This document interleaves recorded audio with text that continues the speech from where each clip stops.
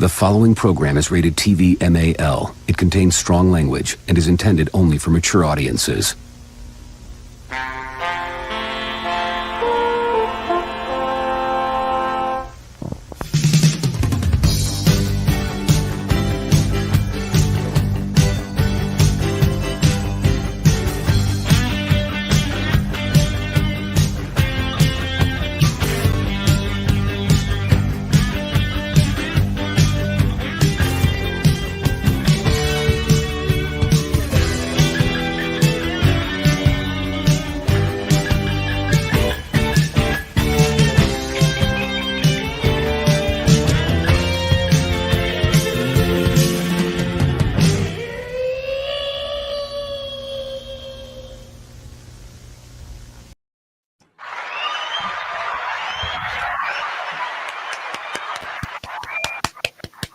We're all in good moods.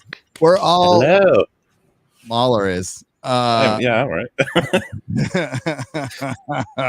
I watched a good film recently. I'm in such high spirits. That's good. That's nice to hear. That's wonderful. You know what? I'm going to be in a good mood because we're on the real BBC, and I love this show. And this is where I don't have any bags and boards. Supplies are kind of thin these days, so I'm waiting for my next supply, which is unfortunate because I had a Ghost Rider ready to go. So next week will be Ghost Rider. But my name is Gary Beekler. I come to you from Nerdrotic, and this is Bagging, Boarding, and Chatting, the comic book show with Az from Heel vs. Babyface. Hello, Az. Hi. How you doing? Oh, good. I know how you doing. You're a little bit pissed off today. It's all good. It's all gravy, baby. It's all right, Papa Bear. We're gonna make it good now. Hey, couple of things I'd like to say, if that's okay. Number one, with the passing of Norm Macdonald, I've been finding myself pretty much daily jumping onto the I Am Not Norm channel. It's the biggest Norm Macdonald channel out there, and just probably spending at least 2 hours just watching clips and laughing and getting myself into just a great frame of mind.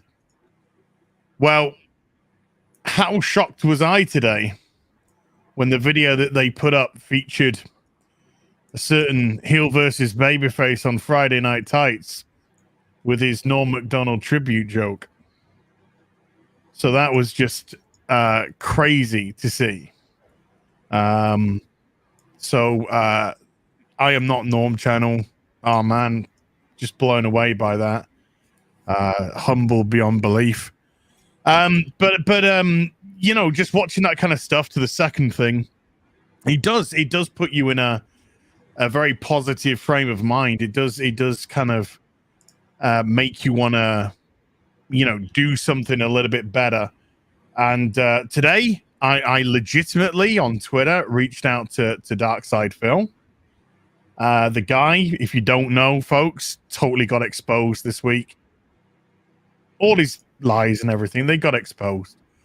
I'm not saying it's the right thing to do, but somebody leaked his bank account details from Kiri Farms, and it had everything on there that everyone suspected.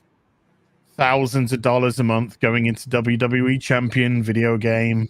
You know, a lot of money going on alcohol, blah, blah, blah. Tons of money on, he spends like $1,000 a month on his cat. I don't know how he does that. But anyway, look, as somebody who's gone through gambling addiction, I legitimately reached out, and it is legitimate. You know, because I've been a big detractor of Phil, and it's because he's been lying, you know, and he's been lying and trying to cover things up.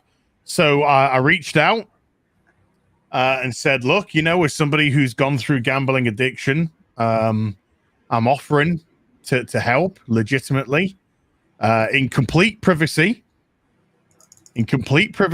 you know, and gave my email address for them to contact me if they want to contact me. So we will see. I am not blocked as yet. This is another account, of course. The Heel versus Babyface account was blocked, but the What Toys account is not blocked.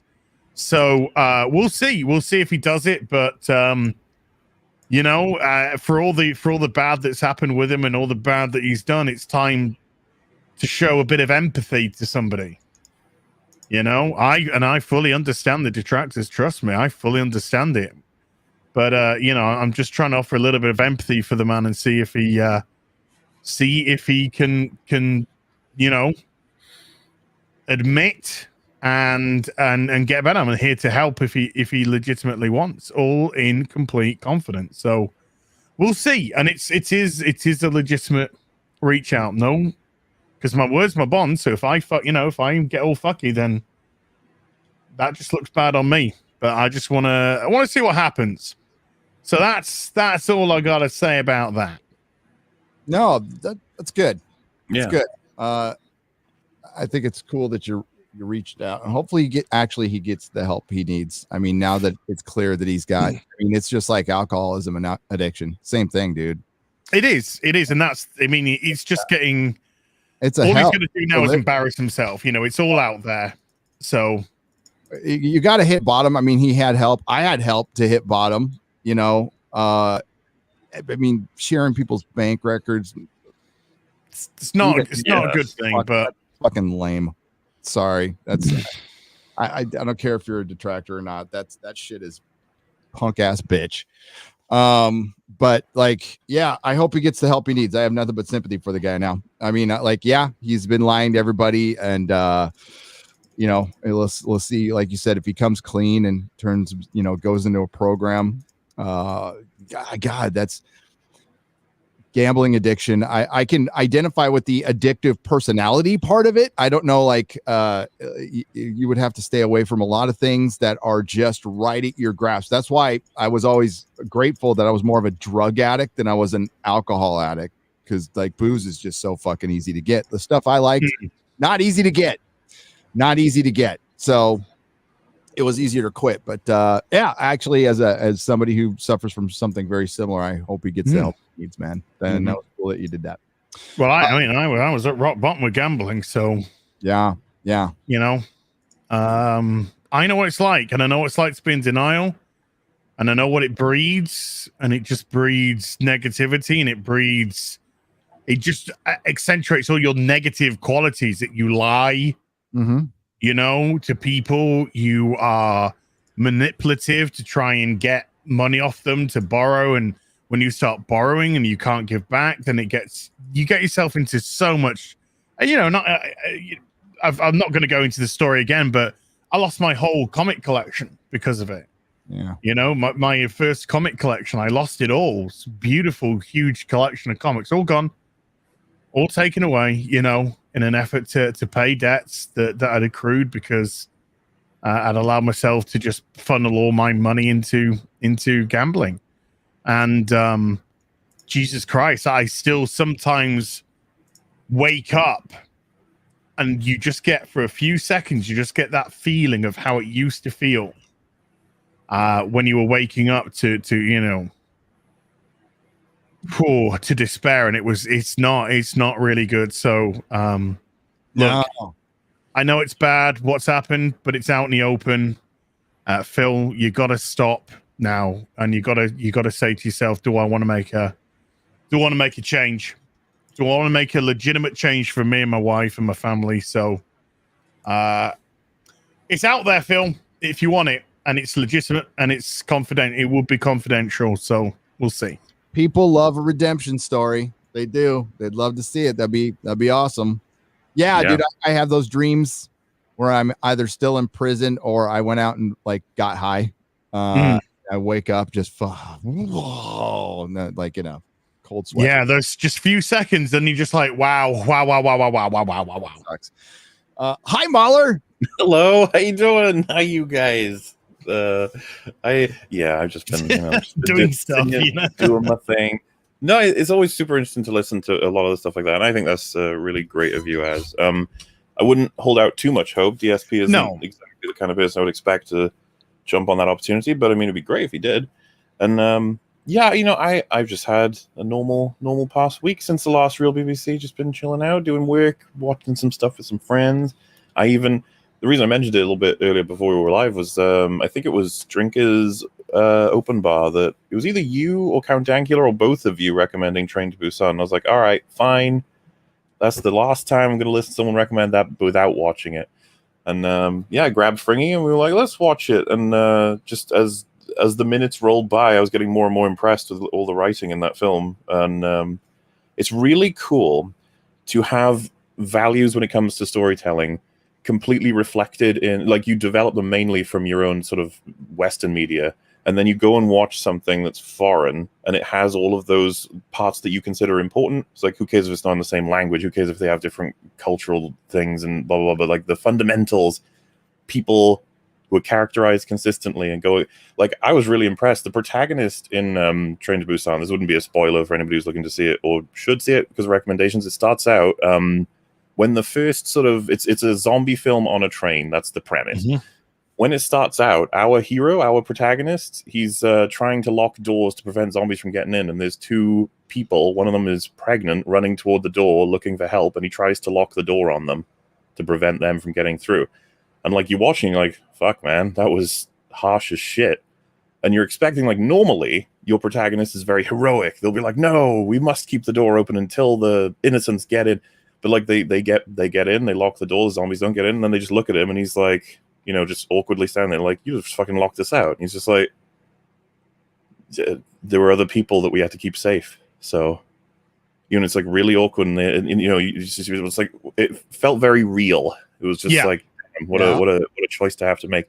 And there's loads of those throughout the film. I would say the thematic through line in that film is the choices between saving yourself or saving others at the expense of yourself. And it's really good. I was very impressed.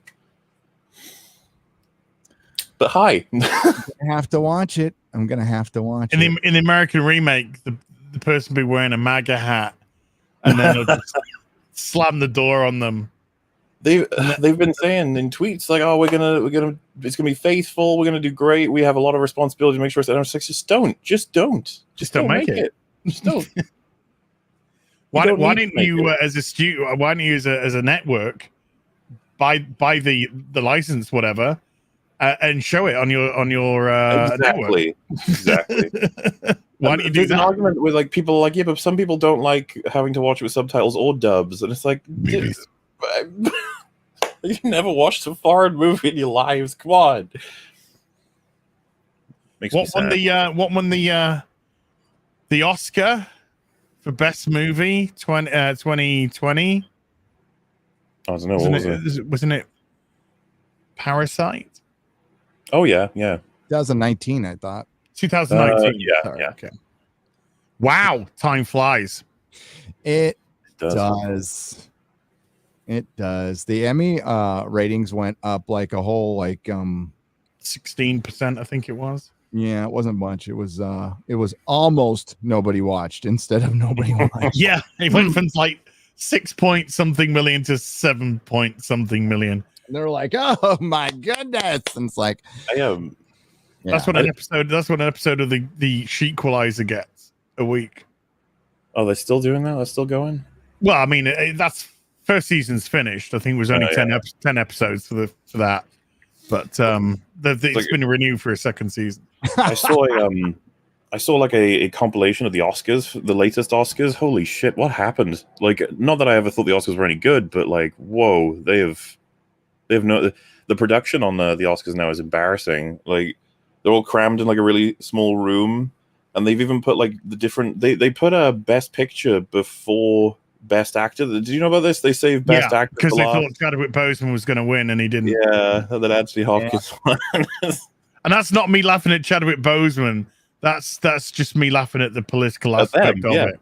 Because they were hoping to be like, look, Chadwick Boseman, appreciate us. And then they were like, look, Anthony Hopkins, he's white. And then they wouldn't allow Anthony Hopkins to deliver his he said he wanted speech. They were hoping to do it through Zoom or whatever. They said no, which is, especially in these times, like, you have to wonder, like, why wouldn't you accept that? It's Anthony Hopkins. Why wouldn't you let him? Okay. Because white. A white. They had everything set up for Chadwick Boseman, and then this old white guy. I mean, great actor, one of the greatest actors of all time. Phenomenal actor, yeah. Yep. But now, and yeah, because he released his own video, as far as I remember, where he was like, I don't know if it was through YouTube or whatever, but he did his little speech without it being at the Oscars, and he said, Chadwick Boseman was a great guy, great actor, and this is how it happens. This is whatever. I appreciate the award and everything like that. It's like literally the best thing he possibly could have said. Like, what else could you expect? But he's white. Well, he should have thought about that before he won. It kind of shows you that there's like a little legitimacy to the voting too. Like, it's not fixed. It's that is interesting because we had the Emmys too white. I don't think was it not a single award went to they went a person of color at the Emmys this year, so they were.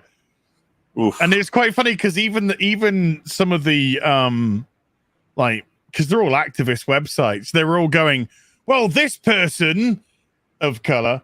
I mean, they had a chance, and I'm kind of thinking, right, okay, so they had a chance, just like everyone else in the category had a chance, and they didn't win. Sometimes there isn't a conspiracy, Sometimes the voting just goes the way the voting goes. Yep. Just because you want to play, pick a color, you're the problem. You're the person who's got the fucking problem. Because you're the one who's just hoping we get a winner based off a color. And that is just, oh God, I hope to dear God in like 10 years time or something, 20 years time at the worst, people look back on this era and just go, fucking hell. I saw someone suggest in chat you guys would probably beat out the numbers if you did your own like yearly Oscars but not really show. And I was just thinking like, oh, imagine that where each of the content creators get like, we're the Academy, we give one vote each, and that's how the results work. We just make it a bunch of bullshit, but it would be really funny probably. Oh, this is gonna be this is gonna be off subject, so forgive me, but I'm looking at my friend Derek Robertson, who can sometimes put up some infuriating tweets. Personally, I find it more than a little frustrating that those 710 people didn't get the same attention as this white, model thin 22-year-old who had been documenting her travels on Instagram. Anybody who has that view, fuck you. Fuck yourself in the ass. You know what? Get up in the morning and then look up all the missing persons and you bring attention to it, you pieces of fucking shit. Fuck off. By the way, we are dealing with not a missing person. We're dealing with a dead murdered girl person. And you use this to grandize and say, look at how important you are. And this is Molly Jong Fast on Instagram. Go fuck yourself. The fucking dead parents are grieving right now. Get fucked, you pieces of shit. Fuck. I hate fucking social media. No, dude. You go for it. Where's the empathy? Where's the fucking empathy gone? And Derek, some girl, 22-year-old girl, lost her fucking life, and you want to race bait? Yeah, don't retweet that shit. That's fucking retarded, dude. Well, yeah, like what comic books you fucking draw. Don't retweet that shit. Don't fucking perpetuate that narrative. That's a dead girl. Her parents are fucking grieving, and you're out there going, well, I'm going to make myself look like a real good white person. You know why they don't bring attention to it? By the way, the news knows about it, but they don't want to perpetuate the black people killing black people, because if you see the black women that are missing, it's usually their boyfriends who kill them. Mm-hmm. And they don't want 90% of all missing persons? Yeah. Do you want to know some questions you don't not want to know the answers to? Sorry, guys. No. Just like they stopped talking about Asians getting attacked when they realized that the majority of people that were attacking them were black. Yeah. And then that narrative suddenly just ground to a halt. Yeah. A young girl who clearly was in to me, it looks clear that she was in a violent relationship, which could have gone both ways. I'm not saying that she's without fault. It looked like it went both ways, but that relationship seemed to be, by the looks of it, a violent relationship that neither of them should have been in. And it's resulted in the loss of life of a 22-year-old. I don't give a fuck what color they are It's tragic. It's absolutely tragic. And if you want to, as ever, the current day is just turning it into a political issue. And just fuck off and get some empathy. You know, you are fucking scum. You are just scum. You're the worst of the worst. You are an absolute bottom feeder. That you want to take this moment to flip on its head for fucking what? To get an endorphin fix off a retweet? Off a fucking yes? You know, off a like? I think they're lost enough so they actually believe they're making a good point sometimes. Like, they're so far gone they are. Because if you have examples of people saying, like, oh, you know, this movie didn't have enough diverse casting, we can be like, okay, that's really stupid, but you're harming basically nothing by saying that. But then they move on to saying, like, you know, should Anthony Hopkins be getting an Oscar when he's white? It's like, okay, now you're getting closer to harm, because that's like, the guy did something incredible work-wise, and he's getting shat on for being white. And then they move on to bringing into stuff like this. Like, okay, now you're doing serious harm. Like, you need to stop now. Like, you've gone way too far across the lines. I'll call out my friend right now, Derek Robertson. Derek, you have a platform. You are the co-creator of a great comic book that you put me into, and I'm grateful, and I love you, brother. Use your platform to go find black women who are missing and retweet it every day. Every day. Practice what you preach. I'm all for it. I don't like it that people go not talked about all the fucking time. And yeah, they do this pretty little girl thing, but she was documenting herself on YouTube, and she's still a human being. So instead of blasting that out right there, go find a black woman who is missing and start blasting that out now. And maybe you can use your platform and your pull at the boys. You can get Eric Kripke and Jack Quaid and everybody else to retweet that missing woman, and maybe you save somebody. Practice what you fucking preach. Fucking A. That's a dead woman, man. Oh, it's so hard. It's so hard not to take black pills at time, isn't it? It really is. It really is.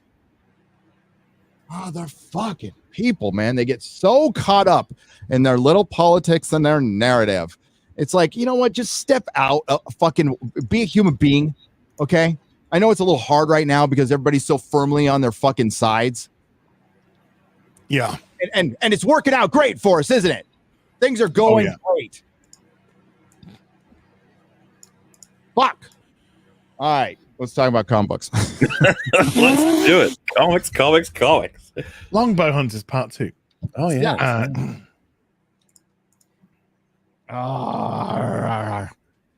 The reason, this morning, so I have a clip that I put in my video. I put in pretty much every Star Wars video I've ever done, which hasn't been many lately. I did my first Star Wars video in, I think, months yesterday. It's going great at first. YouTube went over it and said, hey, this is perfectly cool for advertisers. I'm like, great. There's like no fucking way this thing could get demonetized because I have not put any clips. I haven't put in other stuff before. Even the Marcia clip, which was, I only had like 3 little clips in there. It was mostly just me and a Star Wars trailer. And Disney Star Wars, to their credit, does not flag you for playing their trailers, their music, or anything. So I got to give them that. If they weren't such hypocritical, racist dicks, I would support them. But I got manually flagged on my video for Luke milking the fake boobies on the puppet, and they called it nudity. And I'm like, I've used that clip 20 times, like 20 fucking times.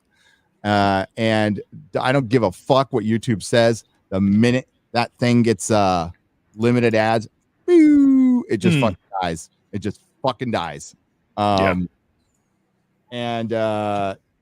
that's irritating too. But somebody manually did it. So, and yeah, there's a lot of people out there. Right, not a lot. There's a few content creators out there. Let me just remind people that, we're not false flaggers here. We don't care what people say. I don't care what you say. I don't care what your opinion is. I don't care if you have respect for me or not. Doesn't matter. I don't give a shit. You can not like my stuff all fucking day long. But if you're directing people to false flag, if you're directing people to flag, that's actually against the TOS for YouTube. Just so you know. So don't get caught doing that. Now, I'm not going to bring it to anybody's attention. But there are people doing that. Be careful. Be careful. That shit could bite you in the ass.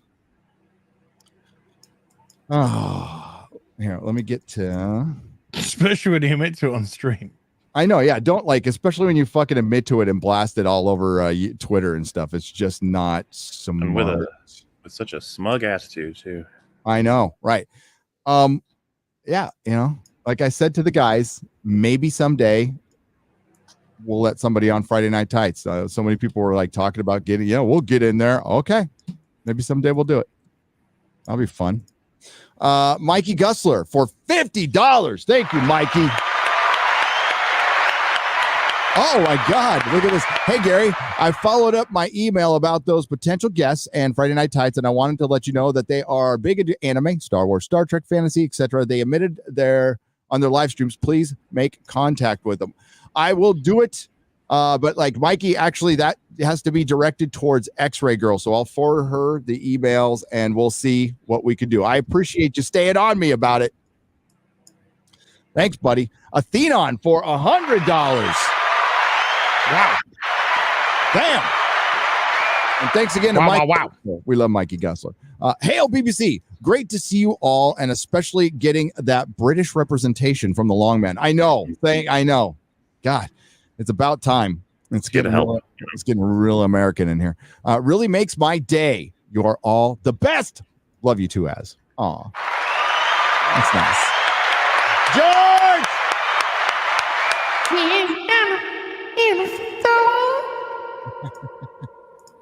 That was our first one for the day. Just the first. Marcia Lucas said some shit, guys. What? Marcia. I have not heard of that at all from everybody and enjoy all of it everywhere. What do you mean? It's pretty damn gratifying if I know how there's been side. I think didn't Heather Antos try and have a pop at her yesterday, and then she deleted that tweet pretty fucking quick. But you notice how there hasn't been like an attack on Marcia Lucas by any of the respective publications or websites that attack regularly anyone who has a dissenting opinion of the sequel trilogy. No, and this is not a peep. It's getting picked up in like trades now. Like it got picked up. Like this is legit. So, and then Howard Kazanjian popped in too. Because I bought the book. I'm like, it's $12 on Kindle. There might be some more. Sure. Mm-hmm. And I found some more. There's actually a lot more. Towards the prequels. Yeah. Yeah, I've heard about that. Crying in the car after watching The Phantom Menace.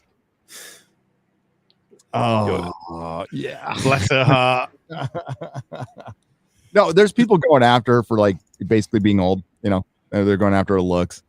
There you go. You've already you've lost the argument. They definitely won now. Yeah, they got it.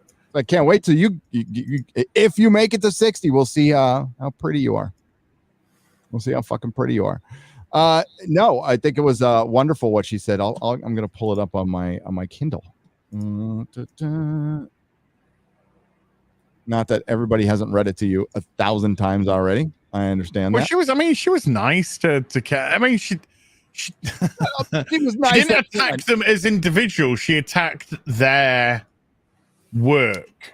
Yeah. Their body of work. She did it in the classiest way you can do it. I don't know what else there is, other than just being like, no, I would never criticize anybody for any reason ever because that would be mean. It's just like, no. They're nice people, but boy, was their work shit. Are you surprised that the person who probably went up to George and went, your movie's shit, let me fix it? Yeah, I mean, this is the woman that essentially saved Star Wars. Her editing is what saved the movie. I mean, it's no secret that that that Star Wars needed a lot of editing. There was a lot of stuff that needed to be cut out of that and reworked, and that was Marcia. That was Marcia Lucas. She was the editor. She was one of the editors there, and so she had a big hand in the saving of that film, which made it a cultural phenomenon. There's a lot to be grateful for her about. It's probably worth mentioning, like, I wouldn't want to diminish George's or the other two editors' efforts as well. No. All the other people involved. Yeah, like I said, well, she was one of the editors, like I said. I would argue that's what made Star Wars so special, is a huge machine of loads of passionate people trying to make something work instead of a production line. Like, that's how you end up with great content. But yeah, it would be super interesting to know her perspective, as well as many others who worked on the original stuff. We've said this many times. We want to know what is George's genuine thoughts on something like Rise of Skywalker or TLJ. It's like, please, I wish to know exactly what you think. And yeah, we got a little bit today. Yeah. Well, we did, and I mean, she was part of it. Gary Kurtz was part of it. There was so many people, and like, these are names I fucking knew before I knew who the fucking Beatles were.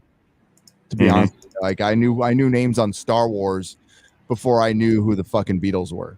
That's how big they were to me. But yeah, she's she says, I like Kathleen. I've always liked her. She was full of beans.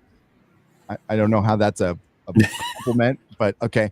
She was really smart and really bright, really wonderful woman, and I liked her husband Frank. I liked him a lot. Now that she's running Lucasfilm and making movies, it seems to me that Kathy Kennedy and Jar Jar Abrams don't have a clue about Star Wars, which they don't. They don't get it. And J.J. Abrams is writing these stories. When I saw the movie and they kill Han Solo, I was furious. I was furious when they killed Han Solo. Absolutely, positively. There was no rhyme or reason to it. I thought, you don't get the Jedi story. You don't get the magic of Star Wars. Getting rid of Han Solo. And then, I got to change page. At the end of those, I can even share this, I guess. It's my Kindle. Well, do you want to maybe just talk about that first half and then we'll do the second? Because what I found really interesting about specifically the wording there was that she said there was no rhyme or reason. Rather than simply saying you can't kill Han Solo, she said there's no because the way they do it in the film is very bizarre. Han has basically like abandoned his whole family. He meets up with Leia and she's like, hey, go get our son back. And he goes, okay. He walks up to Kylo and he's like, hey, I love you, buddy. And then gets stabbed. And he's like, oh, man, and dies. It's like, what the fuck is happening? This is what I mean about the no rhyme or reason. It didn't feel justified at all narratively. It was just like you wanted to kill Han Solo to get the feels out of the audience, right? Because everybody who felt sad in that scene, including myself, we're not thinking about his time in the sequels. We're thinking about the OT. We're thinking about that guy in the OT is now dead, the one we really like. That's what it is. And it worked, but it doesn't work for very long because people start to remember, like, what did he even do in TFA? And it's like he ran around shooting stormtroopers because that's all he did. Because that's what J.J. Abrams thought Han Solo as a character is. Yeah, that's what he thinks Star Wars is: running around shooting stormtroopers, and there's no emotion, there's no characterization. Well, he got that bit right. Yeah. Unfortunately, it was his Star Wars. Came right through in their work. You can see what they think Star Wars is from what they created as a Star Wars film. Yes. I bypassed the compressor. Fuck. I bypassed the compressor. Everyone's favorite. That's she did a thing. You guys just hate women. Yeah, that's true. And I hate it when a Mary Sue does something and then somebody goes, I like her. I like that girl. Yeah, dude, remember the trailer for Endgame where Thor was like, I like Captain Marvel? It's like, yeah, of course you do, mate. Of course you do. I like this one. Good. We fucking don't. Exactly. I don't know why they're so stupid when it comes to stuff like that. Like, you do you, Gary, as you'll appreciate this, Spike is soulless, kills people, hurts people. The problem was, as the seasons above were going on, everyone loved him. Yeah. It was like, he's a monster. And the dialogue in the show is Spike being like, I'm evil. Like, you guys don't seem to remember. And that's because the writing's so strong that he's charming. We enjoy him. He earns liking him, even though you're not supposed to. They're telling you not to. But this is the reverse, where Captain Marvel's insufferable, but they're like, hey, well, Thor likes her. So, you like Thor. That's the new tell not show now because I mean, instead of showing that somebody's scientifically minded, we just hear that she is a biologist and an astrophysicist. That's they say she's a science. She's a science. She's a science. Science of science, and we're just supposed to accept that now. What are you a doctor in? It's science. Oh, dude, have you seen? Because like, science. I don't know if you've seen ER's videos, but he like breaks down why she's like the quintessential Mary Sue, and a lot of it includes she's got all of the abilities to be able to perfectly get through the plot. But what you find in defenses is they're like, no, all of these things are justified. Every single thing that she has as a power and ability to get her through everything is justified. It's like, it doesn't actually matter if it's justified. If she has everything, if I told you like this is actually a god sent down from the heavens and that's why they could do everything, it's like, okay, so there's still a Mary Sue because there's just no issues, no problems. They can just do everything. And man, like the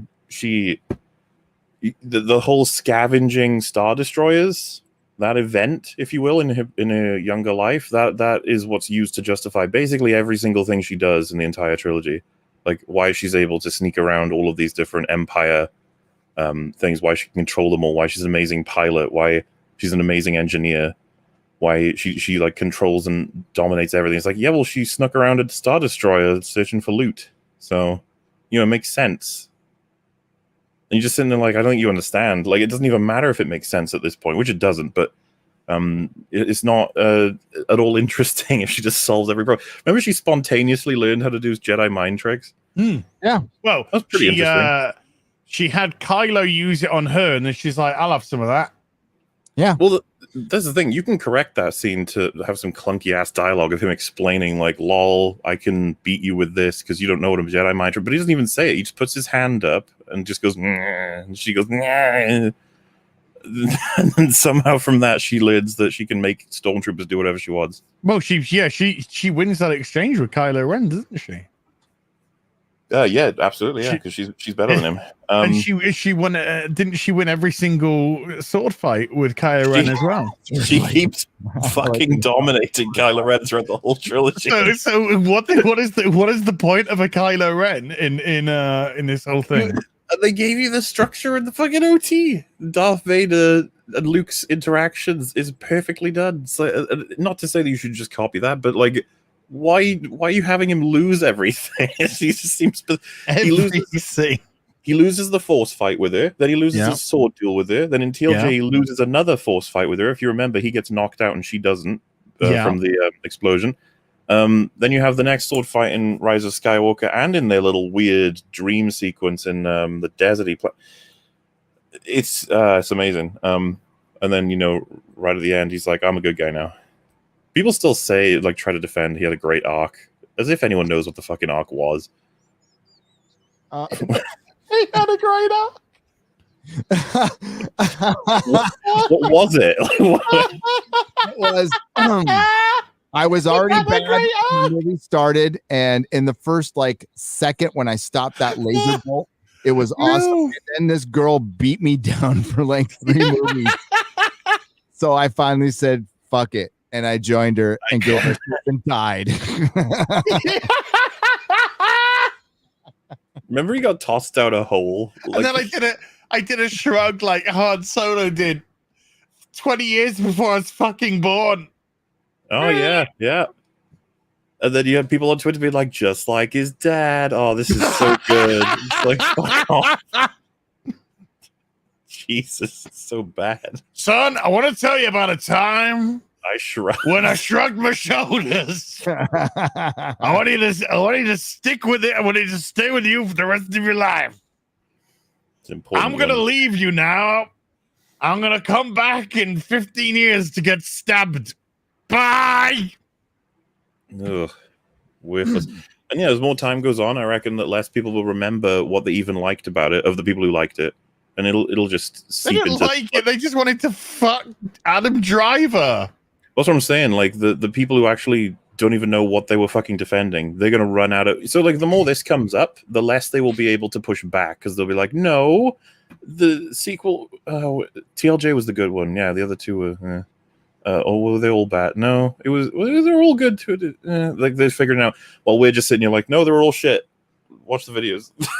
On all the extensive breakdowns. These are really bad. We want them decanonized as soon as possible, please. So, yeah, Star Wars has a. I mean, there's something hypnotic about its branding. I think because it was the most popular IP in the world. Marvel is now, and it's also the testament of what George created in the original trilogy and the potential of that world. That the EU probably tapped, and then they immediately got rid of. I would say that's the best thing outside of the original trilogy would be the potential of the EU. But it's also like it's let's be real, it's sci-fi for normies. It's like it's easily digestible for normies because there isn't a ton of fixed lore in the movies. Sorry, EU fans, but we're talking about in the movies, and with most people. And if it ain't moving on a screen, it didn't happen. If they have to read it in a book, it didn't. And believe me, the filmmakers feel the same way. They will change whatever they need to change. It sucks because sometimes they bypass great stories in the EU, and I'm with you on that one. But that we're talking about Hollywood here, so it's a very digestible thing to normies. But it's always been about the Skywalkers, and that's what they're both. Marcia and fucking Howard Kazanjian say in this. Like, this is still like where they fucked up is with the Skywalkers, obviously. But think about like why they did that. And I would love to hear.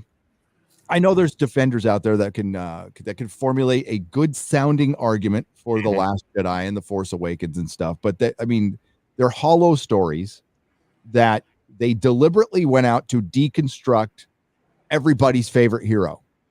Like he does not come out good at any point. He ODs on the Force at the end. He doesn't even fight somebody in person. And and they said it. They said we didn't want Luke to overshadow Rey. Yeah.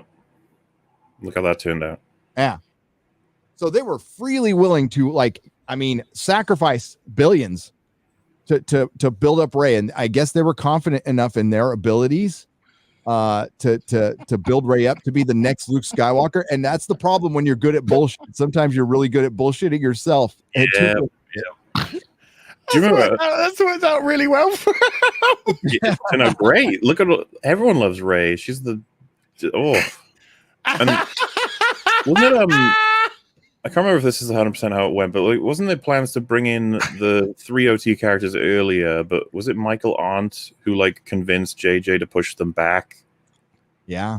And that's what JJ says. JJ always says it was somebody else who convinced him of something. I think JJ's just absolutely full of shit all the time. So I wouldn't trust anything he said. But maybe that's what happened. Well, doesn't JJ have a mind of his own? Well, in fairness, he said that he was convinced by Oscar Isaac to undead him. Remember, because he died when the ship crash lands right at the beginning of TFA. But then, as famously known, Oscar Isaac convinced him to bring him back, which caused major issues in the storyline for TFA, which maybe I will go over in a TFA Part 4 someday. Who knows? But that's because Oscar Isaac really loves Star Wars, and now he hates the fucking thing. He did. He was I think they thought when making TFA, this is going to be great. This is going to be really, really good. And then I think when they completed TLJ, they were probably like, I'm not so sure. We've just done 2 out of 3 now. And look at the results. Look at all the story. Look what Luke, I don't know. And then they saw the fan reaction, and then they filmed Rise of Skywalker. Could you imagine how dour it would have been between shootings and that, where they're just sort of sitting around as actors talking about do you reckon people are going to like this one? I don't know, man. I don't know. They got Palpatine coming back. I could so picture Oscar Isaac talking to John Boyega about how stupid it is that Palpatine's coming back. And then that's the villain. And then they'd be like, well, who else would it be? It's like Snoke. It's like Ryan killed Snoke. No one knows who Snoke is. What the fuck's the point? They put him in a jar. I don't know. Fucking no one knows what the hell's happening in this stupid fucking movie. And then they're like, well, you can have a Disney Plus show. They're like, I'm out. I think I'm out. This was a disaster. And I think just TFA gave us a bit of a blinding. A lot of people anyway, including the actors, because it's clear that Oscar Isaac's lost faith in any Disney Star Wars stuff. Same for John Boyega. Wouldn't you? Well, absolutely. I think at one point though that they were so excited because I think they thought they would just jump in on history, you know. Everyone was excited. I mean, that we talked about the mind control scene earlier. That Stormtrooper's Daniel Craig. Yep. Who was so desperate just to be part of Star Wars that he said he'd do a cameo as a Stormtrooper just to get in. So that's James Bond right there in that Stormtrooper outfit. And he must be thinking, "Oh my God, I'm a kid. I'm in Star Wars. This is a dream come true." And now he's probably thinking, Well, it'll get to a point where we'll be like, "How did you feel about filming on TFA?" He'd be like, "TF? Oh, right. Yeah, Star Wars, I guess." No, well, he'd be like, "Oh, that cameo I did on that Disney film." Yeah. He wouldn't even name it Star Wars, just that Disney film. And that's the legacy. I don't know about you guys, but like it comes up on EFAP the most just as a bad reference. You should be like, "Oh, this is like when they did in the sequel trilogy," and you know that's all it is, and that's all it really should be, to be honest with you. Just a reference in the history of how not to do a thing. Yeah, and they're gonna have to spend a lot of time fixing it, and I wouldn't be surprised at all if they do fucking multiverse or whatever. I mean, like they're doing it in the Marvel films, and I think they're gonna reset a lot of stuff. Not for the better at this point. Who cares? I know. I mean, I don't mean that like in just a typical flippant who cares kind of way. I mean, literally, who cares now? You took a franchise that was beloved. You bought it because you wanted a boys' property at Disney to counter all the feminine properties that you had, and then you gave it to a woman that wanted it to appeal to girls who make up a very small proportion of that actual fan base. And then it's just, I mean, it's incompetence beyond compare. I was going to say, like, all the Forces female stuff is absolute horseshit, but the idea that, she could have a female main character, it's like, yeah, I mean, it's, if you're not retarded, I think we can pull it off, yeah. But you could have if it didn't matter that the lead was female. It mattered how they portrayed that character. Yeah, and they just made Rey this. Well, she's not even. There's nothing to Rey. She's vanilla. Everything about her's fucking vanilla. She has no story. She has no growth. She has no arc. Because remember the post where it's like, name someone who suffered more than her. I'll wait. It's like, what do you mean? She hasn't suffered. Like at all. I'm pretty sure that was a satirical post. No, they used to be real ones. Now they're always satirical because back in the day there was some real ones. But that's like one of the most fun satirical posts you can do now on Twitter. And then some people be like, name someone who suffered more than Jar Jar Binks or something. And be like, well, name a woman who suffered. Was it? I think I did that. I did one of those with the Rey as well. He's the suffering. He's the suffering so much. He's going home. It's so hard. I've never lost a sword fight.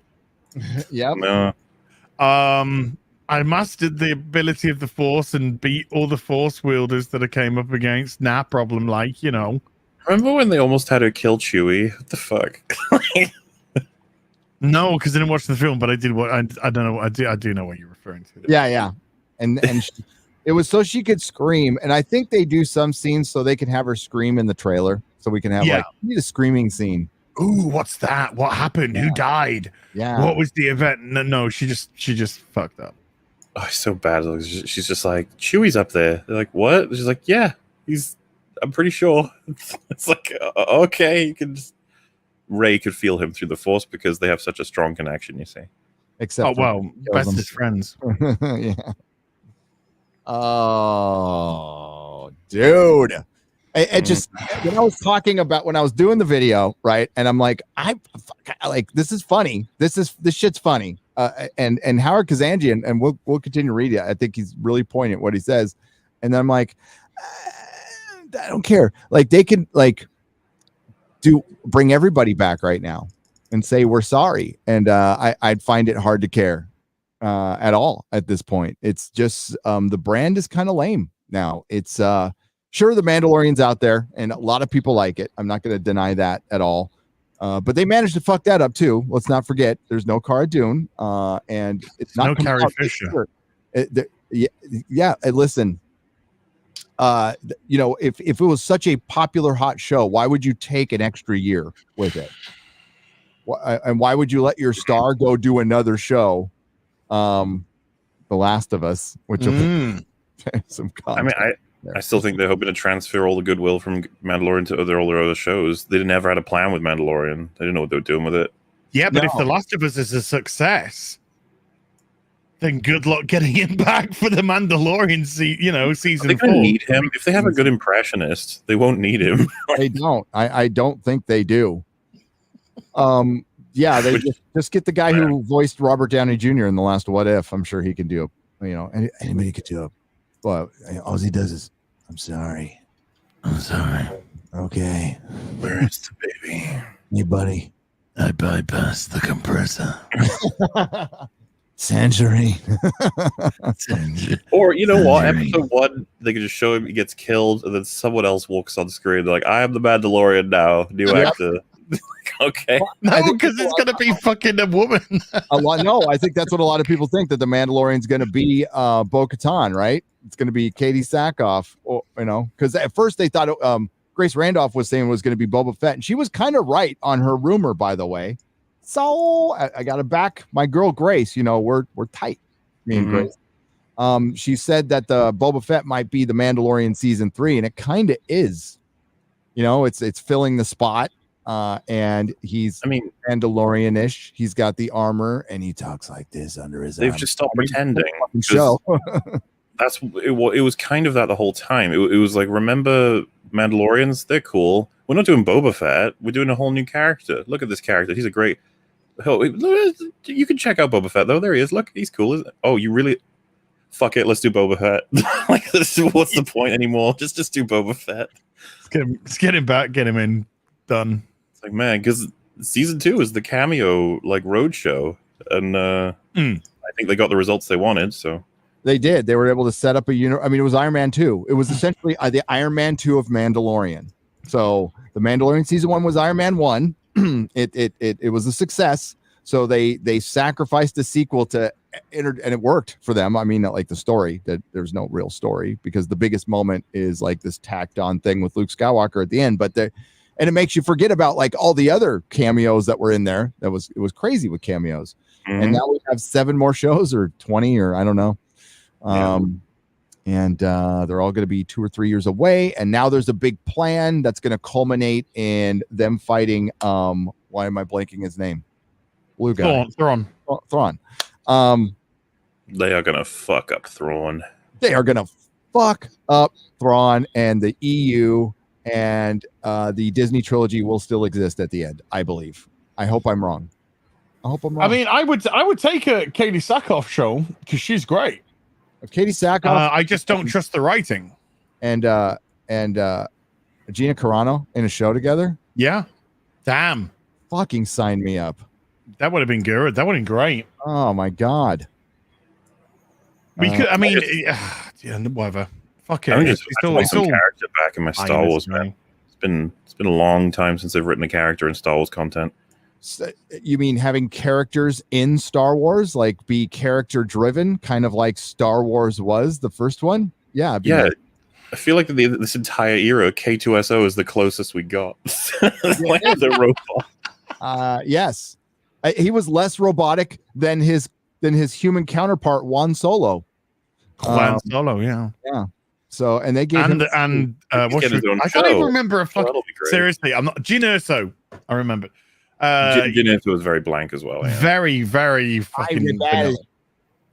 I rebel. It's the rebellion, isn't it? I rebel. I still think, and everyone just goes. Rogue One was still better than the sequel trilogy. Like, Rogue One was probably still better than the sequel trilogy. Oh yeah. There are parts of Rogue One I really liked. I thought the first half of it was just excruciatingly boring, though. But when they got to the planet, I thought it really kicked into gear when they got to the planet, because that was the interesting bit. Because that was the infiltration, that was them getting killed off. Yeah, so that was actually interesting stuff. But you had a half a film to build your characters and develop your characters, and Jyn Erso was a fucking bag of spuds, man. What was that actress's name? Felicity Jones. Felicity Jones. Yeah, not a good pick. Not a good pick. But man, we know Kathy Kennedy really loves those brunette British women. I think Felicity Jones is a good actress. I really do. That movie. It's the material. I mean, it's the material you've got to work with. I was gonna say, yeah, definitely, because like they wasted Mads Mikkelsen as well, right? If Oh, you only watched him in that and maybe Doctor Strange, you'd probably be like, he's fine. People like, no, he's phenomenal. It's that the script's not giving him anything to do. Yeah, see Casino Royale and many other things. Yeah, and Hannibal just being holy shit. Damn, that fucking series was so good. I miss shows like Hannibal. I was shocked by Hannibal. We've talked about this 4 short years ago. There was like so much good TV that had great potential, but even the TV that was on then fell prey to all of the modern Hollywood agenda. Like Legion is a show I would recommend season 1 to fucking everyone. It's fucking great. It is crazy. And it's but it goes off the rails in season 3.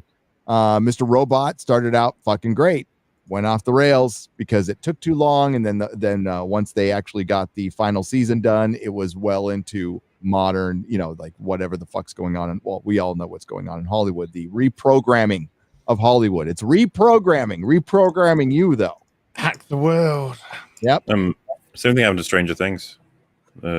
Season 1 super popular, and then you could tell they had no idea what the fuck they were doing. They just keep trying to grab that same lightning in the bottle. No storytellers, just story recreators. Alter Carbon, first season, fun. It was fun. Yeah, good first season. Yeah. I mean, it was, but what was that? Westworld. Westworld. It only has 1 season. That's a phenomenal first season. I still watch it. And it just ends at the first season. As soon as they kill Ford, I'm like, okay, that's it. Everybody's done. And I just imagine that it was all another program that gets turned off or something somewhere, which is what's going to happen, by the way. They've been setting that up, that it's a program within a program within a program within a program. I'm sure they think that's very clever. I'm sure they do. Dude, I'm worried that's what they're going to do with Matrix. It'll be like everything you think you know about the non-Matrix world, actually all of that is the Matrix too. And it's be like, oh god. And then see, Westworld season 1 was, they spent a ton of time on it, and it was developed. It was they had that thing in development from 2011. It was like they were working on it for 5 years, and then they finally finished it. And then they had to delay it because an actor died. So they had to write around stuff. But then they decided to rewrite the whole series. After season 1, they didn't really have that much of a plan. And that's when the Harvey Weinstein Me Too stuff. And so Lisa Joy, the writer, she kind of took over and wrote Westworld in a different direction. And that's why we have the shit that we have today. If they would have maybe thought about staying with what they had started in season 1, they'd probably have their other Game of Thrones now, because it was perfectly set up for it. Enough people liked it. It was in the same time slot. It did pretty well for a first season, about as well as Game of Thrones did for a first season, and it could have taken off. But it didn't. And they had access to anything they wanted. They can go into any of the worlds, like all different formats and stuff, and then it's just sci-fi plus Western plus, and then every other genre. You have so much potential, but they fucked it all up, as they do with all these shows that have humble beginnings. It's like grab them up, make them shit, pump it out, and then it's like no one cares about it anymore. I'm like, oh fuck. Yeah, and I don't know if Westworld's something you can do for 5 seasons. I think 2 or 3 maybe is pushing it, but because like it was just they did a follow-up movie which wasn't as good, but if you go and watch the first movie, it's actually really good, and it's just a chase with Yul Brynner. It's fucking I love it. I love it, dude. I absolutely adore Westworld the movie. Yep. I think it's great film. So what she said in the first part here is that Abrams, they don't have a clue about Star Wars. They don't get it. And J.J. Abrams is writing these stories. When I saw, killing Han Solo, killing Han Solo is retarded. It was they shouldn't have done it. And we all know that. It was she-tarded. Then she's like, he won the election, didn't he? And they have Luke disintegrate. They killed Han Solo, they killed Luke Skywalker, and they don't have Princess Leia anymore. And they're spitting out movies every year, and they don't think it's important to appeal to a woman. And they do, and they think it's important to appeal to a woman's audience. So now their main character is this female who's supposed to have Jedi powers, but we don't know how she got the Jedi powers, who she is. It sucks. The storylines are terrible. Just terrible, awful. You can quote me. J.J. Abrams, Kathy Kennedy, talk to me. Marcia Lucas. That is fucking awesome that she said that. I love it. She's right. And this was obviously before they filmed. This interview was before the Fall of Skywalker because she only references Force Awakens. I also so guys. I mean, I understand. No, I don't understand. It's dumb. I don't understand it at all. But they wanted to string us along. They wanted to basically have each character be in a movie. So obviously, Force Awakens was supposed to be Han's movie, and then Last Jedi was Luke's movie, and then the last one was supposed to be Leia's movie. Then she died. She died because she was doing a bunch of press for a book because she was working again in her 60s. And doing drugs again, unfortunately, and it killed her. So, as far as I guess the question is, even Disney has acknowledged that this, like the Disney trilogy, is fucked. Like they're memory holing it, and yes, they're still putting it on hotels and they're doing some books here and there, but they're not fast tracking any shows that I know of. Are they fast tracking any shows with these characters on Disney Plus? Yeah, fast tracking them to the bin. The closest we got would be Cassian Andor's show, I guess. And that's not even the sequel. So. I could. Nobody remembers who he is. Nobody remembers who he is. Like, you ask the average person, they'll be like, "What is that? Is that like a prequel character?" You're like, "Nope." The least interesting character in Rogue One. Let's give him a show. Fucking hell. How?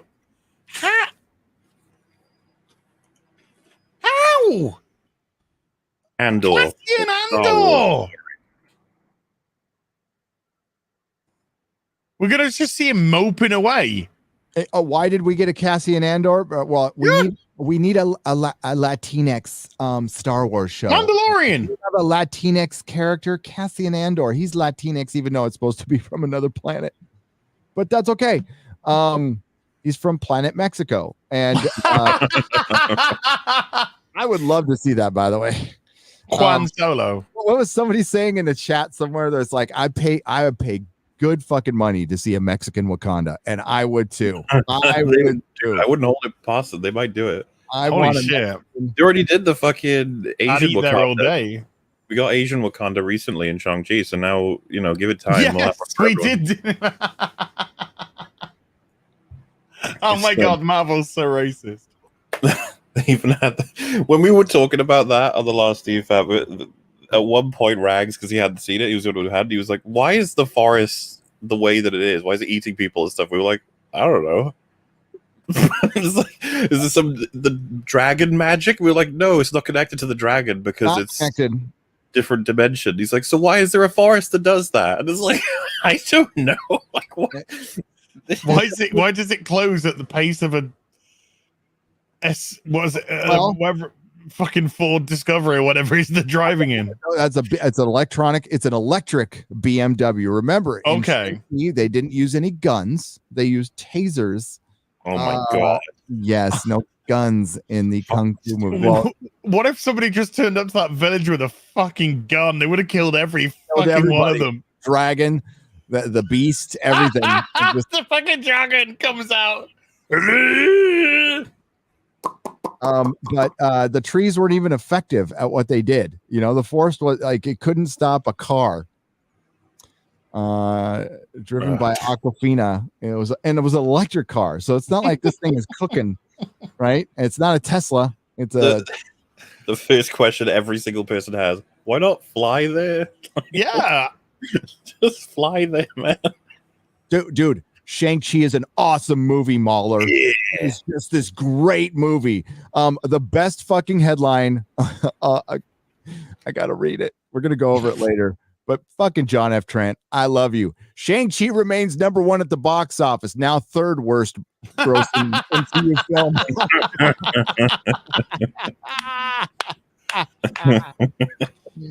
Oh, you motherfuckers. It's number 1 at the box office. Yeah, because there's nothing else out. Okay. It still hasn't made its money back yet. It still hasn't. Yeah, it's not a fucking hit.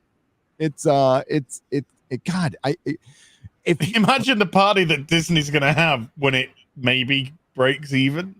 Imagine liking a movie because somebody you don't like doesn't like it, or the opposite. Like being like people. It's just a movie. Yeah, and it's not a very good one at all. And EFAP took it apart pretty fucking good last week, I thought. We had a lot of fun. That I don't know if I want to do that in future, where I have Rags not see the movie to have him guess, because he kept guessing smarter things with how things make sense. And we kept like, no, Rags. When we told him about, you know how they break out of the basement prison-y thing, we were like, how do they do it, Rags? And he was like, oh, well, you know, do they like fashion some kind of technology or something? He's like, no, stupider. He's like, do they use some kind of power, some dormant power? Does the creature have? We're like, no, stupider. He's like, I don't know, like what? We're like, they just break the wall down because the system breaks the wall down. Yeah, said I played here when I was a kid and some shit. Yeah. He's just like, that's not anything. And it's like, I know, you know, it's great. It's a great movie. What is this shit? Sorry, great movie. Yeah, great movie. When is I saw a little trailer for Peacemaker show. Mm-hmm. When's that coming out? I think it's coming out up against. Oh, that's January. Okay, so we got a ways off. I wish it was sooner, to be honest with you. But at least we'll have some content in January. Okay, so Howard Kazanjian. I'm sure. I don't know if you guys can see this. Yes, you can. So Howard Kazanjian chimed in as well, and he said this. Generally speaking, I think that the filmmakers on The Force Awakens and The Last Jedi didn't understand the story. Kazanjian says they didn't understand what a Jedi Knight was all about. That's the simplest way to put it. Skywalker's the story, and I think that's what they failed at. I'm not talking just about Mark Hamill as Skywalker. It's the overall psychological story of Skywalker. And of course, the Jedi Knights. The ardent fans know more about the storyline than the filmmaker. True. Absolutely true. People struggle with that one. They're like, how could you possibly know more than them? It's like, why do you think we like it? Like, we love it. Of course, we talked about this on EFABs. Like, if you yourself wrote a story and you poured your heart and soul into it, and then the following years you did another one, and then someone goes back and adores that first book you did, at that point you're like, you probably know it better than I do, because I'm working on other stuff now, and like I still appreciate my work, but you're in there like all the. It's like, yeah, fans, they live and breathe this stuff. No wonder they notice all the shit you get wrong. Yeah. I think I told you guys before, but like, I'm not even hopeful about the idea of bringing someone on as a fan to like try and keep them in tracks. I don't think they would ever listen to them anyway. Like, if a fan was there being like, you need to make sure the Millennium Falcon does this, you haven't got the sounds right, you need to make sure you have they'd just be like, can you go away? Like, none of that's important. You're like, oh. Have either of you seen Marriage Story, the Adam Driver film with Scarlett Johansson? No.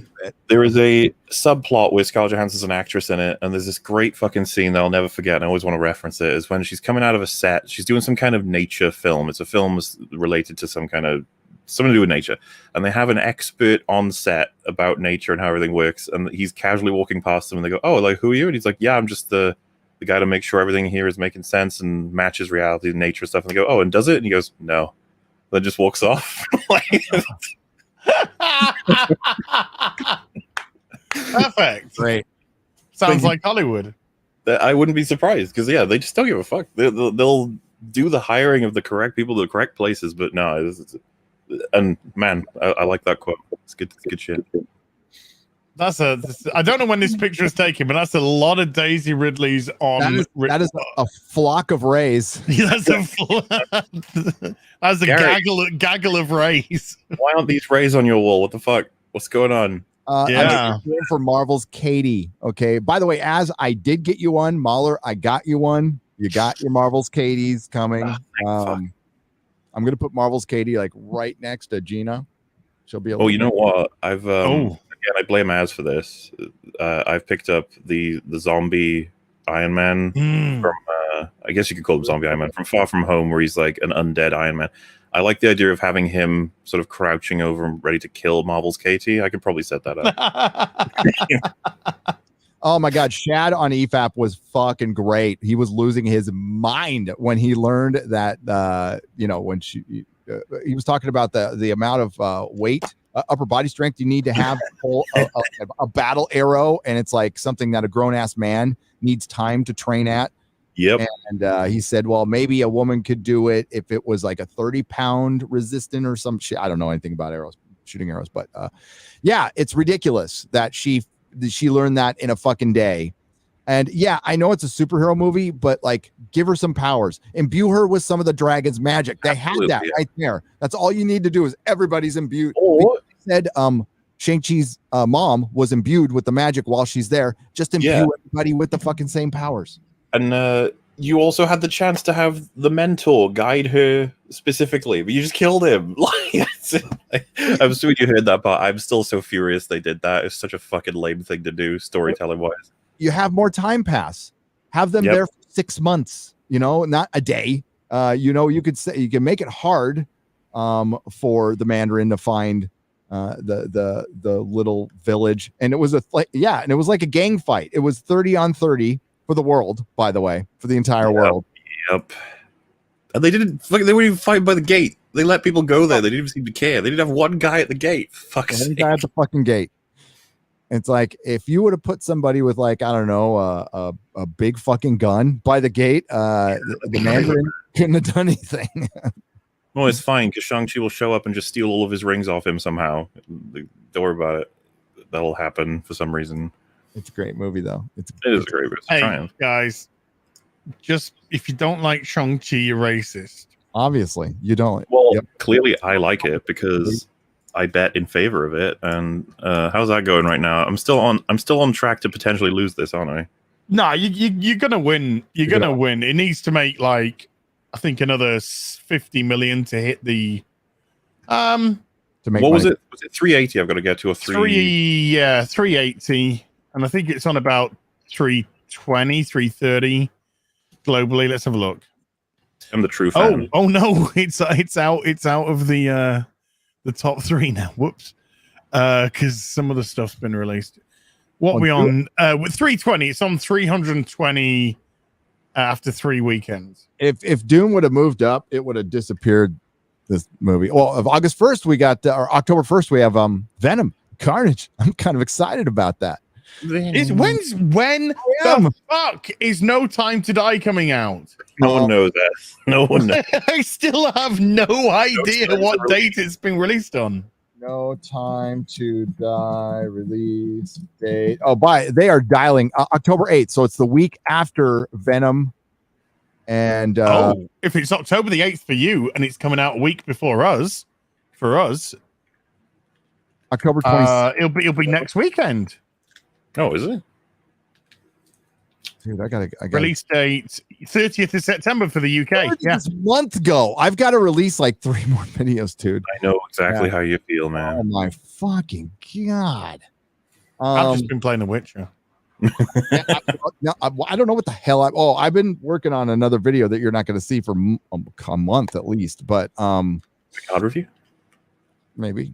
Heyo.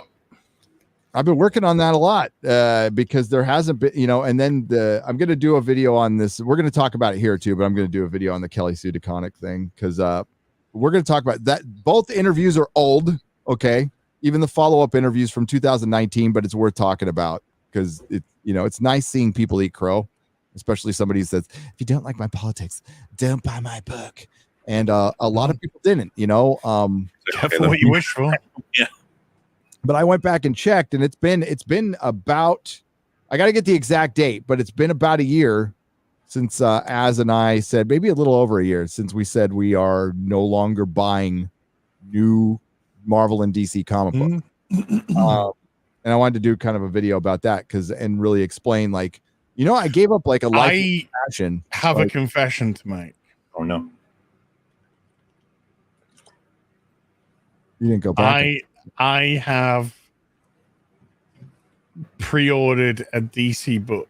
Why? Well, I'll tell you what. I am not Starfire, but that was like well, okay. Here's the thing. Ask me what I pre-ordered. What did you pre-order? The Long Halloween special with Tim Sale and Jeff Loeb again. Back.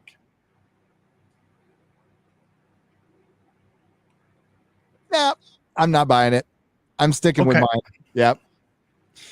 They don't get my money, and that's what my video is going to be about. It's a lifelong passion. I bought Marvel and DC comics since I was 5 years old, so that's a long fucking time. And I like comic books more than I like fucking Star Wars or anything. And yeah, that's what the video will be about. But it's simple. It's still comic book creators going out there and attacking fans. That's what the basis of this is. There's shitty stories, shitty art. I'm going to explain a little bit. Fucking hell, chat. Wow. It's off as. I like the one that said you only got it because it had log in the title. Yeah, I've infected it. I bought one fucking comic in what 15 months from DC. Okay. Well, even King Spawn, which I liked quite a bit, those sales are completely manipulated. So we're going to talk about that too, because like King Spawn did not sell. It did technically sell 500,000 comic books to comic book stores. These comic book stores have tons of them still in stock, by the way. And it was 7 covers, I believe. And I'll break down the math of how many people actually read the comic book out of the 500 that, which is a good comic book, by the way. I recommend that you buy it a lot. I think it's very cool. But yeah, as is a trader, obviously I'm totally disappointed too. Hashtag as party is over. What? No, let's cancel as. Come on, Jude as. Jude as. I fucking love the chat so much. Oh man, why did the consumer movement start? Why did the consumer movement start for comic books? It was they were putting their personal ideology in there. What made the rounds? We'll look at it in a little bit. It made the rounds again. It's actually 5 or 6 old. There's this fucking manifesto splash page of Colossus talking about how a joke is dangerous, and there was like, how many word bubbles were that? 20? Oh Jesus yeah, Christ, dude. 20, yeah, 25. I don't know. It seems to me that everyone's agreeing on it, just being like, wow, this is just shit. I don't even care to read what it is. It's just shit. You don't do it like this. We'll all read it in a little bit right here. We'll do a live reading of that. So there was that. There was the other problems involved, and then there was people like Kelly Sue DeConnick, Dan Slott, Mark Wade going out and like verbally going after fans, like fans who have bought their books. And it's no different for comic book creators as it was for movie stars. Social media has been the worst thing for movie stars. It's also been the worst thing for comic book creators. Just has, right? As Jude as. I'm getting annihilated in the chat. Sell out as. Somebody said we need to get Az back in rehab immediately. Oh no.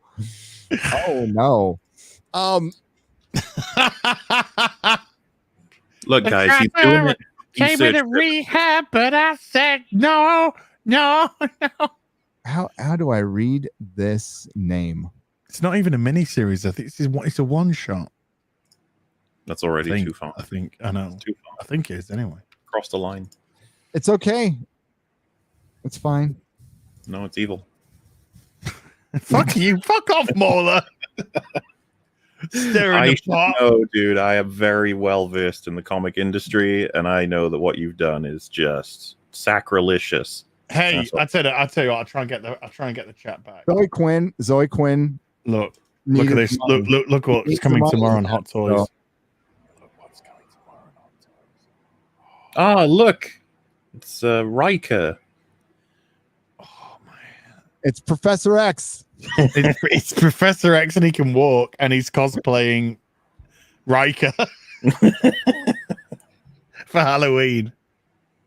5 picoseconds or picoseconds. I don't know if the 5 is supposed to be an S. I'm sorry, but for 20 Canadian pesos, he says Canada election is now over, and it's nice to see that our sometimes black prime minister is in the exact same position he was before calling this election, gained a whole 1 seat, thereby wasting everyone's time and money. So that's the overall, that's you gained 1 seat in the election. Sometimes black prime minister. Yeah. Did you see the clip that Gundam shared on Twitter? With the American Psycho? No. I'm talking about the one where he was like, I will absolutely support the LDB. Oh, yeah. L3. And there's like unironic, like, just call them alphabet people. It's way easier. Like, you won't fuck it up. Dave Chappelle, thank you so much for introducing that. That was great. I need to watch that again. Sticks and Stones. That was good. Hail. Papa Gundam, by the way. Yeah. Oh, here it is. Yeah. Never apologize for standing up for an LGBTQ plus kids' rights. Kids to not have to undergo conversion therapy. I will never apologize. No, who's going to put him? Yeah, don't put your kid under conversion therapy. But who's going to do that? Yeah. Are you talking about like 3 people? Yeah. Under, my favorite part is the side for fighting off Martians if they come and attack the planet. You know, fucking attack the planet, dude. They don't want to go anywhere near this fucking place. With the fucking reality show of the universe. I will never apologize for saving people from lightning strikes. I mean, like, it's a basic bitch shit. He's so wonderful. This is why I'm going to get in trouble. Okay, if women are going to vote, what the other side needs to figure out to do is find a better looking guy that's a little smarter and and might balance things out. And if people want to call me to the carpet on that shit, Gavin Newsom, Justin Trudeau, explain what they've actually done policy wise. They're good looking. They have great hair. I mean, what were the tweets I saw when Gavin got reelected? I saw one guy's like, oh, Papa Gavin has great hair tonight. He's spot on. I'm like, that's why you voted for him. That's why you fucking voted for him. His fucking hair. You know, I'm going to have a hair transplant. And then we can vote for you. Then we can vote for you. Yeah. Well, I don't want to be Canadian. No offense, Canada. We'll vote that you become Canadian. Yeah. Sorry, dude. I'm already British American as it is. I'm stretching my nationalities already. British American, New Zealand, and Canadian. Nice. Yeah, and a bit French, a bit Welsh as well. We got to get. We got to save what? Bowles Trek, X-Ray Girl, Perry Chan. Who else is in Canada? Krista. I know there's somebody else. I know there's others. There's others. I know there's others. We'll send like an probably don't want to be named. They probably don't. Yeah, you know, like he tries it like 3 times, and it's after the 3rd one where he just goes, because he knows trouble. It's like, you shouldn't have fucked that up. Now they're never gonna believe anything I say. Now they'll never trust me, and I'll never get the trust of the LDB again. Yep. What does he say? He calls them at the end. He goes LGBTQ2 plus. I don't know. What the fuck is that? Why did the lesbians get top billing anyway? I've always wondered about that. Connor, there's some alphabet crew in the house. What the fuck is LGBTQ2 plus? Isn't it QIA? Isn't that what it's supposed to be? Or is it Q? Oh, Yeah. dude, I don't fucking Queer, know anymore. Queer, indigenous. I don't know. And then A is that androgynous? Or is it No, I think it's asexual. No, I don't know. asexual? Oh, it could be. And what's the difference between queer and gay? I still don't know the difference between queer and gay. I thought queer was the catch-all term for. But now I'm confused. Yeah. Somebody who used to work at my comic store who will go unnamed has come out as I've come out as asexual. It's like, so you've come out as not doing anything. Okay, that's good. That you're not going to do anything. Well, think of how much better is your life for having known that. I mean, everything changes now. Yeah. Would have been funny if he was like LDBS Lloyd's TSB. Just throw stuff like that in there.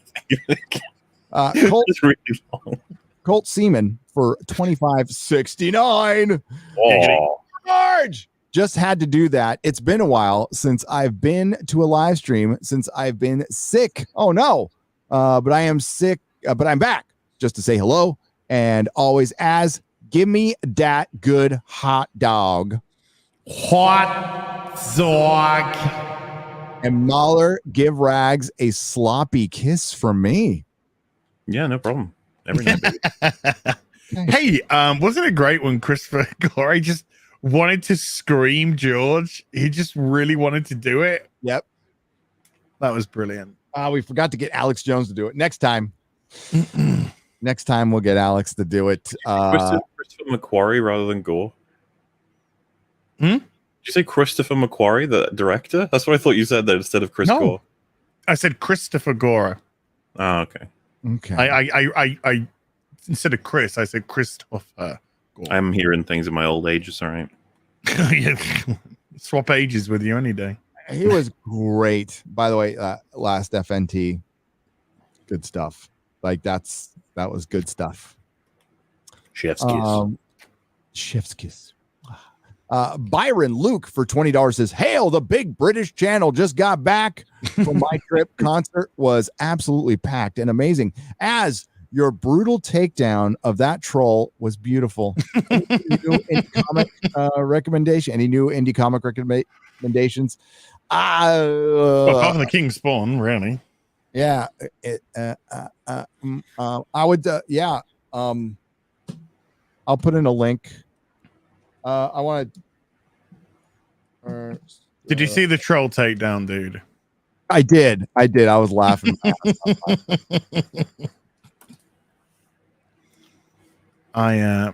Should we show the chat in case you haven't seen? Yeah. And then I'll put up a book I'll recommend again. Okay. So, this is kind of a book.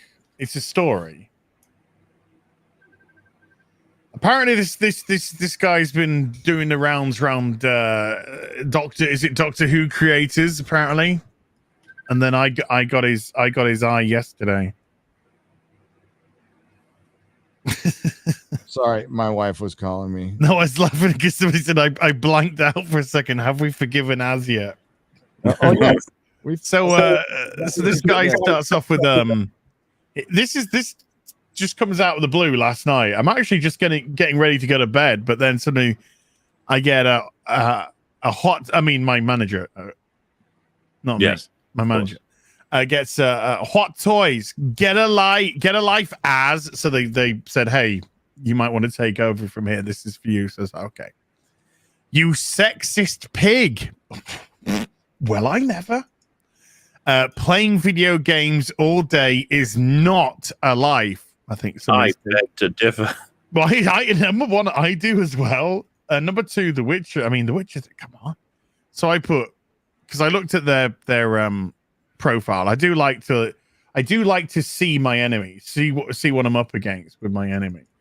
So I said, why do you have pronouns in your bio? Is it to remind yourself you're actually meant to be a man? Because he put he, him.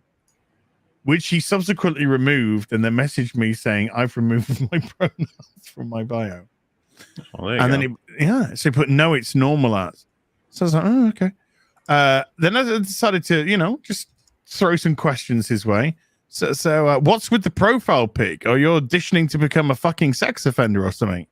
I mean, that profile pic does kind of look like he's leaning over an intended victim, or at least mimicking, saying, "Hey, look, this is the picture, the last picture that Jessica managed to take before the offender got her."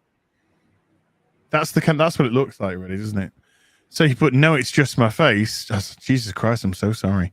I'd slap your mum for making you look like that, but I think your family has suffered enough. But then he comes out with his banger. He comes out with his absolute opus magnus, and he's like, "You are fat." Slain. I was like, damn, fuck it, yeah. I am mortally wounded. I need a comeback of epic proportions to survive. So I just put, "Your mum's pussy's really high in calories. Blame her." Boom. I stopped. Then I left it at that because I pretty much, I think he said one more thing and I just replied one more thing. But then I just left it, and then he just kept messaging me, and I didn't reply. He just kept messaging me. So I didn't reply, and then he just blocked me. The Twitter life cycle. I know. So at the end, they instigated an attack on my channel. No, they instigated the conversation, and they ended up blocking me. Yeah. Okay. That is the circle of life on Twitter. Yeah, this is the circle of life. Yeah. Circle of life. Is the wind has found you? Is a leap of faith? Oh my God. Hey, let's I'm gonna read another super chat and let's talk about Kelly Sue DeConnick a little bit. Okay. Hey, JA for $10 as first time super chat. To be gentle. I love all of your content. Thank you for proving there is still some sanity in the world, especially thanks to Az for his James Bond video. There you go. Thank you. Yeah, I got a bit pissed off again today. Wow. When people are coming out with hot takes like, "Hey, that man called James Bond, he shouldn't be a woman." No fucking shit. It's a man. Why would it be a woman? Yeah. Is that? We should cover that too a little bit later. Damage Control, Daniel Craig reverses course, now says woman shouldn't be James Bond. No. Just like a woman shouldn't have been the Doctor. How is that Damage Control if he said that? That's John F. Trent's. He'll editorialize in his headlines. So he believes that, and I agree with this, especially based on the last trailer. They were really going full bore with Me Too shit, and I think they've had time to rethink, maybe re-edit the film, and dial that down a little bit. But I don't think so. We'll see. We'll see. Yeah, maybe in the marketing. Maybe just in the marketing, because they definitely Lashana Lynch was not in the trailer as much as she was prominent in a lot of stuff. And remember, she was front and center. They were talking about, in the first trailer, it says "Stay in your lane." Stay in your lane, Bond. Whoa, stay in your lane. Moneypenny and her are talking about, "Oh, I know why you shot him now," because But that like penultimate trailer, He's like we'll go there right now. We'll talk passenger in his own bloody show, in his own film, from the editing of the trailer. Exactly. And no, people are pissed about this, as I've talked about this before, but I did a video on Lashana Lynch 2 years ago, and people are still watching it. Wow. In a Hotel 6, in a fucking Motel 6 room. Yes. Yeah, and it's all echoey and shit. But it's just going over an article written by a woman in the UK saying, no, we want Bond fucking sexist. We want him sexy. We want him being a man. We want him drinking. We want him sleeping with women. We want his shirt off. I mean, and this was from a female perspective. I thought it was a great article. I think that you'll find out probably that's what most women actually want. They want their Bond. They want him to be a bad boy.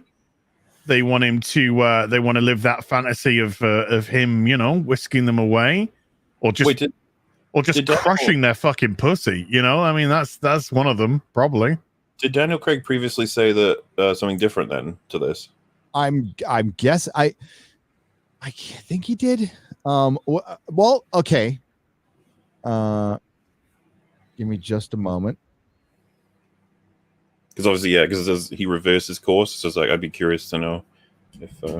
I don't know if he's ever said that Bond should be a woman, but he certainly interjected his sort of like pro-feminist views in recent times, hasn't he? Wearing a dress and all that kind of stuff. And it's like, yeah, so you go. Hey, women, there you go. Women replying saying, yeah, we do. We want to fucking have his pussy crushed by Bond. Whoops. A little bit of a bad boy, bit of danger. Take you away to, all around the world. Maybe he'll even shoot you. Maybe he will shoot you. That's the one of the Bond femme fatales. He might just kill you. Depends if you want to be Xena on a top. She got crushed to death, actually. Yeah.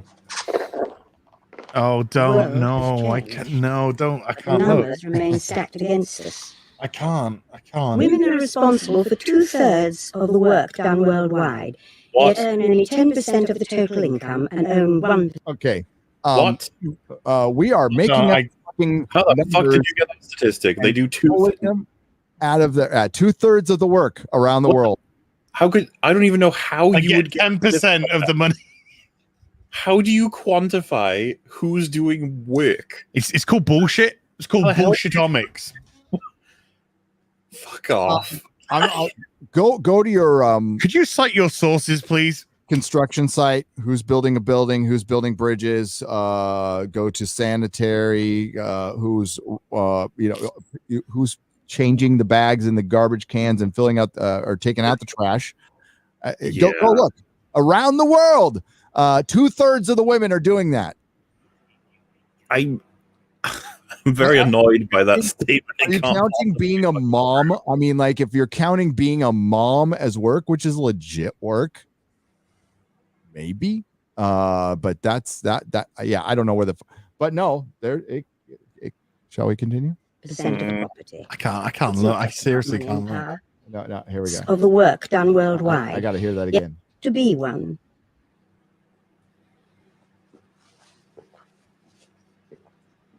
And they're using Judi Dench as the voiceover who used to be M as well. So the world has changed, but the numbers remain stacked against us. Women are responsible for 2/3 of the work done worldwide, yet earn only 10% of the total income and own 1% of the property. It's not just about money and power. Every year, 70 million girls are deprived of even a basic education, and a staggering 60 million are sexually assaulted on their way to school. What? 60 million? 60 million girls are fucking sexually assaulted on the way to school. Where are they going? Where do they live? Fucking Rape Town? Maybe they're adding some other. I mean, Mega fucking City 1. Mega City 1. It might be. Fuck. Okay. We're not saying it doesn't happen. We're just saying 60 million. 60. I'm saying 60 million. 60 million is a very large number. A very large number of people. Now, maybe it's going to school in oh God, I gotta be careful here. Rape Town. Yeah. Molly. Is it Molly? I did a promotional video back in my editing days for one of my wife's clients who was funding girls going to school because they weren't allowed to go to school in this country. And this country was run by warlords. So put Hollywood. I know Hollywood, right?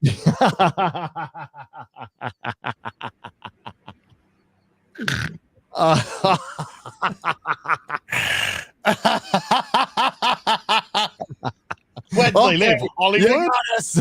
You got us. It's Hollywood. No, but look at Weinstein Boulevard. I had to make this video. I made this video. It was a really inspirational thing to see these little girls who they were not allowed to go to school, and under the previous warlord or government, if they did, they would be, beaten and all kinds of crap. So they built this little schoolhouse for these girls so they could learn how to read. So I made the video for a charity here to drum up donations. We did the video. We got it all ready to go. We got the funding, new government, and I believe it was Molly. And I was told to take the video down, never show it, or it would put all these girls in danger. That shit happens. But as far as 2/3 of the fucking workforce, that's bullshit. If we pretend, let's jump to a different universe where for some reason all these things she just said is actually true. Where's the video where they talk about suicide rates or the worst, the people dying in workforces rates? All of the worst, most undesirable jobs, who occupies most of them? Like, we don't want to talk about those statistics, do we? We'll stay away from those spiders outside of the front door. Yeah, the hottest of jobs. Yeah, exactly. Well, and suicide rates are much higher among men. And homeless rates are much higher for men, aren't they? Massively higher. Massively higher. Massively higher for crime. Women do not get convicted or charged, not even close to as many crimes. They will be let off a lot easier than men in most cases. And so it's all well and good if you want to just talk about the ones that benefit your ideas, but there are a lot more that then reframe it again. Because all of the most horrific jobs in the world, it's usually men, and it's because they got to be done. And it's not it's 99.9999% men. Yeah, it's ridiculous.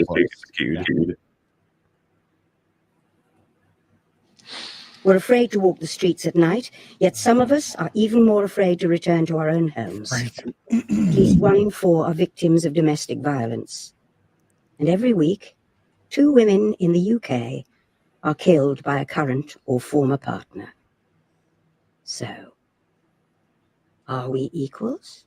I don't know. You haven't given the counter data. And not to mention just all those other statistics we could mention. We'd be like, no, we're not equals, clearly. But I don't think you want to be equal in every way, I'd imagine.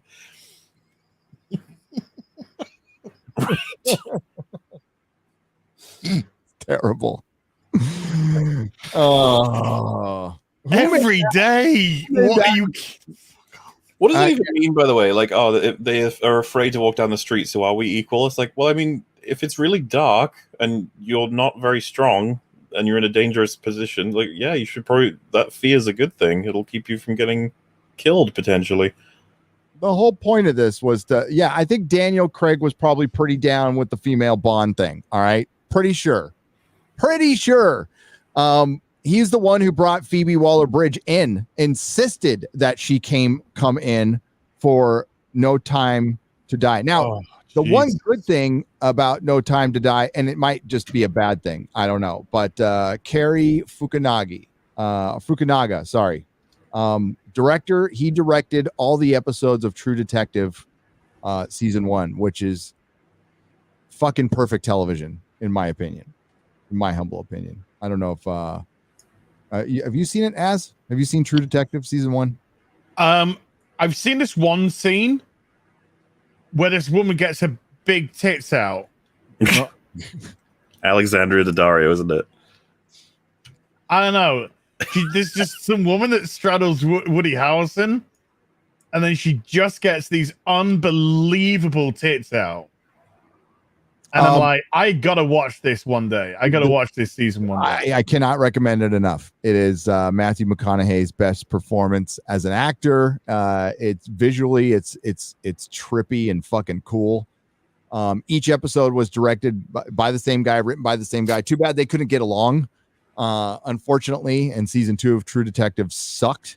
But the first one was a masterpiece. Dude. So he's directing the Bond film, but he might be just a hired gun. So I don't know. But if it was normal, if it was Hollywood of 5 or 6 years ago, this guy would be a fucking rock star and he'd be directing all kinds of stuff. I don't know why he isn't now. He also did a thing called Maniac on Netflix. Some people liked it. It's pretty surreal. It wasn't bad. Oh, was that the guy from The Hobbit, from Lord of the Rings? Yeah, Elijah Wood. Yeah, Maniac. No, it was a different Maniac. Different Maniac. Was it Maniac? Was it Maniac? I'm pretty sure it was Maniac. Maniac. But Emma Stone is in it, and super bad. Why am I blanking on his name? Jonah Hill. Jonah Hill. Jonah Hill. Yeah, I'm not the biggest Jonah Hill fan in the world. I know you said Jonah Hex because of comics. I've seen Jonah Hex, the movie. I haven't. It's pretty bad. Can answer that for we were talking about that the other day on EFAP. What is Jonah Hex exactly? Is it DC or is it some other thing? DC, yeah. Is he like he gets involved with like the DC heroes every once in a while, sort of thing? He is, yeah. He's like he started out as a Western thing, and he's more supernatural now. And they've done, yeah, it's cool. Cool.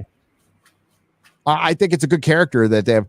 DC has a lot of great characters that they refuse to use because they've gender and race swapped them like 90 times. Like The Question is, somebody asked a couple of days ago, or no, it was last BBC. Somebody asked like, what superhero would Alex Jones be? And John F. Trent came up with the best answer. He was trying to answer me.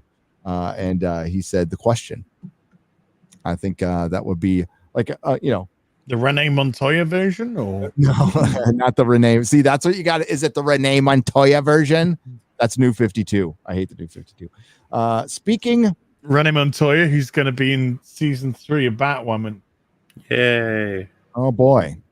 So all the women from Batman are going to be in a show, and everybody just still wants to see Batman. Like we have so many shows. It'll ruin it.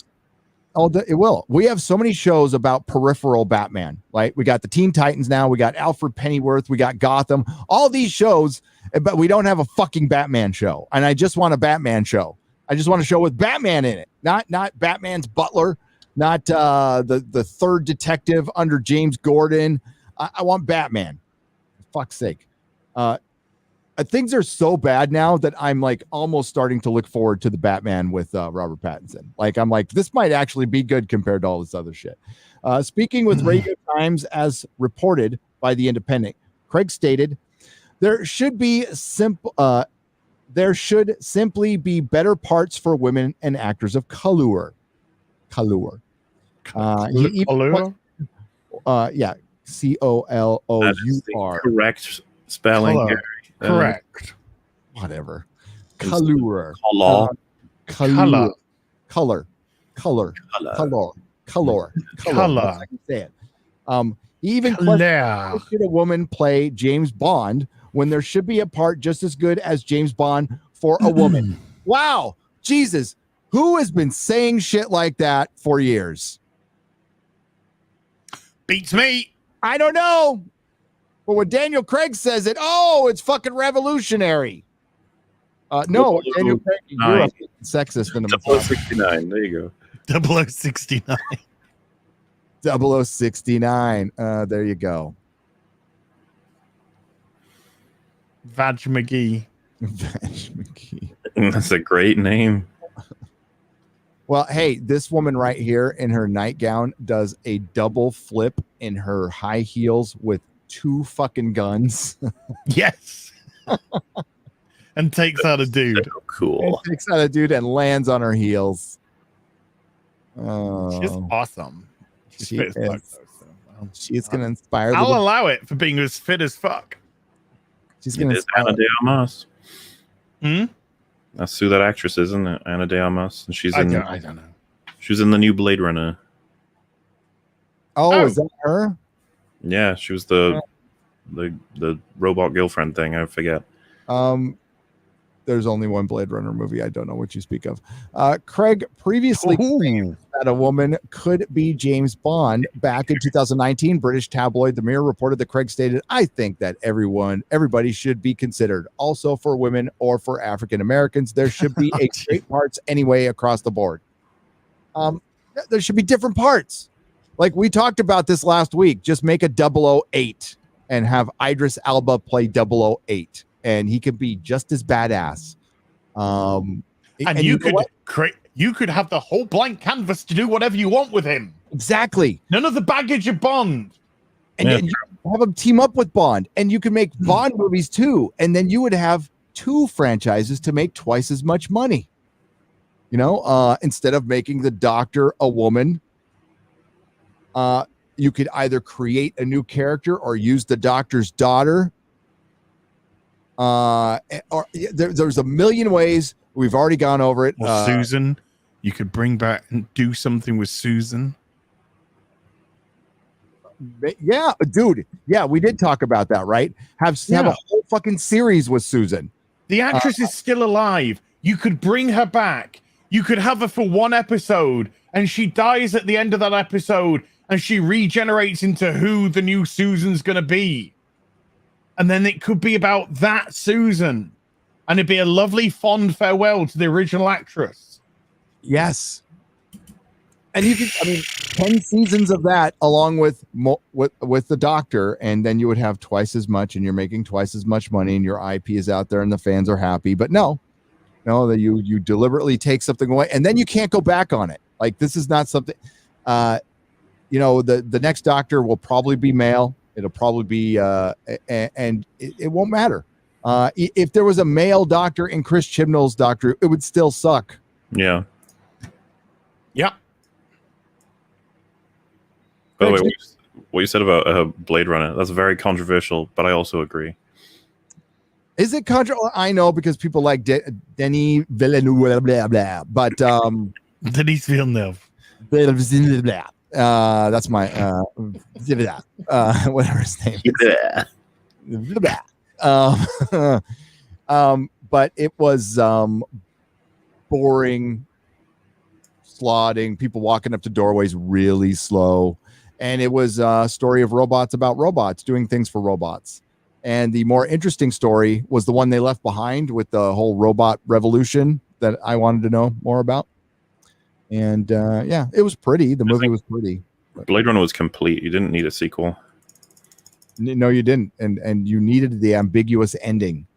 You're not supposed to know. You're not supposed to know if Deckard is a replicant or not. I know there's people who... But he's not. He's not. I don't think... but I like it open. I don't want that ever answered. I was going to say... The new one, yeah, you fucked on that now. I've not seen Blade Runner 2049. Well, I wouldn't recommend it personally, but I mean, a lot of people do. So, well, it's getting to that point where I'm sort of looking at these films which I haven't seen over the course of the last, 5 or so years, and thinking, I don't want to watch any of this modern day shit. So, kind of going through some of that.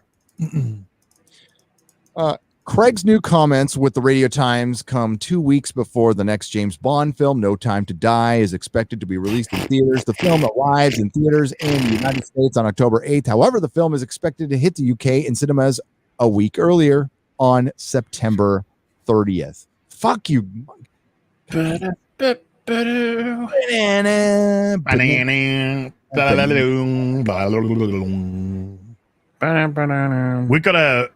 There's a midnight showing as well. Well, honestly, I'm in no rush. Near a cinema to me. I'm assuming neither am I, but as soon as possible. Or? I don't know. I just don't give a fuck. It's like my channel brain says go watch it, it's some content for your channel, and then my I don't give a fuck about it at all part of my brain says I don't give a fuck about it at all. Yeah. Because I said in the video that I did today about Bond, go check it out after this stream. One of the things that I do say is when you're leading up into a film, I want to be excited for the film. I want you to talk me into the cinema. I want you to tell me how exciting it is, how great it is, why this is the best Bond movie, why it's got the best stunts, why you can't miss this story. It's all this kind of stuff. And all we've got leading into it is, oh, Lasagna Lynch says, I'm black, so I'm a victim now. And I thought I was going to get segregated as the first ever black person in a movie ever to get a role.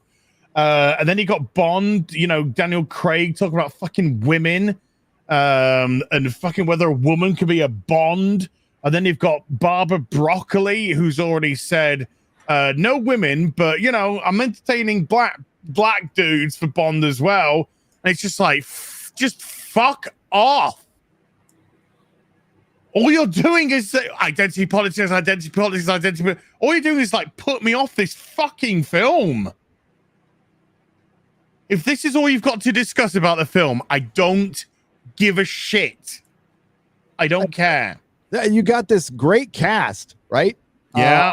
And the one thing the Daniel Craig Bond films have not been is fun. The first one's badass, Casino Royale, all-timer.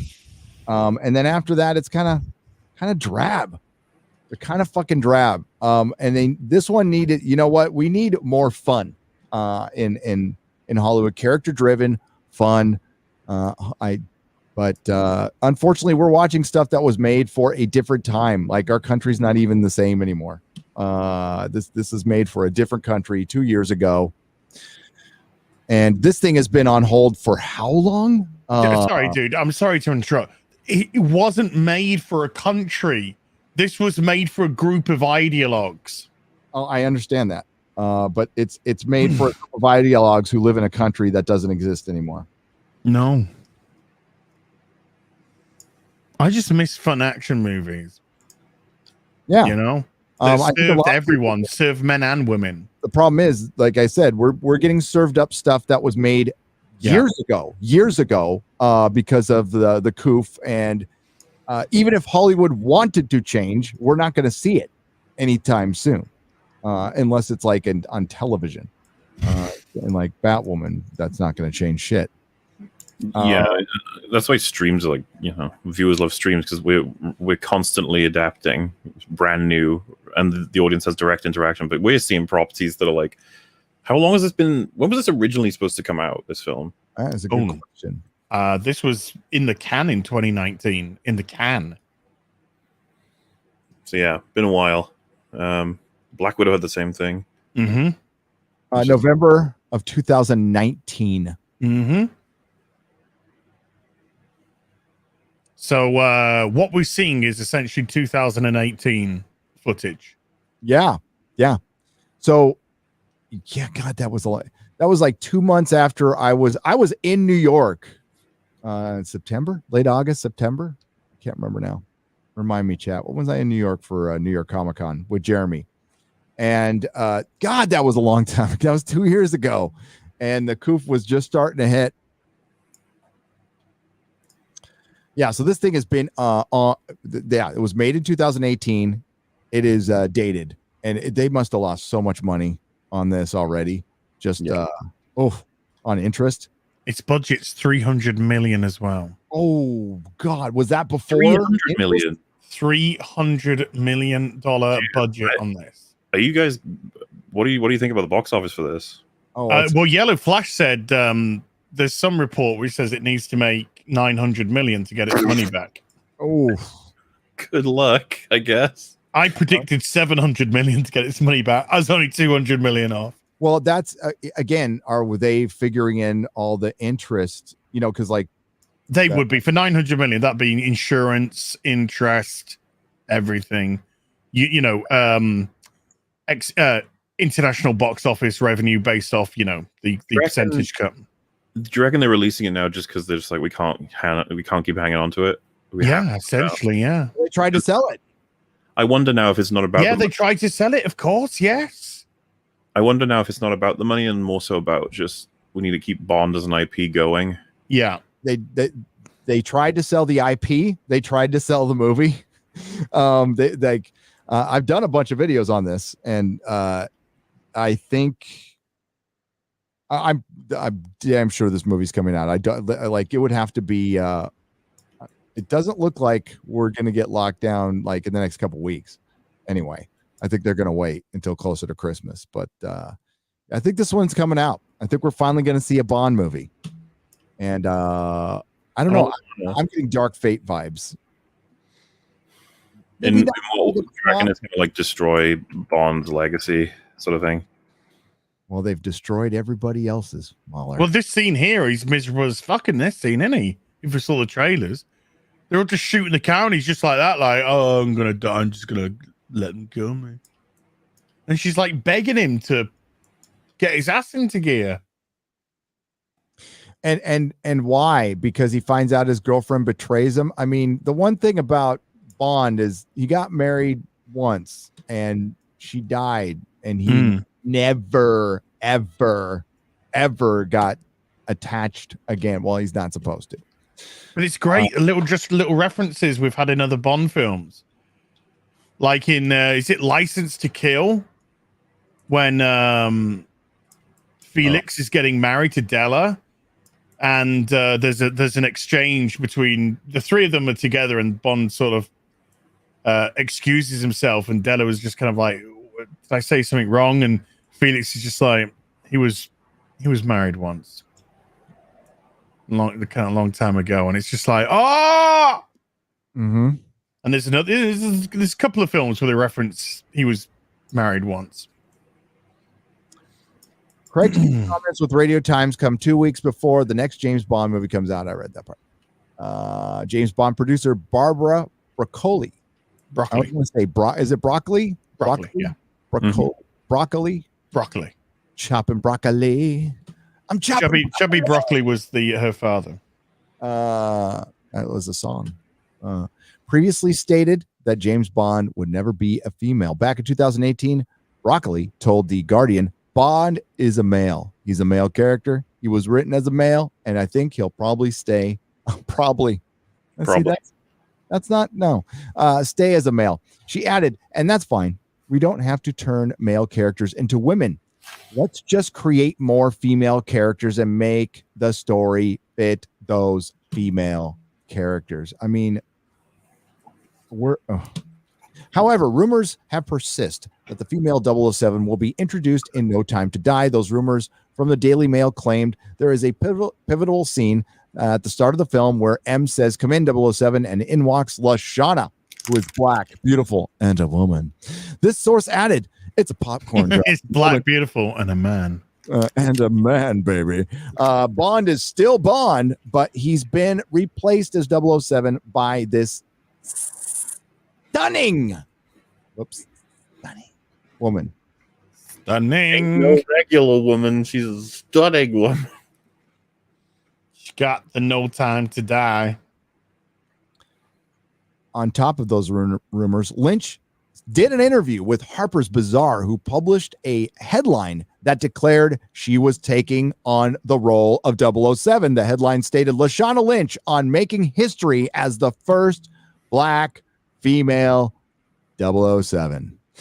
In the article, where Yrsa Daly Ward also claimed today, on a still Saturday morning in August, Lynch is doing precisely that, chatting to me warmly and directly about her latest and surely career-defining role in No Time to Die, the Bond franchise's 25th release, in which she stars as Naomi, the secret agent who inherits the 007 title while Bond himself is in exile. While Lynch never specifically addressed whether she's taking on the role of 007, she did declare that her role in the film is very, very revolutionary. Well, they all say that because they're told to say that. So are they saying it can't be that revolutionary? Shang-Chi was the first film, so this will have to be the second one now. This will be the second. Is it? Wow. it's this historic. was made first. So this was the first film. Technically, the first film. Absolutely historic. Wow. Officially the second, though. Get wrecked, Shang-Chi. Get wrecked. Are they saying that Lashana Lynch isn't 007 now? She says she's not 007. Okay, but she let them run with that headline last year because Harbor. They edited all of the 007 references out. She says something like, "Oh no, you don't want that," or something like that. Now they changed it. Yeah, they fucking changed it. They changed it while discussing the the backlash. I almost misspoke there. She has gotten following rumors that she takes on the role of the 007. She stated, "I am one black woman. If it were another black woman cast in the role, it would have been the same conversation. She would have gotten the same attacks, the same abuse." Oh yeah, she's talking like she's 007. I just have to remind myself that the conversation is happening and that I'm part of something that will be very, very revolutionary. Righto. There you go. It's just how insulting is it to say it's revolutionary to have a black person in a film? How fucking insulting is that? Yeah.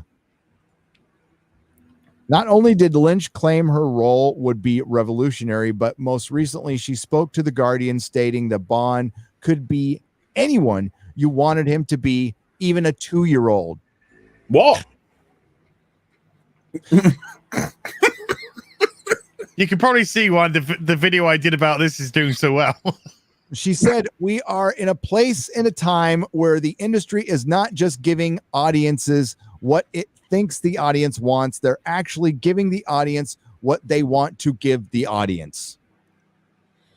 Which is horseshit. The second part's right. The first part isn't. Yeah, she's just saying words now. Lynch went on to specifically address James Bond. With Bond, it could be a man or a woman. They could write. No. They could be white, black, Asian, mixed race. They could be younger and old. At the end of the day, even if a 2-year-old was playing Bond, everyone would flock to the cinema to see what this 2-year-old's going to do. No, they wouldn't. Of course not. If it was James Bond in kindergarten, I'd be like, yeah, nah, I don't know what the fuck you do. Is it animated, I'm guessing? What's he going to do? Fucking start flying, crawling up the wall with some gadgets because he's Bond. And then his parents are going to drive up in a DB5 to pick him up. And people go, look, it's a DB5 because Bond. Fuck off. That 2-year-old thing. She gave some chestnuts. She doesn't come across as particularly clever. Oh, it's time for me to break out my my hashtag #MeToo007. I think it's time. I think it's time.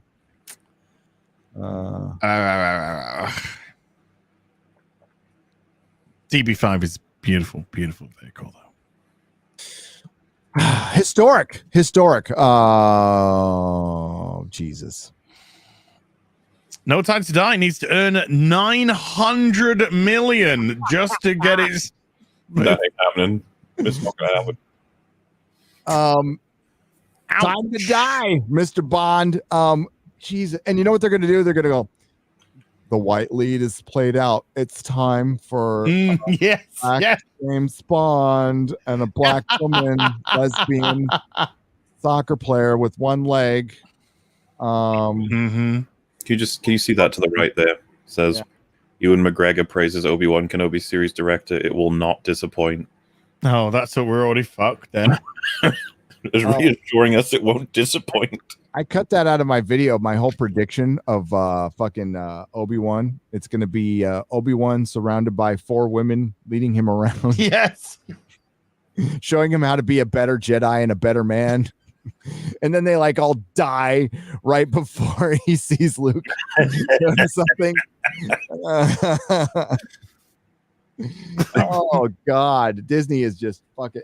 They're all creatively bankrupt. They can't adapt anything. They're afraid They're afraid to take any chances for one, right? But they want their cake and they want to eat it too. So they really thought they could fuck Star Wars this much and you would still come, and a lot of people did. But they didn't think there would be any diminishing returns afterwards, which there was.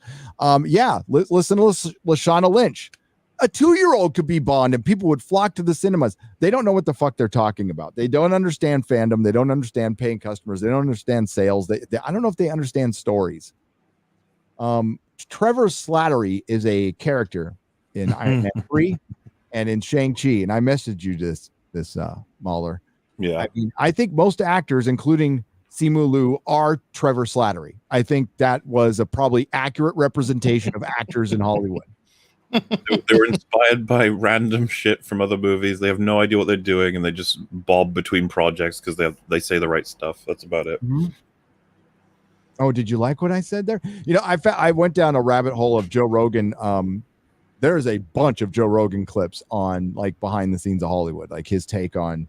And it's really the casting directors who have all the power. And he told a story of a woman casting director who fucked every dude who got a role through her, fucked her. He wouldn't give her the name out though. But it's like the female Harvey Weinstein. You had to fuck this girl to get a role. And dudes are like, and guys are like, yeah, okay. Was it Kathleen Kennedy? Okay. Maybe. This is quite a funny tweet, to be honest with you. In 2021 MI6, there must be more than one female 00, surely. After all, they had a female boss for over 20 years. Yes. She played M for 20 fucking years. 2 different Bonds. 2 different Bonds. Was it GoldenEye she first came on? Yes, GoldenEye was her first. Yeah. Good movie. Hell yeah. I love GoldenEye. It's one of my favorite Bond films ever. Yeah, I was cheering at the end of that. If my friend Doug is in the chat, sometimes he's in the chat. We were watching GoldenEye together, and it was like Bond had been gone for a long time, after the Timothy Dalton era, which wasn't popular here in America. And we were stoked. We were fucking stoked. I was so happy after that movie. I'm like, Bond is back. Yes. Well, there was a number one, there was a licensing issue with Bond anyway. Number 2, there was a licensing issue with Pierce Brosnan because he was still tethered to Remington Steele. So yeah, to get that GoldenEye up and active. GoldenEye's a great film. Go watch it tonight after this stream, ladies and gentlemen. If you haven't watched it, but it's so much fun. 006 is in that movie, isn't he? 006 is, Sean Bean, 006. Yep. Good stuff. For King and Country, James. No, for Wales. For Wales is always lovely, isn't it? But it's not. That's Timothy Dalton. Pierce Brosnan's Irish. All the Bonds fight for Wales. But yeah, I absolutely adore GoldenEye, and it was great. I think Brosnan was like, he was the casting you kind of always wanted for Bond, and eventually got it because he was they wanted him for Bond way back in '85 for A View to a Kill, but they couldn't get him because of Remington Steele license and everything. And then I think they wanted him again when Roger Moore hung up his stockings, and again, just the whole licensing deal with Remington Steele just prevented it from happening. So it was great to get him eventually. Hey, had some terrible films, mind you. You know, like Goldfinger. I don't know when you guys last watched that. You know the fight he has with Oddjob. It's like better choreographed fight than like majority. In Fort Knox, you mean the one in Fort Knox? Yeah, because he keeps trying all kinds of different ways to beat Oddjob, but it's not working because Oddjob's too strong. And then he gets with the trick with the hat and the electric and stuff. And it's just like, I was just rewatching the other day. And I was like, man, this is like better than most shit that comes out these days. And it's from when the fuck was Goldfinger even made? 67, I want to say. Maybe. Let me just check. Golden. But God. Hold on, Gold movie. Avenger Yeah, now I'm gonna watch Bond tonight. 64 was Goldfinger. Wow. 64, fucking. Because I usually end up saying Goldfinger and Goldeneye were my two favorite Bond films. And you know what they got in common? Gold. I was going to say James Bond. Pussy galore. That's what they got in common. Pussy galore. Yeah, Goldfinger is up there for sure. I like Dr. No. It's an editing mess, but I like it. I love it. The whole, do you expect me to talk? No, I expect you to die. And Bond gets out of it just by pretending he knows something. It's so close to being killed. It's great. And I think Casino Royale is fucking amazing. I adore Casino Royale. Good movie. Yes. Because I imagine being Bond and I imagine being with Ava Green. So Ava Green is like, she's crazy. Penny Dreadful. She was in Penny Dreadful. Mm-hmm. And that show is, I know we've talked about it before, but that show is schizophrenic. I mean, because like it's part a really good show and part like just cringe. And that had Timothy Dalton in. Yeah, it did. It had some great writing, and Rory, the guy who was just in that picture with Rory Kinnear, yeah, played the Frankenstein monster. He's like really good. He's really good. But there's other stuff. Yeah, and I guess they did a follow-up that takes place in L.A. in the 30s, and a Penny Dreadful is something from like the 1800s, right? London, like a precursor to a comic. It's like a comic strip type of thing. Yeah, a Penny Dreadful. Yeah. No, I thought that show had great potential. It's a little weird. I liked it. Also, Casino Royale had one of the best Bond themes ever with God, Chris Cornell. Chris Cornell just absolutely bringing it. R.I.P. Chris Cornell, man. Yeah, dude. Are there who thought that Eddie Vedder would be like the last one left? I mean, not that I want anything bad to happen to anybody, but I'd rather have Lane Staley around or Chris Cornell. Anybody. Anybody. I'm Eddie Vedder.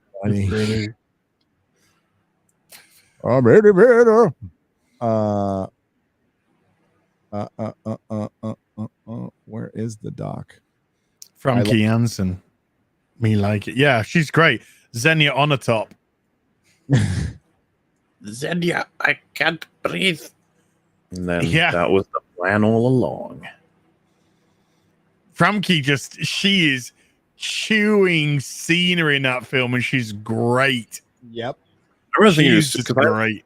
I just like remember seeing that back to back with X-Men, and I'd just be like, she's that. Like, is Jean Grey and Xenia on the top of the same person? She's a great actress. She's a good actress, is Femke. Love Femke. I do. Was Taken. Yeah. Wife in that. Did she die in the third one or something? I can't remember. Wolverine sticks her with his. No, I meant in the Taken movies, but true. She does die in that as well. Sorry. Does she die in the third Taken movie? I think so. I don't think I've seen Taken 3. Yeah. I don't even know if I've seen Taken 2. That's not Taken 2, I forgot all about it. I know that you have, you disgusting degenerates. You've seen. I've seen Taken 1. I've seen that a few times. I enjoyed that. Taken is like dad porn. That's what it is. You take one of my kids, I'll kill the world for my kids. Yeah. Fuck yeah. Dude, Liam Neeson's badass as hell in Taken. Fuck yeah. And some people are saying she did die in the third one. Oh, that episode. Yeah, somebody said that episode when she's on Next Generation and she bonds, she attaches herself to Picard because she's meant to be in stasis as the bride. Yeah. And then when she fought, oh man, that is a great episode. Femke. Because she'd already what was it? What's the word I'm looking for? Not implied. She'd already imprinted herself on Picard. So even when she's leaving, she's like, I've imprinted myself on you. So, you're always going to be my man. And And when I'm with him, I'll be thinking of you. God's just like, fuck! She's so hot! But outside he's like, make it so. Very good. Right, it's a really good episode. It's a really sad episode. But it's like a romantic but sad, because Picard, obviously, he very rarely opens himself up. And she just, she just smashes through his defenses because that's what she's designed to do. That's exactly what she's designed to do. And it's so good. God damn it. Fuck. Shit, that show is so fucking great.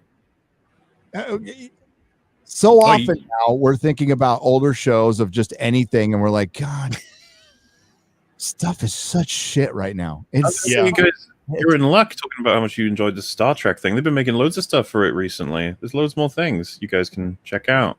We did. We did. We got Discovery, and then we've got Strange New Worlds. Then we've got a new season of Lower Decks. Fuck off. Woohoo. Fuck off and die. A lot of it. Discovery, where they, it's Star Trek. So having a black female be a captain is about as revolutionary as the sun coming up. I don't know. It's just fucking nothing. But they acted like it was historic. And then they went back and had to insert her into Spock's life and the original series, which I call Star Trek, because they never had a story when they could have just made a new show and moved ahead. That's all they had. That's all they needed to do. But it's not enough. They have to rewrite the past. They have to change history. It's despicable, and it's all like biting them in the ass right now. I mean, we look at how healthy everything is. Everything's doing great. Split fandoms all around. Mm-hmm. Lord of the Rings is next. Oh, it's happening. Oh, it's dude. Oh, it's a happening. It's a year away.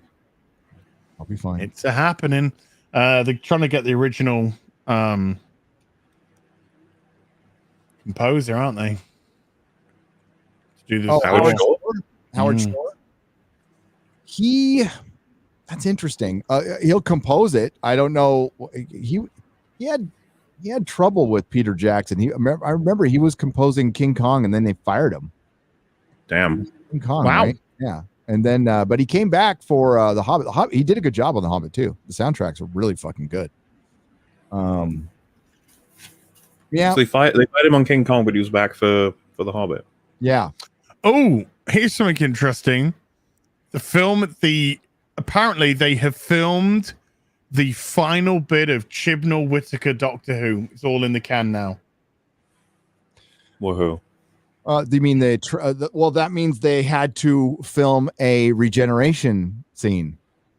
Which doesn't necessarily mean they would have filmed. But you know how they did the David Tennant regeneration scene.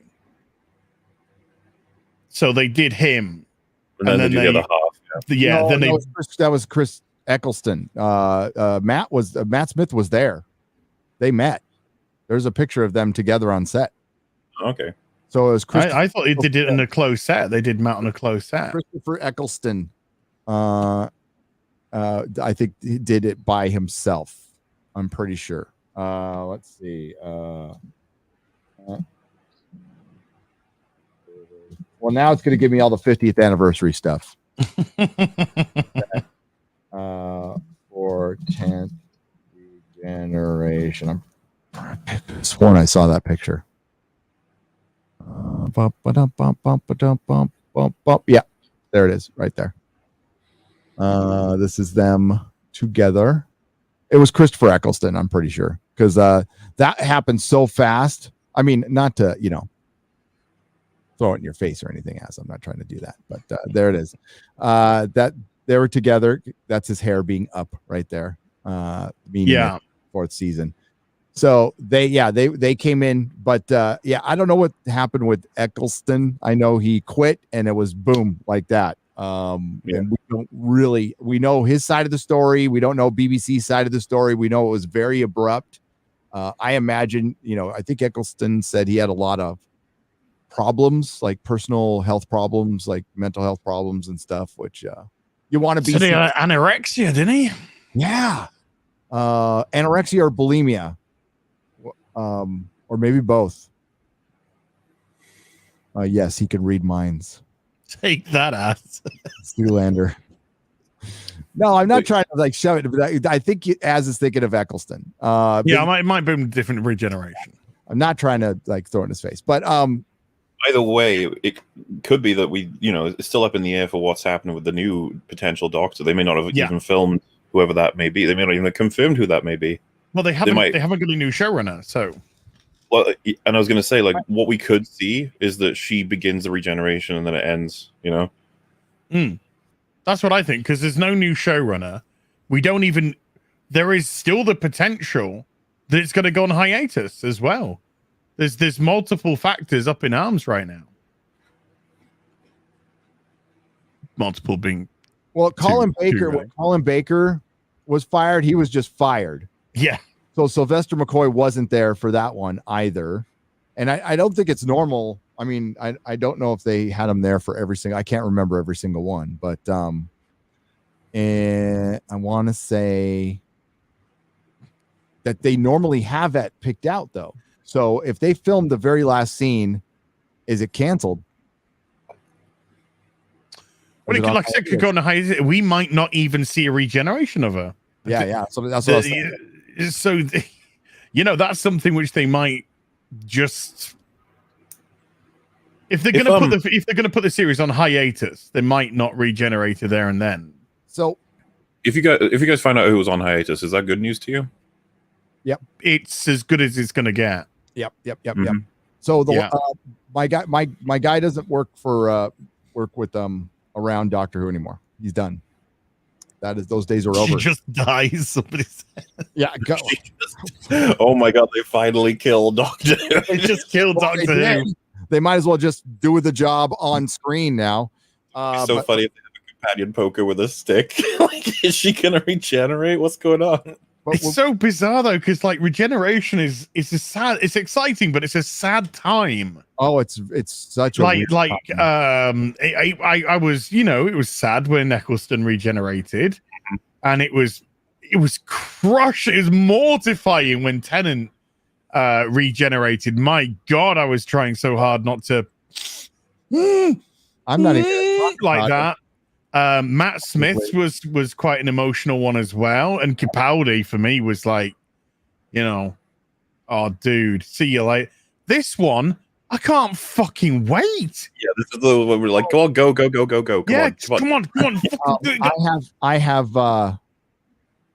Man, good night. I've seen pictures of the regeneration of Capaldi. I always stop before he regenerates. I'm out. Nah, I just can't. So you've never seen the regeneration to Whittaker? Nope. I've seen pictures, but nope. So ironic, his speech, his goodbye speech, but you can tell his goodbye speech is Moffat saying, basically, there's a bunch of assholes coming. Yeah, but there's a bunch of assholes coming. Can you please remember what Doctor Who's about? Yeah, no, that's what it was all. That's the one I got out of it anyway. That's what I got out of it. Yeah. Never be cruel. Never be cowardly.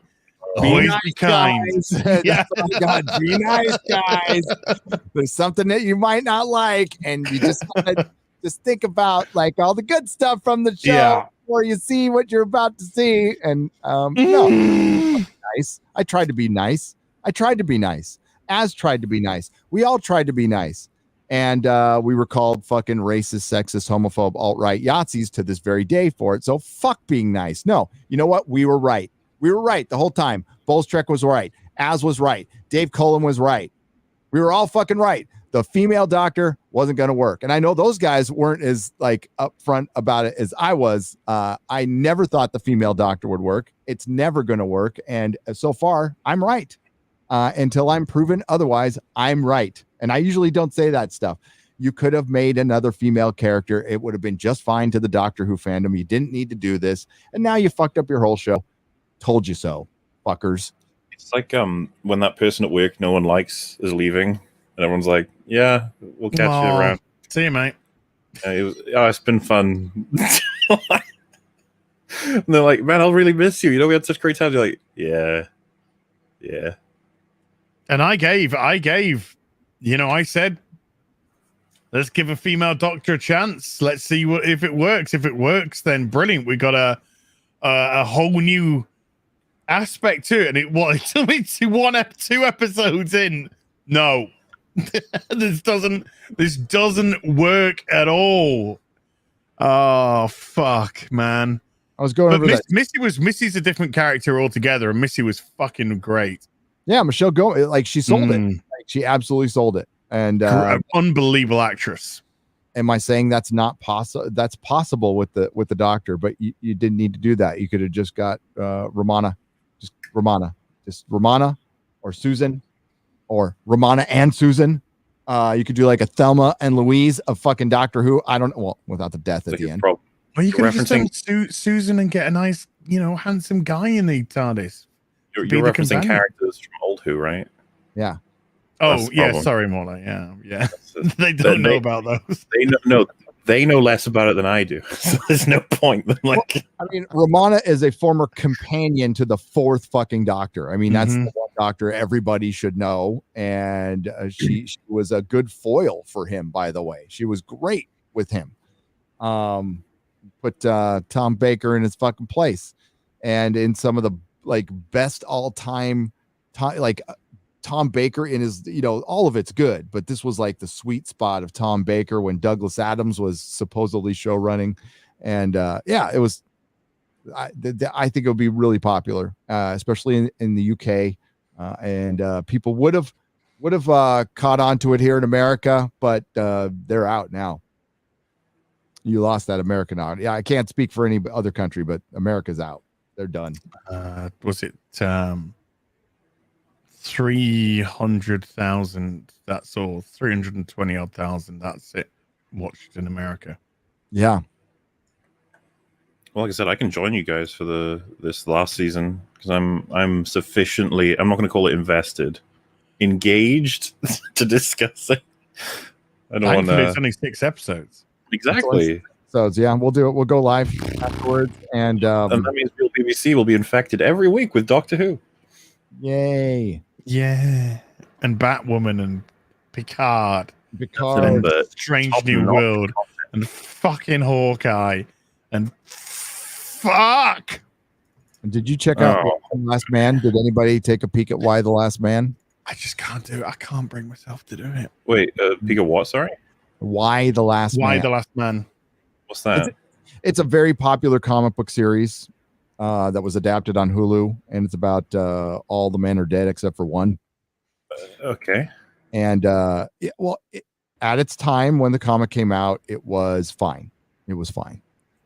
It was released in the worst time possible, and it's and I know a lot of people when Az said put up his tweet, you got a lot of shit. People were saying, well, you haven't read the comic, and but Az said, well, I'd wait and see. And I said this too. I said, I'd wait and see if they actually adapt the comic or they adapt it to 2001.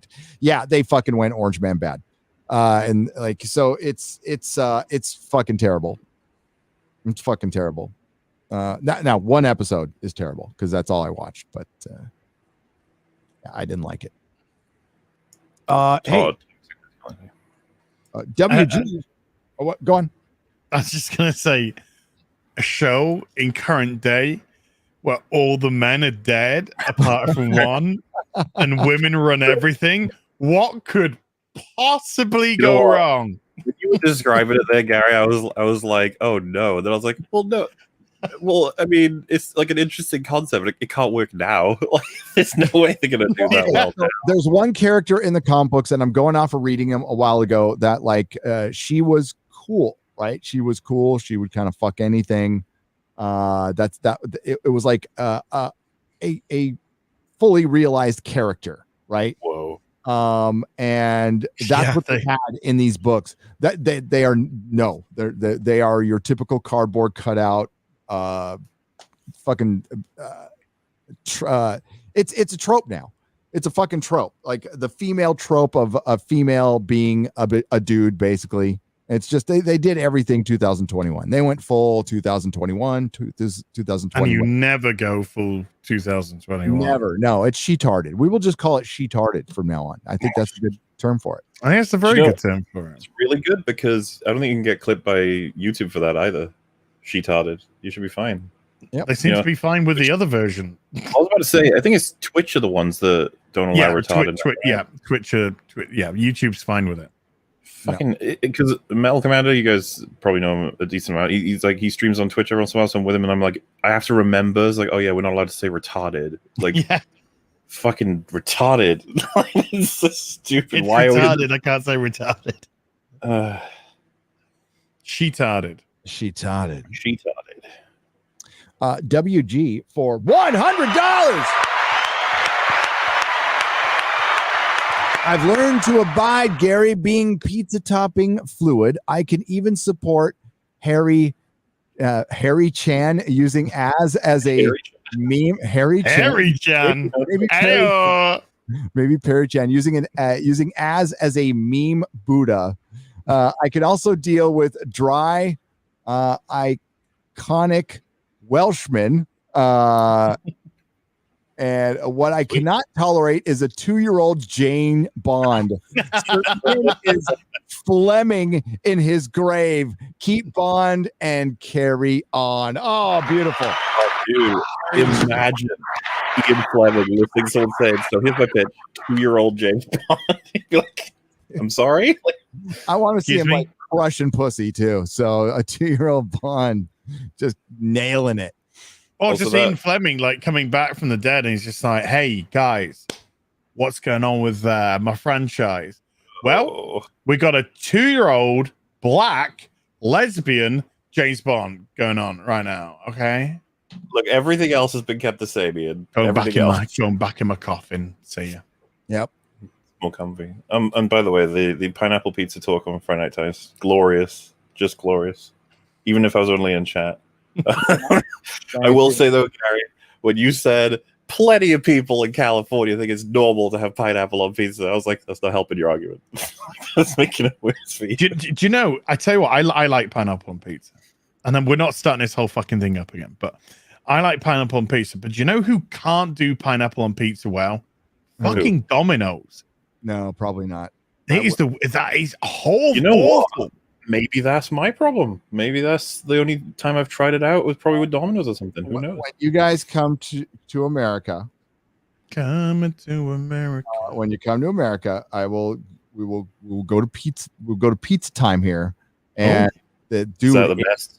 It is fucking so good. It's this spicy hot pineapple pizza. It's got buffalo sauce on it, and pineapple and pepperoni and cheese on this like. You can get multiple crusts, but it's just on the hand tossed crust is the best. Sure.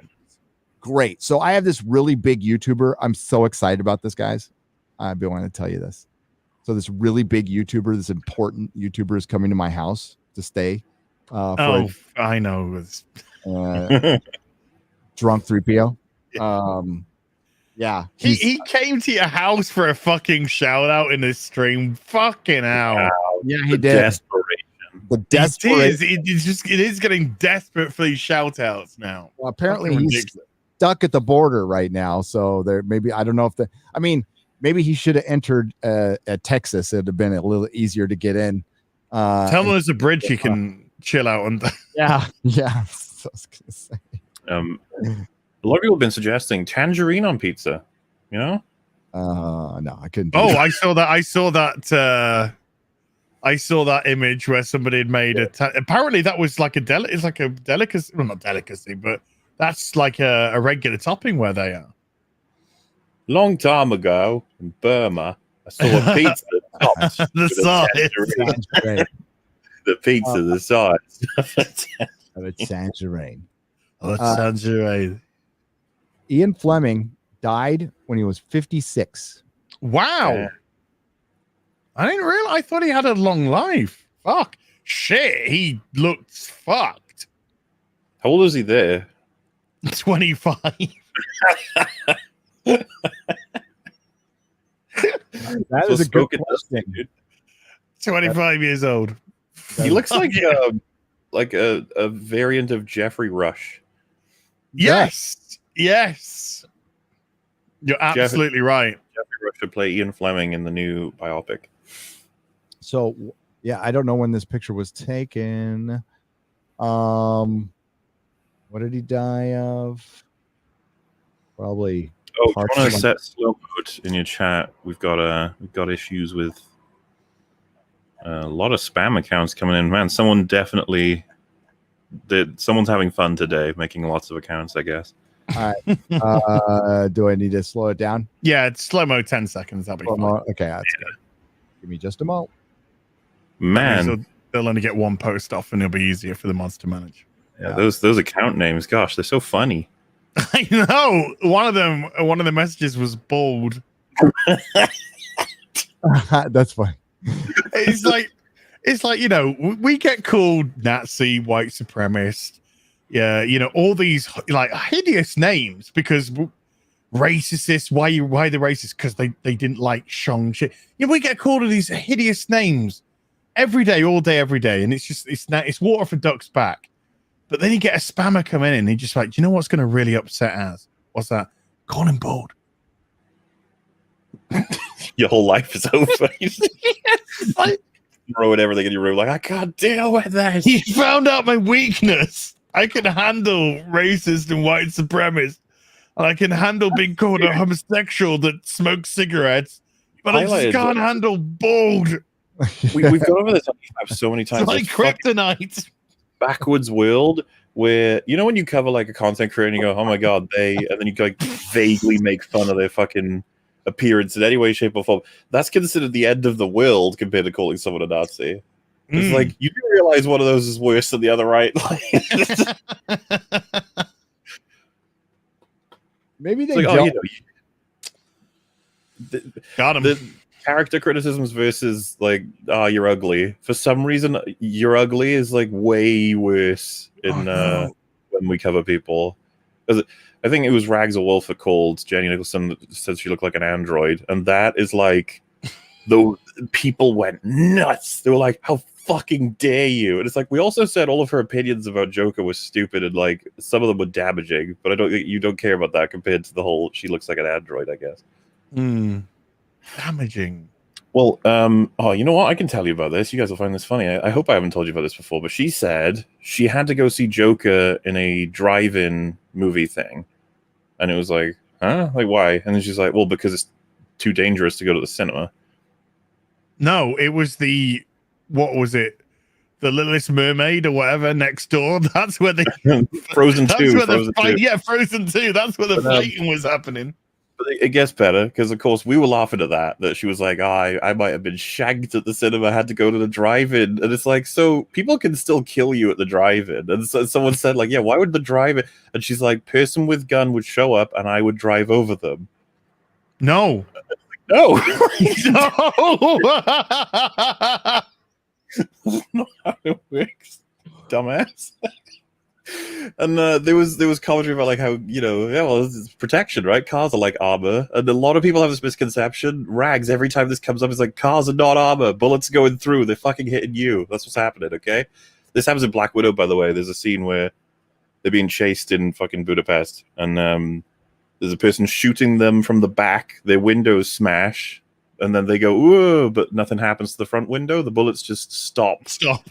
It's like, well, that was lucky, I guess. Yeah, good stuff.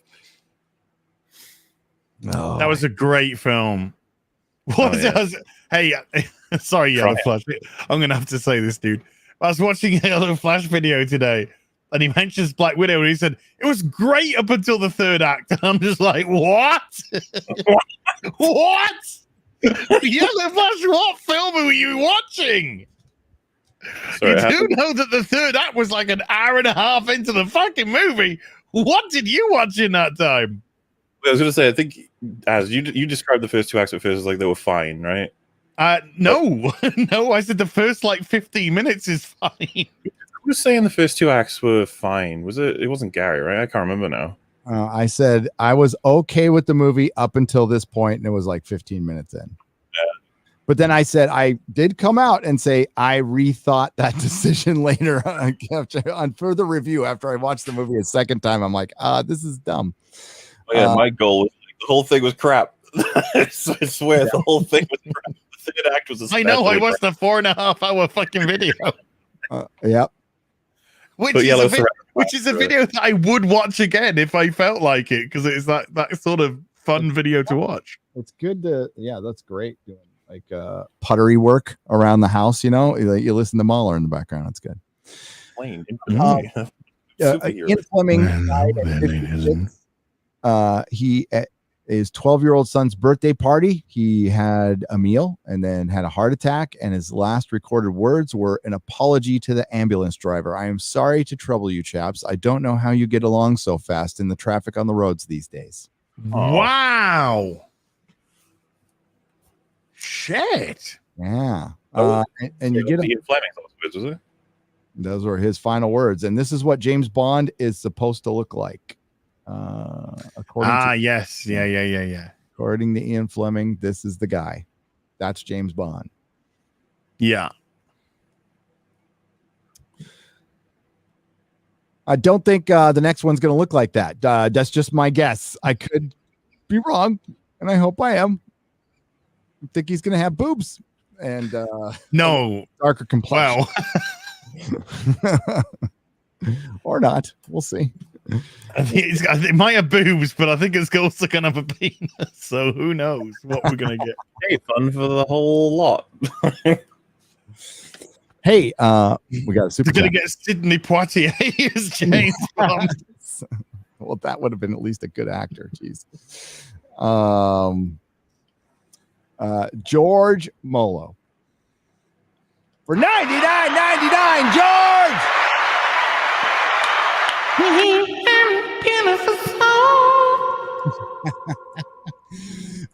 I believe this says super chat 1 of 105. Jesus Christ, you've made it, Gary. What? 1 of 100. You could just stop streaming now. 105. Holy shit, what's that going to add up to? It's been a hell of a run, ladies and gentlemen, and I just want to thank you all. I am now going to unplug from the internet completely. Take me with you, Papa. In Texas. Milking cows and hanging out with Mrs. Nerdrotic. It doesn't sound bad at all. No, that sounds pretty good, actually. Watch your old movies, read your old comics. That is the plan, by the way. Whenever I give this thing up, I am giving up the internet. I am done. I will unplug. I did it once since in the internet age, because I had to go to rehab. Long story. But they didn't let me have anything electronic, no computers, no phones, no access to anything. And it was kind of great for 30 days. George says, talking Liam Neeson, there's a film he did based on a poem by Ian Jeffers called The Gray, a powerful, dark film. All hail Nerdrotic, all hail Az, and making me laugh, adding years to my life with his tweet, Blitzkrieg, and all hail the great MauLer. Hail George! I need The Gray, yeah, they're about the wolf. Oh, that okay. I was going to say, thoroughly recommend The Gray. Excellent film. It's top notch. That film is unfortunately marketed, so a lot of people came away unsatisfied because they were expecting a film where Liam Neeson progressively takes down an army of wolves in a battle of wits. But that is not what the film is, and it is fucking great. It has a lot to say about depression and a lot of other things. Fully recommend it.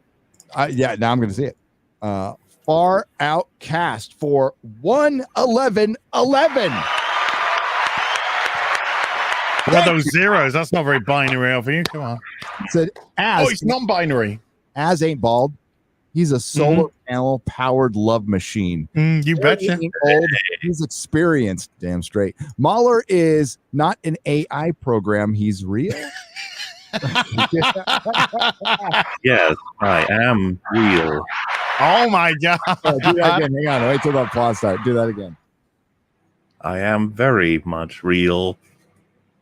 Hello. Is that your HAL 9000 impression? I'm afraid I can't let you. I don't fucking. He's American, You're right? hurting me, Dave. I'm afraid I can't let you do that. Yeah. What I are you can see that doing, shit. Dave? What are you doing, Dave?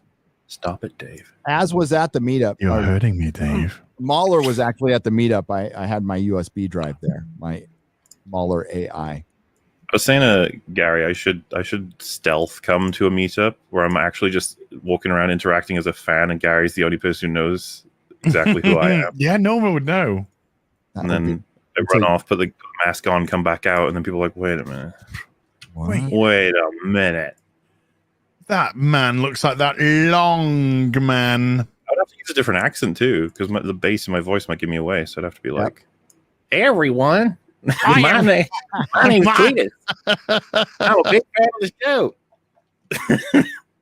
Can I get your autograph there, Gary? What are y'all talking about? Is that Star Wars? I love the first one. I'm not so much a fan of the prequels, but they were all right.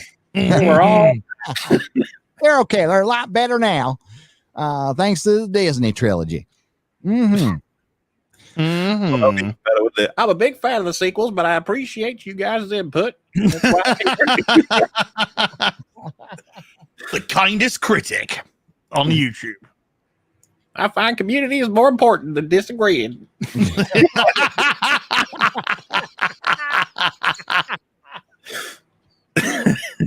Oh, This is a channel. This is a channel starting right now. Yeah. This could happen. He's just super positive about everything. Like he watches the video just absolutely shredding and ranting right at the end. He's just like, that's fair. It's a fair perspective. I don't agree, but it's like Ned Flanders. Okie diggly dokums. That's a fair statement. Oakley Diggly Dokums. Diggly dokums. David Vagenis for $19.99 bought my first manga, One Punch Man, got chapters 8 through 22 and pre-ordered 23, which are out in October.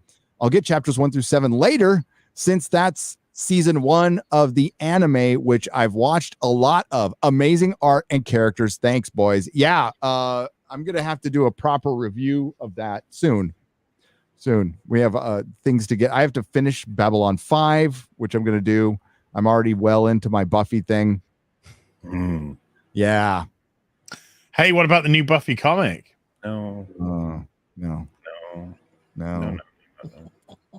Only Joss can write and plot out Buffy. That's the rules. Buffy's time is gone, and it was a wonderful time, and we'll go back there all the time to visit. It's not because I'm still very worried, Gary, that one day we'll see a news article or whatever that says Buffy is set to be written and directed by blah blah blah coming soon. Oh, it's happening.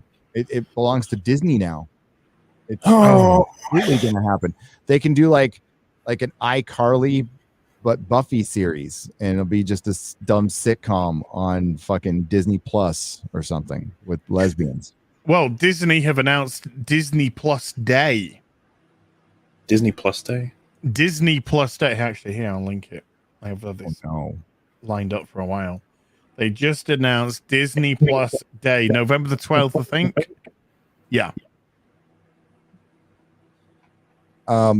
Look, hang on just a second. Let me read this one super chat because it refers to that missing girl. Lobster Minion for $10 says bringing attention to a problem is the equivalent of yelling, "Look at this problem," and then pulling up a lawn chair and waiting for someone else to fix it. It's lazy and usually solves nothing. Yeah. We can bring attention to a problem, and then you can try to, especially one like that, we're bringing attention to other people who are missing. There is something we all can do. And especially the people with the big platforms who are blasting, or big Twitter accounts with, hundreds of thousands of followers. I'm pretty sure you could probably help with that one if you so desire. All right. Sorry. As you were. No. The Walt Disney Company announces Disney Plus Day will include Star Wars and Marvel specials. What does that mean? I have no idea. In a press release, Disney described Disney Plus Day as a global celebration that will come to life across all dimensions of the company. They go on to add that subscribers to Disney Plus will be treated to new content releases across the service's iconic brands Disney, Pixar, Marvel, Star Wars, National Geographic, and Star in international markets, along with a special presentation on Disney Plus for fans with sneak peeks of what's to come. Okay, you get trailers. Yeah. Oh gosh. You get trailers and what you fucking paid for by signing up to Disney Plus. So like gross as well because they're trying to make it a thing. It's like Disney Plus Day, where we all come to celebrate Disney Plus, our overlord subscription service that we all adore, right? You're like, oh, look, it's Dwayne Johnson in Disney Jungle Cruise. Gary, it's your favorite movie. Oh my God, yes. The Dwayne Johnson, the Spanish conquistador. I'll never get old. Sorry, I think it's funny. You know, I'm sure. Maybe they picked him up in Polynesia. I don't know. So yeah, it's literally you get content for the money that you're paying, and we'll show you some trailers, show you some commercials, and people will gush over this. Oh my God, these! Oh my God, this is what I paid no bucks for in Pirates. Yes. Yeah, because we're all just going to be like, what were the trailers? And you have to get Disney Plus. Like, no, just put them on YouTube. We'll watch them there. Yeah. Just fuck. It's all about the next thing. If you're trying to sell something, isn't it redundant to sell it to people who have already purchased your product? Here, folks. Here, this is what's coming up. Okay, well, we're already subscribed to Disney Plus, so... Like, this is an announcement for a day that celebrates finding out what's coming. Like, that's where we're at now. Yeah. They're basically, they need subscribers. So this is a subscriber push. This is like when your gym does customer appreciation day and then they try to upsell you on fucking, training and stuff. That's exactly what it is. Oh. You can see if they're going to have a counter that's going to count down to Shang-Chi breaking even. That's the best headline. Shang-Chi #1 at the box office, now third worst. That is some science right there. That's some science. I love it. Look, they got Trump on as well. Yay. That'll get me a few more white supremacist videos made up about me. He said, yeah, to a picture of Trump. What? Well, we had it on, so. It's like when you have a hamster, you're drinking the water like they do. Thank you. Well, I was trying to get the last couple of drops out, but I'm going to be honest with you. It didn't work. Damn. It didn't work? I'm gonna have to probably fill it up properly.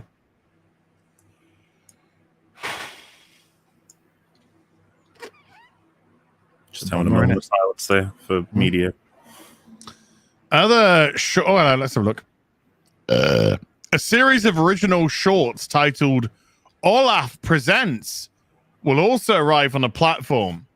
Disney notes these shorts see Frozen's beloved snowman retelling several classic Disney tales as only he can. Nah, I'd rather stick my dick in a blender. Ooh. I wouldn't recommend that. Exactly. They will also release a special celebrating the origins and legacy of Star Wars' legendary bounty hunter, Boba Fett. Yay. There will also be a special celebrating the Marvel Cinematic Universe on Disney Plus with an exciting look towards the future. Yay. Lastly, Dope Sick, What? an original series starring Michael Keaton, will be released in international markets as part of the Star General Entertainment content offering. Dope sick? Like he's sick on Dope Sick. Maybe he's sick of dope, or don't do dope, kids. You'll get sick of it. Wiki, break it down. Wiki, break it down. Or it'll make you sick. Mm-hmm. Disney also promises that subscribers to the service will be entertained with an inaugural fucking hell. Wow, they're really milking this one. Disney Plus Day fan celebration on Disney Plus, which will include breaking news, first looks, new trailers, exclusive clips, and appearances from Disney Plus creators and stars. Will you be tuning into Disney Plus Day? No. No.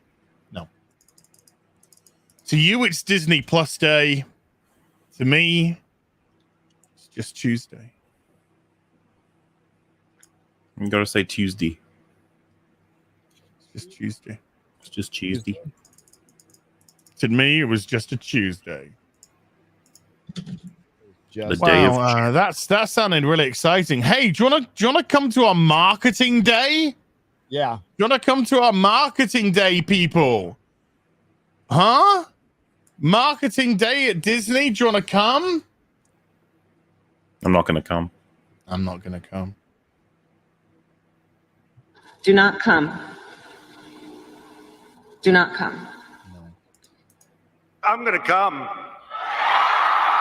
No, Trump, don't go to Disney Plus Day. No, Trump, don't do it. I'll eat your ass. I will eat your ass. 1 minute he's saying I'm handsome, the next minute he's wanting to eat my cheese. Could at least bought me fucking dinner, Alec. Yeah. Right. Gosh darn. Random Eskimo for $10. Thank you for the $10. As a public school teacher in Utah, hope for the future is not lost. Our kids love the USA, the early Marvel movies, and reject wokeness. I teach English without politics, but with comics. Oh, a random Eskimo, you're awesome. Oh shit! I just fucking there you go. You are not a clown. God dang it! That was the clown detector. It was telling you no. Unfortunately, if I was moving to Utah, I'd put my kid in a school there, but nope, not moving. To clown school. Yeah. Utah's way too close to clown school gets you huge roles in Marvel right now, so I don't think you should knock it. Like, oh yeah, shit, yeah, good point. Holy cow, that's the gambit. Just imagine how did you prepare for your role at Marvel? Well, I found that my clown school training really did me well. Fucking hell. Pops for $20 says great comics talk about that got me collecting Grell, Green Arrow, 80s, 90s, Batman, Daredevil. Was going to do a video talking about those on my YouTube channel, but don't want to seem like I'm copying. Thoughts, advice? Do it. Absolutely do it. If you want to do it, do it. As did a video about James Bond. I'm going to do a video on the same article. We all do videos on the same thing. We talk about the same movies. Compete against yourself. Absolutely, because people want to see your take. You might have a different take on it. And if not, like, you're spreading the word about good stuff. And there can't be enough people spreading the word about good stuff. Now, I know as MauLer, yours truly, everybody in this sphere gets asked to do positive videos. Give us good news. Well, I don't know if I see any of my videos as positive or negative. I try to laugh about pretty much everything I do, but you know, when you do a full on positive video, nobody watches it. Like, nobody fucking watches it. But occasionally we do mix it in, and it does do well. I would say MauLer has a lot of positive videos. The father video is a positive video. Yeah, and you know, Az and I have both praised movies recently. The Snyder Cut, which MauLer didn't, but I liked, and Az liked, and we all liked the Suicide Squad. Yeah. So and Final Boss on Amazon. I can't see that still, but yeah. But Pops absolutely talk about you'll bring it to one person, and that's enough. You know, Frank Miller Daredevil or Grell Green Arrow. That's good stuff, man. Do you want to see some good stuff? Yeah, let's see some good stuff, man. I'll show you some good stuff. This is now Nightfall Part 1, Part 2, Part 3, Part 4, Part 5, Part 6, Part 7. Look at these Kelly Jones covers, mate. Part 8, Part 9, Part 10. That Kelly Jones. Look at Part that. 11, The Breaking of the Bat. Part 12. Part 13. Part 14. Part 15. I love that. That Part 16. Jim Ballant Catwoman. Part 17. Part 18. I forgot there was 19. Yeah. And finally, Part 19. Joe Quesada cover. I know. Yeah. Is that die cut? Yeah, die cut. Yeah, that's all 19 parts plus the additional Shadow of the Bat Lost story type of thing for MauLer, all for MauLer. With some well, still, like, because like I feel like so the way this works when you do comics, because this seems to be like a well-known arc. Do they typically not do that long of story arcs? Do they typically do like? Oh yeah, this is like a huge yeah deal. What they do is, I mean, for Batman, he's the top character, right? So that's an event that they would usually do like across universe, and that's normally an arc.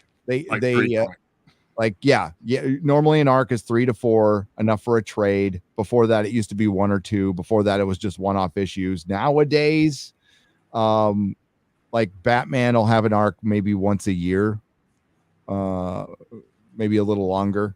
But that particular arc is one of Batman's absolute best. Batman was so good in the fucking 80s. The 80s and early 90s Batman, it was just top notch all the way through. And I also he's got like build up going into it as well. So yep, you're not going in raw dog. And I had a delivery. I had a not delivery, but I had a thing that came in the post from a gentleman. I'm gonna there's a letter here which I'm gonna read. To Az, please find enclosed a little thank you for all the joy, fun, and laughter yourself, Gary, and MauLer have given us people who hide in the shadows but watch your videos daily. If you want to share these comics with the other two, please feel free. Over the last couple of months, I spent a couple of £100 on various old comics. The artwork is stunning. And the story is so simple, but yet so enjoyable. Escapism at its best. I'd love to know what the likes of Lee and Kirby would think to how much of their beloved characters have been destroyed and how the people who made them into superheroes they are today, the fans, are now bigger dangers and enemies than the likes of Red Skull, Mr. Sinister, or the Joker. So sad the things fans are so passionate about have been taken away from them and butchered. Thank you, all three, plus all the other YouTubers in your merry little superhero group. Kind regards, somebody that just wants to be referred to as Stu. And they sent a few comics. Let's have a look. We got you, Stu. Boom. Oh, Super villain team up number 10. Boom. Doctor Doom. Super villain team up number 6. Boom. Super villain team up number 5. Oh yeah. Now we're talking. Boom. Super villain team up number 3. The Invaders, number 11. Bam, bam, bam. And Captain America and the Falcon, 210. Got that. Look at that. And then, I'm going to get this out because this is a tree-parter and more modern, but a tree-parter. We have parts 1, 2, and 3 of Cyclops and Phoenix. Oh. And X-Men, but there you go. So lots of lovely stuff there. So Stu, thank you very much indeed, dude. That was absolutely lovely-dovely of you. Lovely-dovely of you. Beautiful. To send them. So I'm very grateful. Oh, I like it a lot. I like it a lot.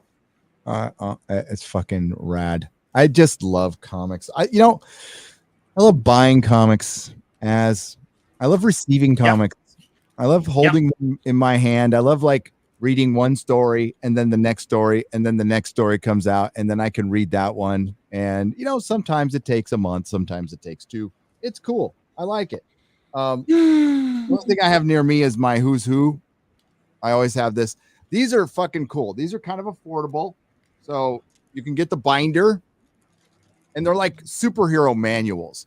Marvel has one too. It's called the Official Handbook of the Marvel Universe. And you can get these little things that go in, right? And you got and it gives you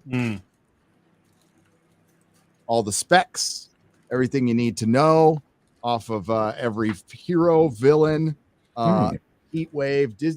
DC has the weirdest heroes. Look at this fucking picture though, the Joker. Oh, Boland, yeah. Damn good. Damn good. Ego unknown. Yes. Unknown. 6'4", Joker. 6'4". Damn, he's tall. And I think that is the coolest part that we've never known. It's kind of like not knowing who the Doctor is. That's awesome. Pass my thanks on. That's cool as hell. Supervillain team up. One of my favorite books. Didn't last very long, but Namor and Doctor Doom together is just badass all the time. Yeah, it's lovely. It's great getting something different in the post, some comic. I like you, Gary. Like, I've just adored buying this Nightfall, for MauLer because I love buying comics. I love buying comics, and I'm getting comics that I've read and I love. MauLer might think the shit. Who knows? But it's just like you just got this excitement that you're going to share this story with someone else, and you're kind of like, oh, I hope they like it. I hope they like it because it has such an effect on you. And I just love. I mean, I love getting back issues. I love looking at back issues now. God, just getting them home, going through them, reading those little story arcs. I agree. I gotta make sure. That used to be a lot of fun, man. This is the Guardians of the Galaxy run I'm gonna get from all. Not this one though, because it's got a CGC book. But this is what pretty much the movie was based on. completely. It's so fucking good. It is so fucking good. So that's MauLer's going to have a lot of reading to do, which is unfortunate because I don't know how to read. I don't know how to make videos. Shit. Oh shit! We should have probably checked first. Yeah, I mean, this is why foreign movies can't even watch them. Subtitles don't even make sense to me. It's just blah, blah, blah. So sorry about that. But I mean, I can feel it, you know? I can probably get the words out that way. Yeah. You learn your letters. I'll have you read them to me as. Yeah, For bedtime. It's time for Nightfall Part 6. Batman and Scarecrow. Oh, there's a Nightfall audiobook. Yes. It exists. It's yes, on cassette tape. Yeah. It's dramatized and it doesn't have a cast and everything. Yeah. Yeah. Kingdom Come. I owned it. I don't have it anymore because it was part of my collection, which got all taken away. But I used to own it, and the Radio 1, who's actually owned by the BBC, back in the day, they played a few-minute snippet of it every day. And the place that I used to work at, which was a small company, we'd have Radio 1 on. That'd be the radio we had on when we were working, because we were working in a manufacturing environment. So I was like, as a Bat fan, like every day it'd come on, I'd be like, Batman Nightfall. We should all. Oh my god! What the? Hang on. Way. It has the largest percentage of sociopathic criminals in any metropolitan conurbation, so you're right. Yeah, that's it. Hang on. Like, I think the voice of like Montoya she also did the voice of like Lady Shiva, and then by the end of it, she couldn't tell which accent she was meant to be doing, so she was kind of doing Montoya a little bit like Lady Shiva. And it's got me. You must be from out of town, or you'd know better than to mug tourists at the Founders Day parade. I love it. It's so good, dude. Yeah, it's so fucking good, man. We should create like a voice acted comic at some point with all you guys playing different characters. It'd be fun. Like, you know, I did a little thing for Batwoman. Did you ever see that? I don't think so. I'd see if I can find it. It's cringe as fuck, but I was just trying to demonstrate how to like try and do a story, a better interesting story. You look for that. I like this idea, MauLer. Get a scripted audio drama going. I mean, because my first thought was like, you could like Nightfall, right? You could have it, you could record it all, and all. I guess there'll be room for everyone to play characters. You know, like even Gary could be like Scarecrow or something. Just it could be anything. But then I was like, well, why not create your own something, right? I can voice that. I don't know. That's a good idea. It would be fun. I think we should. I think that would be really fucking cool. Let's roll that around in our heads. I always wanted a full-on audio drama of a Song of Ice and Fire. Because that's the only way we'll get not that it's going to ever end. And this is before, fucking George decided to just quit. But that's what I always wanted, one of those. And we got a good one of Lord of the Rings already. Mm-hmm. I forgot to check Not a Blog today. I still check every day. Let's see. Has George finished the George? Okay. Oh, shit. Sorry. No, it's okay. I grow old, I shall wear the bottoms of my trousers rolled. Shall I part my hair behind? Do I dare to eat the peach? Is this what it's T.S. Eliot. No. No, so he posted about T.S. Eliot, fucking Thursday Night Football, bitching about the Giants. Nope. Yeah, no talk about the book anymore. It's done. Did you find it, Az? I'm looking. Okay, no, take your time. It's all good. Have you put thought? Because I know you guys were mentioning something to do with that Santa Claus thing, right? Like making your own comic. What's? Yes, we're gonna do Santa's ex-husband. We have a way of we want to do it a particular way, which we will not say right now. Az and I could probably write this in a night, so we'll just put together a night where we can write it because it's like 17 pages. And I already know I want to have a line where Santa's crushing pussy. I want to definitely crush pussy. But other than that, yes, we have a plan. We are going to do it. We're going to do it. But we want to do it a particular way to keep what I'm probably talking too much, aren't I? No, it's fine. You're not giving anything away. Think of it as a teaser of a teaser trailer. Okay, I think. Yeah, I found it. Cool. Okay, it's cringe, but I'm just trying to show.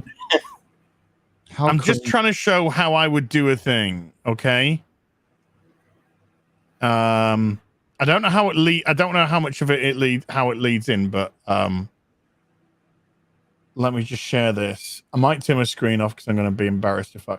But I'm just trying to it's more of a demonstration than a thing, if you know what I mean. It's okay. We will only judge you harshly. It's fine. Oh, fuck! Right, there goes the camera. Then look at that. Great start. That is. So I don't know how. Oh, pressing the fucking play button on the other screen. I always do that. Fun and interesting. I've actually put it into more of a comic book format for your enjoyment pleasure. Looks like that said, I'm not the greatest at American accent, so excuse the cringy voice, but a huge thank you to my friend Amelia Talon for providing the voice of the homeless girl. So let's just see how. Right. So what I did is, you know, that trailer, there was the Batwoman trailer, where there's a homeless girl on the street, and she goes up to the homeless girl and just like gives her a big wad of money or something. She gives like a few, like $100 or something. And then she walks down the street, and then one of the crows says to Kate Kane, he says, "Don't give them money, you'll only encourage her." So she goes back to the girl and then gives her fucking Rolex watch, and then walks past the guy going, Yep. So what I did is stole from Bruce, but so what I did is what would have happened instead of Batwoman being there? What if it was Batman in that same situation? And how would he view things as comparative to how she did the advert? So do you know the advert? You know the advert I'm talking about. So with that, I think maybe somebody with a bit more objectivity would handle the situation. Enjoy. Oh my god, I did a trailer for that as well. My investigation brings me here to what appears to be a regular Gotham South Side street. Litter, pollution, homeless begging for scraps next to a polished Mercedes-Benz. The extreme juxtapositioning Gotham displays. And it's here I see what is clearly out of place. The homeless person, young, reasonably well dressed and clean, hair fashionably styled, and not appearing to be malnourished. Either she or somebody else wants her presentable. What's your name? My name? It's Grace. Grace Harold. How old are you, Grace? I'm 19, sir. She's not. She's 17. Grace Harold's been missing for 3 months now. Last seen with a member of the gang that I'm tracking. The mother's heartbroken. Her father, he's already accepted she's likely dead. Gotham does this to people. It can drain you of your soul if you let the darkness in. Why are you on the streets, Grace? My parents, I couldn't stay. My boyfriend. Boyfriend. Interesting. What's his name? Rico. Rico Martinez. Bingo. He's a lieutenant for Los Angeles de la Muerte, wanted in connection with the disappearance of 2 young girls. 2 young girls the same age as Grace. There will not be a third. Tell me where Rico is. He's working. I grab Grace's arm and roll up her sleeve. Track marks. He's feeding her. He's controlling her. She needs him for a fix. Working or dealing? Yes. She's so scared her arm is trembling.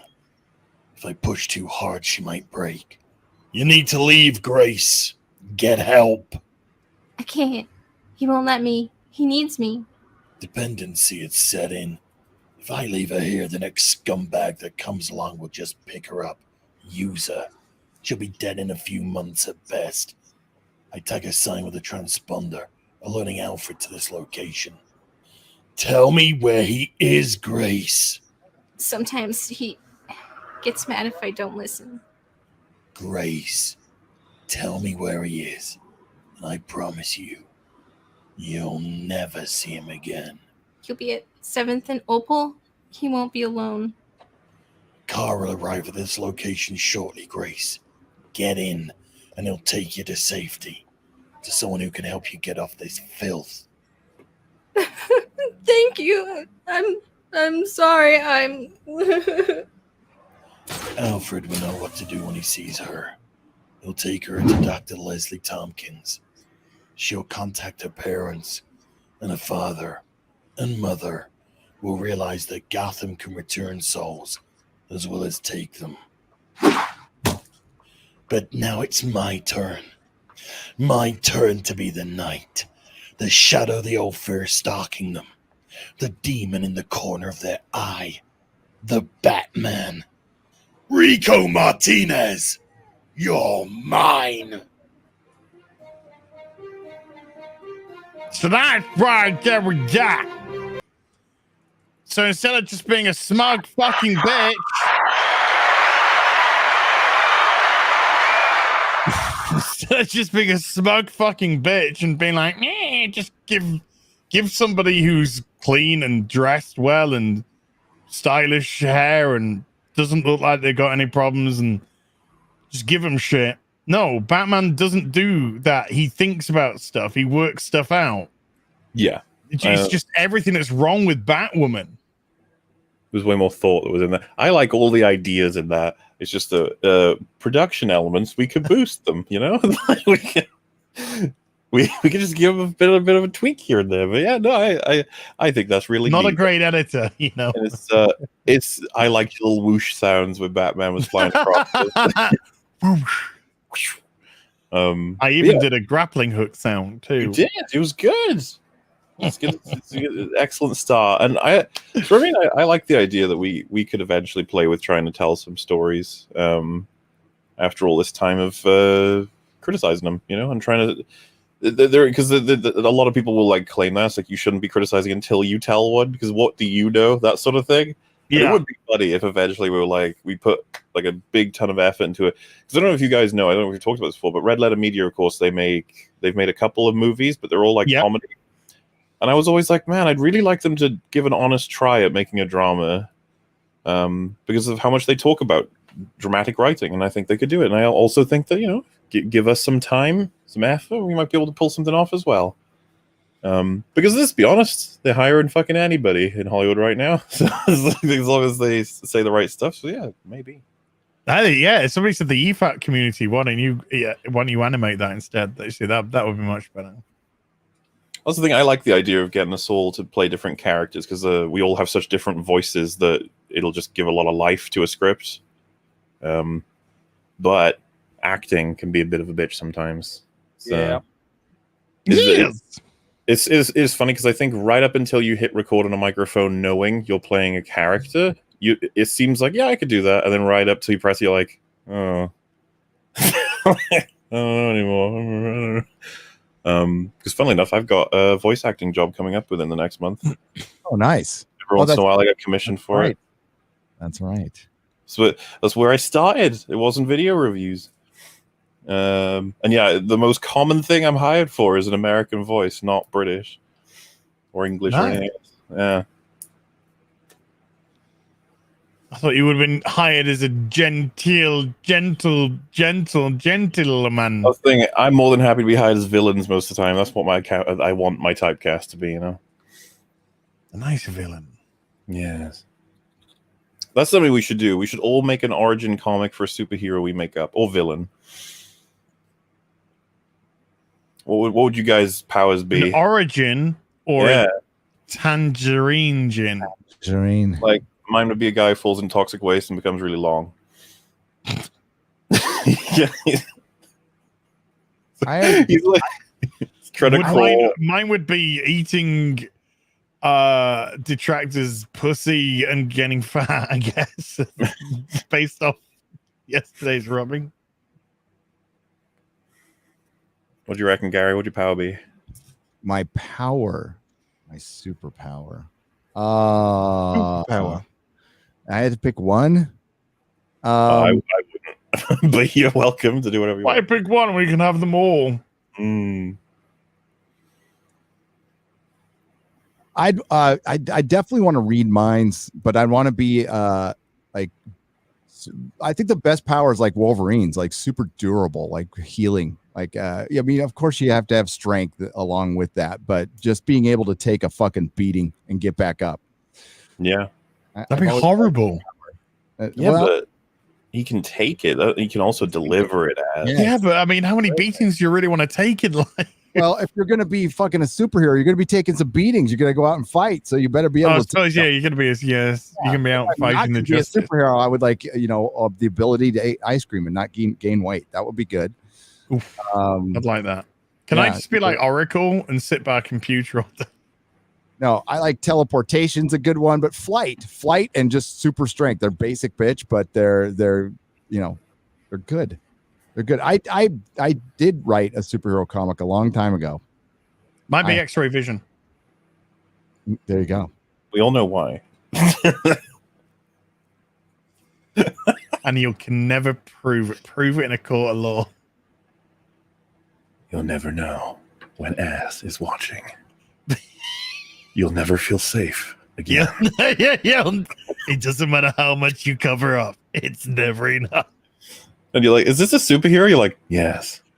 Kind of. Sort of. Just go with it.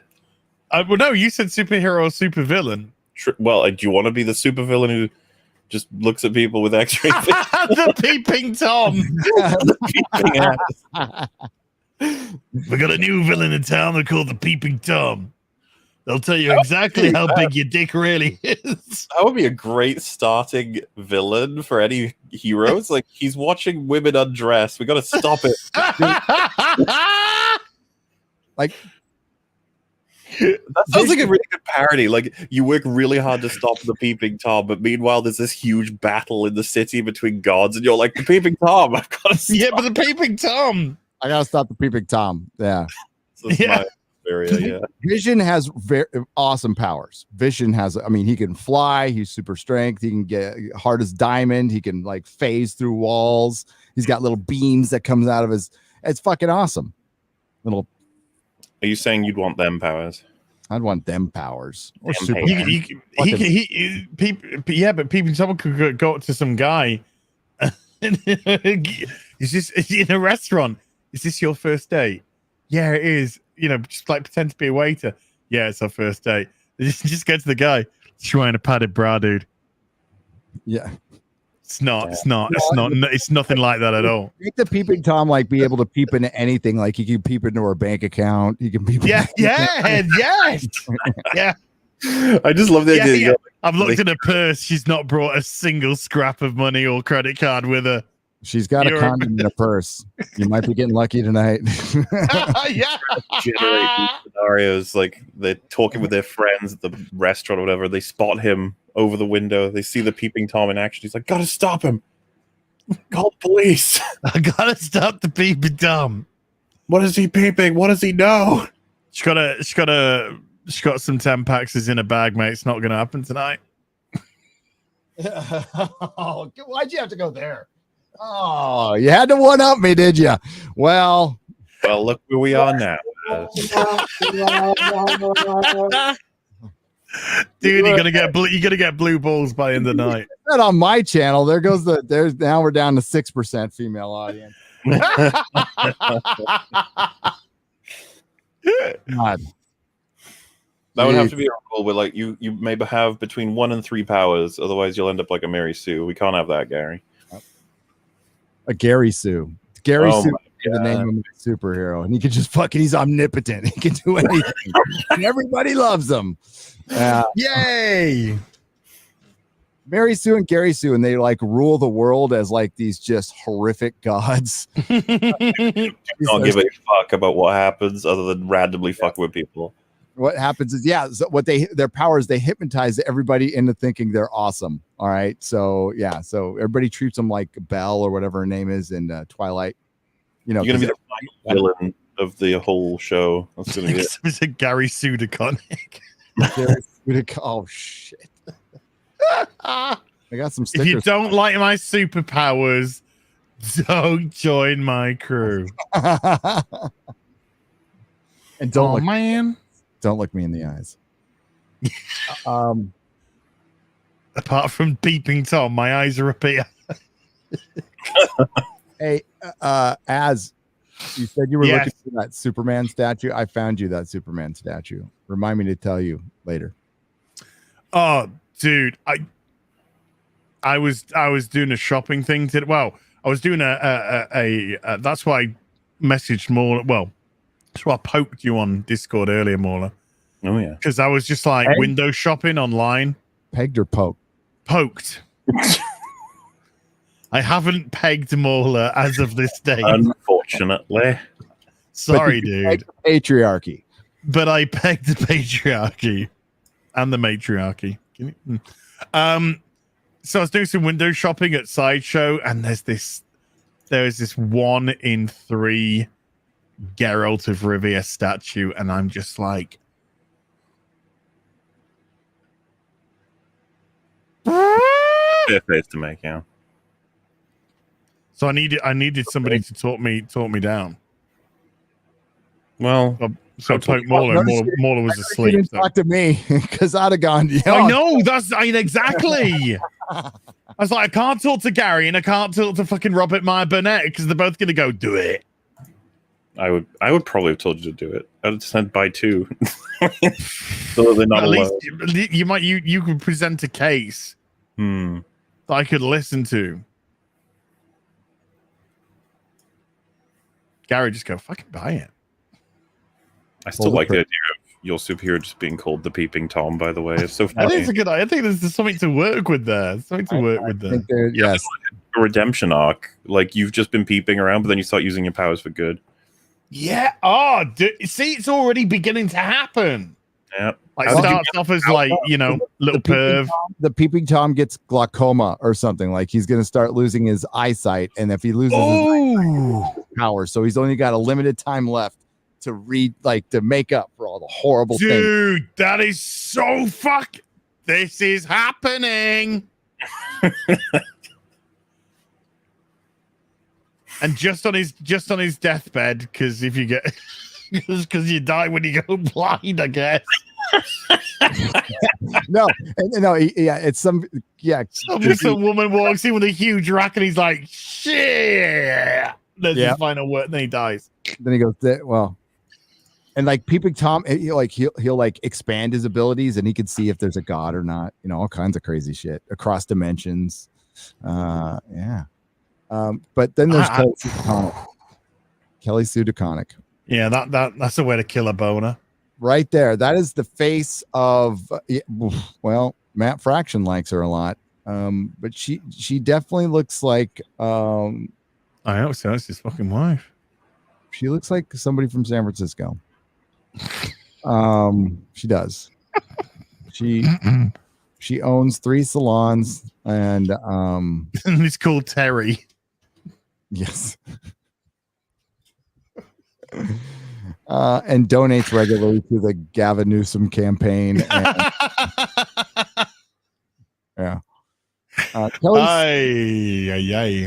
Kelly Sue DeConnick laments the abysmal state of comics after telling people not to buy her books. Well, these videos have been going around. Everybody saw the first one. And if you don't like my politics, don't buy my book. Problem solved. Yep. It was, you know what? If you watch that whole interview, this fucking interviewer right here, this douchebag, absolutely. He's just licking her butthole the entire fucking interview.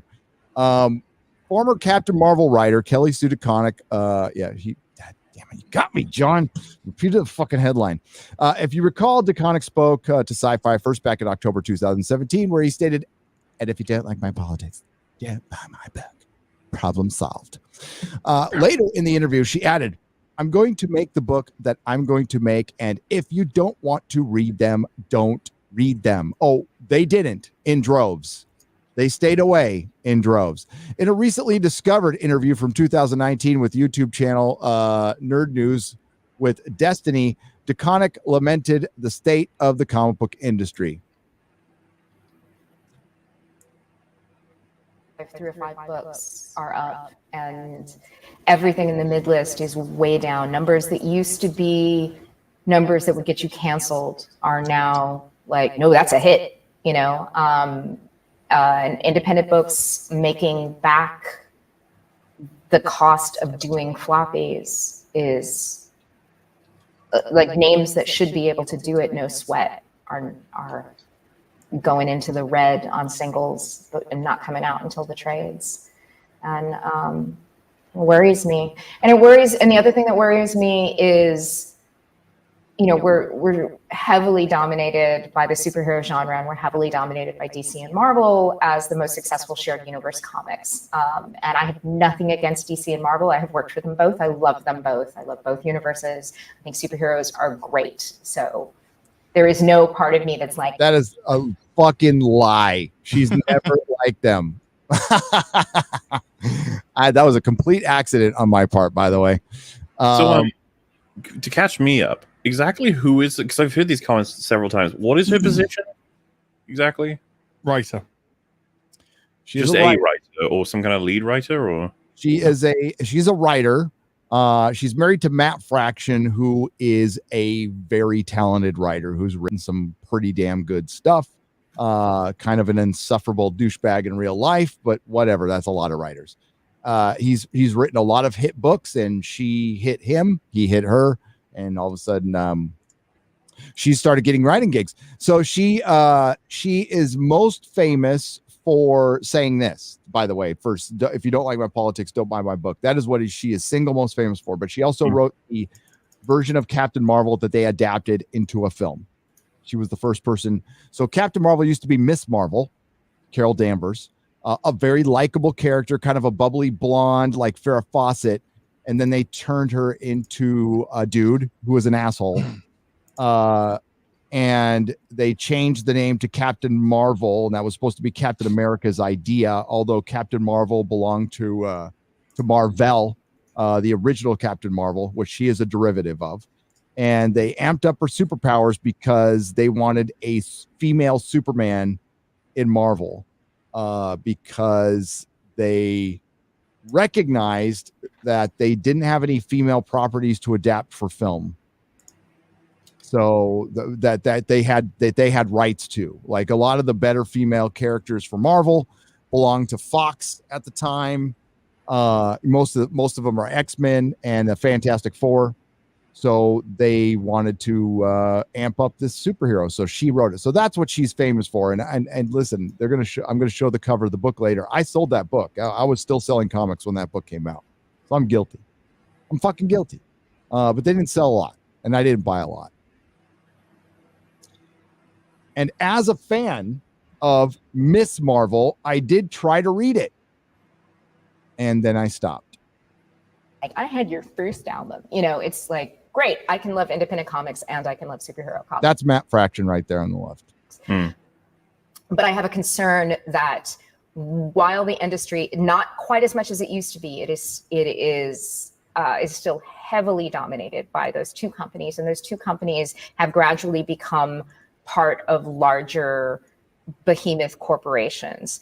And comics have always been special because of the way that they work in the brain and because of the way that we have always been cheap and fast and therefore innovative. So we could try things in comics because it's far less expensive to screw up in comics than it is. Entire management suites of Hollywood studios get fired for taking the kind of chances we take every week in comics. Yeah, you know, and then you stopped taking chances, and then you started alienating customers, and pretty much everything that's wrong with the current comic industry is in this picture. Kelly Sue DeConnick, that Marvel comic book, and fucking Pops, right? Funko Pops, yeah. Fucking Pops. So everything that's wrong with the industry is that, but they're not wrong. That's why comic books were the proving ground, because you can do things. It's the perfect medium. It is cheap. It is fast. You can do things first and often, and you can retcon stuff whenever you want. But this new model of we're going to continue pushing things that are clearly not popular, that are actually anti-popular. They are alienating customers and having companies stick with these things because the message is more important than making money or pleasing, more importantly, pleasing the customer, because we want to give them what they need to hear. We want to tell them how to think. We want to tell them what to think. That's new. That's where the newness comes in. Things have always been political in allegory, but they have this is identity politics, what they have been pushing. And it's clearly antithetical to the entire industry, and they refuse to believe it. She's not wrong when it comes to the big two and Diamond and all the problems comics had before. But the new one they have is Kelly Sue DeConnick telling people not to read their fucking book. And these assholes continue doing that to this day. That's your X factor. This is a problem the comic book industry never needed, and it has now. And we see a comic book creative attacking a paying customer is a day that ends in Y now. It just fucking happens all. You thank Dan Slott for that. Yeah. That fucking little virgin gnome. Yeah, I mean, it feels weird to listen to it almost approach this so smugly when it's like it's very obvious what your damage has not helped at all. So I don't know why you treat this like this sad result that she could never have seen coming. It's like, I mean, exactly, MauLer. I mean, it's staring you right in the face, but that's the sheer fucking hubris of these people. They don't really think they are the problem. When they are the problem, when even talented guys like Mac Fraction, what happens is obviously, in this sphere, in the comic book sphere, like Matt Fraction is a huge celebrity. Most people wouldn't recognize this guy on the street, don't fucking know who he is, don't know what he's written. But in that industry, he's like this massive star. And it's weird. It can skew you a little bit. The problems with the comic book industry are they can't pay enough for talent, right? So what they do is they hire diverse, what they call they're being more inclusive. What they're doing is they're getting people cheaper. They're trying to publicize it like they're doing this nice thing. It's like, no, they're actually just getting new talent that's not very good. And now you can get a writing gig if you transition. And if you point that out, it's like your boy Zach from Diversity in Comics. He should still rename his channel back to that, by the way. Pointed out that Mags Visaggio transitioned before she transitioned. She wasn't getting a lot of work. When she transitioned, she got all the work. And she was still shit. And she was terrible. She was terrible. Objectively terrible.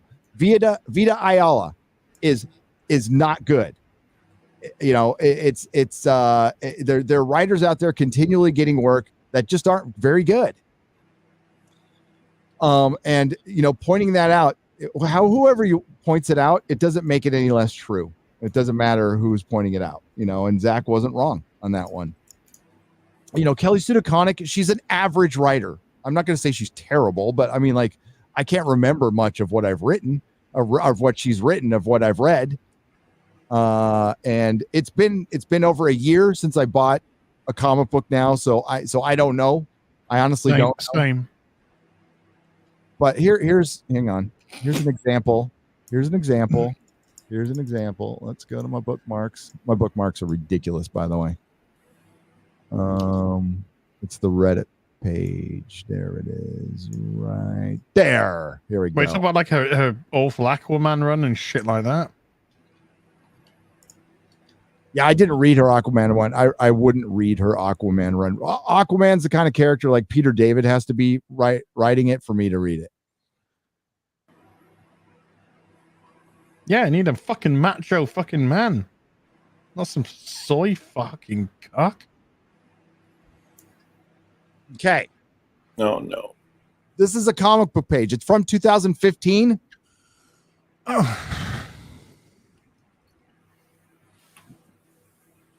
I forgot what it was. X-Men, something of Future Past. It's not Days of Future Past. It's something of Future Past. It came out in 2015. There's so much to say already. Yeah, I gotta like blow this up a little bit. Let's see if I can do that. All right, here we go. All right, so this is a single page, and this is Colossus,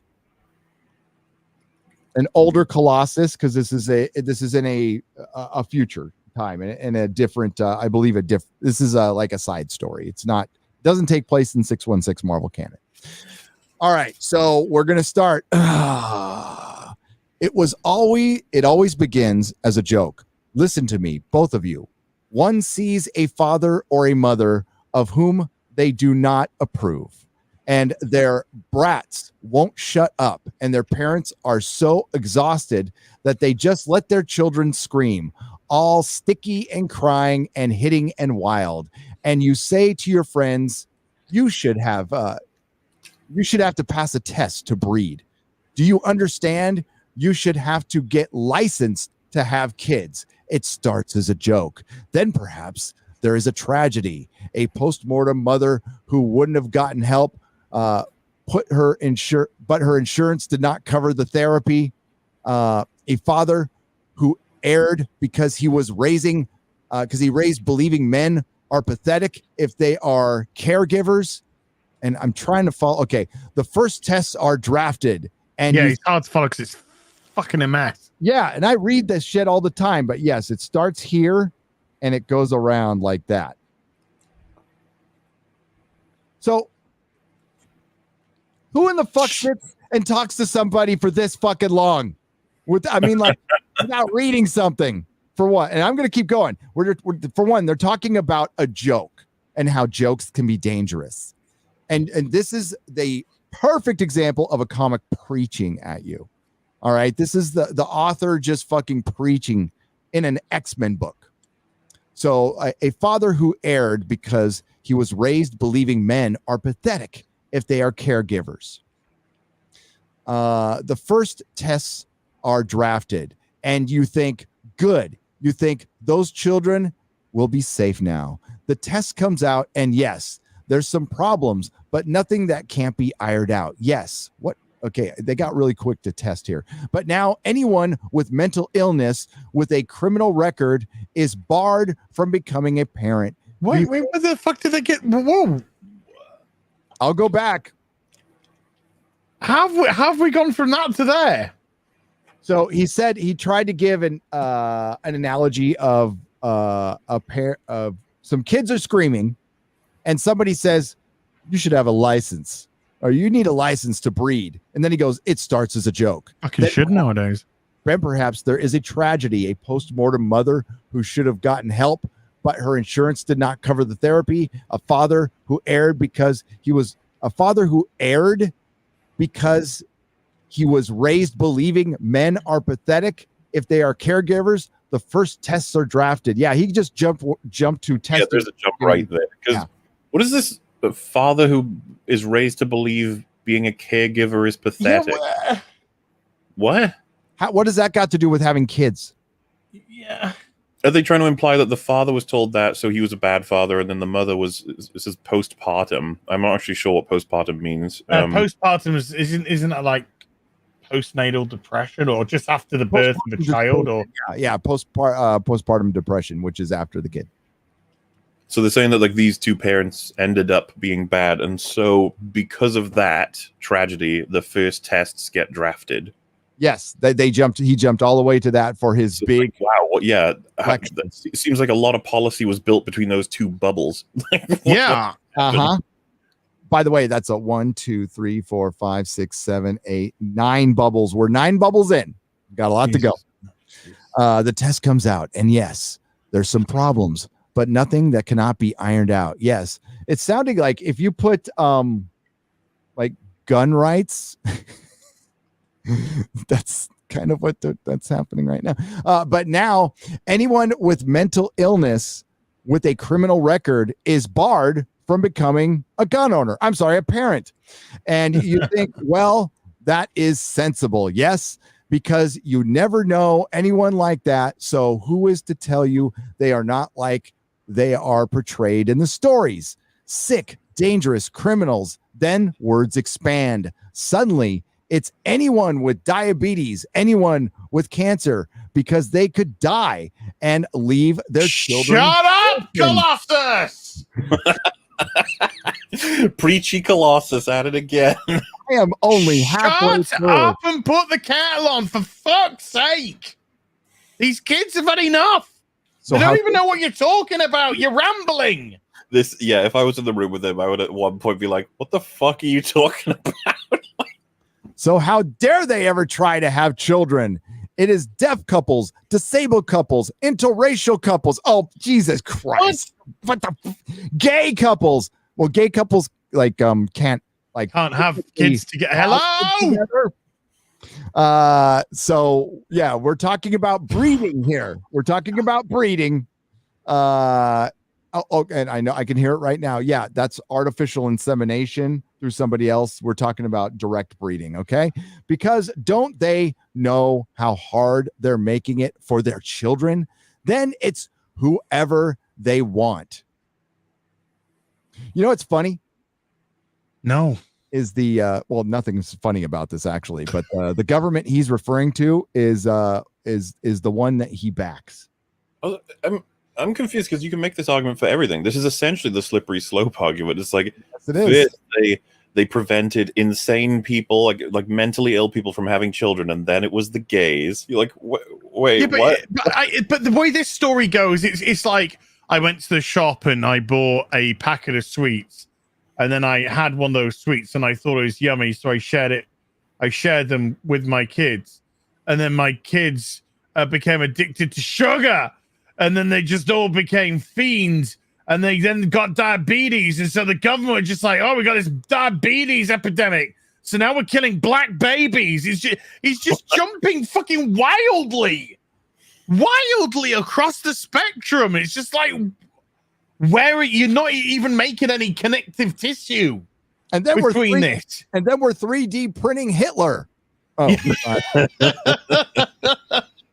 hey, come on, a Hitler hot toy. They are going to do that. Oh, I'd buy it. Wait, what? There is a Hitler hot toy. Oh my! It exists. I saw one on eBay. I couldn't believe it. No, I wasn't looking. It was a suggestion. Gary, Hitler hot toy. It was a suggestion. Oh my god, it's all over. It's suggested. That's fucking worse. That means your natural searches are just like, we need to recommend Hitler to this guy. I know, right? No, it was called like German Commander or some shit. Mundane Matt was right all along. He was confirmed. There's a section of my room that you can't see. That's all fucking hot toys. It's all fucking Nazi memorabilia. It's just all Nazi memorabilia. Oh, dude, I gotta tell you guys the story because we're in the middle of it. My former father-in-law did collect that shit. He was crazy, motherfucker. So did Lemmy. A Motorhead? Yeah. Yeah. Yes, he did. The first test are drafted. Where was I? Was it the 10th? I don't care. 11th? The test comes out, and yes, there are some problems, but nothing that cannot be ironed out. Yes. No, you way past there. Fuck off. Yeah, come on We're now. not going right back down to that place again. But We're now- on to black babies and shit. Oh, sick date. Oh, yeah. Okay. Oh, diabetes. Here we go. I stopped at I'll go back a little bit. No. It is deaf couples, disabled couples, interracial couples, gay couples, because they don't know how hard they're making it on their children. Then it's whoever they want. You think you are working for the greater good. You cannot even fathom the life of someone who isn't exactly like you. Then one day it is you. And they're forcing you to take a vaccine. Sorry. Some vaccine, some gene. Sorry, some vaccine gene. Yeah, some gene, some history, some past behavior, and suddenly Twitter. you are sick, dangerous criminal. Because the truth is, humans hate. Human hate can adapt to anything. Jesus You are Christ. safe, but if someone hates you, then they will come up with a reason after the fact. Only then do you realize what you put in power. Only then do you realize what you stripped away. There is terrible power in a joke, in a story, in taking the truth and making it ugly. Do you understand, children? Well, this is a great example, right? All I asked was, could I watch The Simpsons? Sir, this is a Wendy's. Yes. So this is a Burger King, sir. Man, if I was like editor for whatever this is, I'd be like, right, so if I want to maintain the spirit of your little thing there, but I also want to edit it down, let's keep the last 7 bubbles. We'll lose the rest. I mean, if you're desperate to try and tweak, I don't even think what he's trying to say is fucking important or relevant or interesting. well, if you're writing it as Colossus believes this to be true, whatever that, but all that garbage at the top down, it's just so filled with bloat. The point he's trying to make. It is. I mean, he doesn't even re-reference the fact that he's talking about a joke at the beginning. We've lost the plot completely. What are you talking about? Oh, you were talking about oh, he does right there. The power of a joke. Okay, my bad. Sorry, I lost it in the 26 fucking bubbles that are here. 26. Well, yeah, that's the thing. That's the point he's trying to make. And you know what? The point would hit way harder if you could do it way fucking quicker than this. And it would also sound realistic because it's fucking dialogue. It's not an essay. But let's compare that to the power of laughter. The power of laughter, which is a powerful thing. It makes you feel good. It can diffuse a situation. I'd love to preach a Colossus. I'd be like, let's have another 27 bubbles to talk about what happens when you start to censor jokes and then you start to censor what the subjects can be discussed. Or let's have 27 bubbles talking about when you start telling people close to you that they're Nazis and white supremacists. Like the comic industry did. There's a meme. I was on Adam and Sitch's show. They do more politics and stuff, but there's a meme we came up with called Consequentialist Man. He's like a superhero, supervillain guy, and all his power is he tells people how whatever they're doing is bad because it will eventually lead to something much worse. But you can do it with everything. So whenever you're talking about anything, he'll just burst into the room and be like, hang on, right there. What you're doing is evil because it will be blah, blah, blah, blah. But you can have him argue for literally anything. It's like, you shouldn't tie your shoelaces because it might encourage someone to use laces to hang themselves. You never know. You're just like, what? What? It's a word salad of gobbledygook shite. It's pseudo-intellectual bollocks. Pseudo-intellectual. Perfect. This is going to come as no surprise, but Gabby Petito's autopsy has confirmed it is homicide. It is homicide. Mm-hmm. And have they found the boyfriend yet? Well, he's probably dead, most likely, isn't he? He's probably killed himself. Yeah, he went off into the woods and he's probably self-deleted. And what about that that lesbian couple that was murdered too. Was that him too? Or was that somebody else? Did you hear about that? No. No. There's a lesbian couple that died that was shot at their campsite. And it was around the same area that he was in. And they don't know. I don't know if they found a separate killer for that or not. Jesus. What the fuck is going on? Well, part of it is what they are saying is police are stretched a little thin right now. So I don't know if that's true or not. I don't know if they're using another situation to get more funding. I don't fucking know. Or maybe they're too busy busting people for fucking masks and shit. I fucking if I know. If they're even doing that in that state. But you know what's weird is you can use this really same lame fucking rambling argument against censoring a joke. It's the same fucking thing. So it's she-tarded. It's she-tarded. Yeah, it starts out with censoring something really harsh, then it censors something a little less harsh, then less harsh, then it's just the thought, then it's the I don't know, the discussion, the thought and everything until it becomes illegal to even gesture toward a subject, you know, and then Colossus is there crying because, you know, he's just like, I can't believe I was so wrong. And you're like, it's okay, Colossus, it's okay. Yeah, and I want to open my comic book to see Colossus beating the shit out of something. I don't want to see this. This is the kids aren't reading this, and that's the hubris of the comic book writer now. Like, oh, we've got young people reading this. We need to influence them and show them the right way. And I, as a comic book writer, somebody who makes up superheroes and has led a sheltered life, will be the person to teach them. Although I don't have much life experience myself. But they said jokes and stories can be dangerous. So don't read our comics, kids, because that's all we fucking do is tell stories.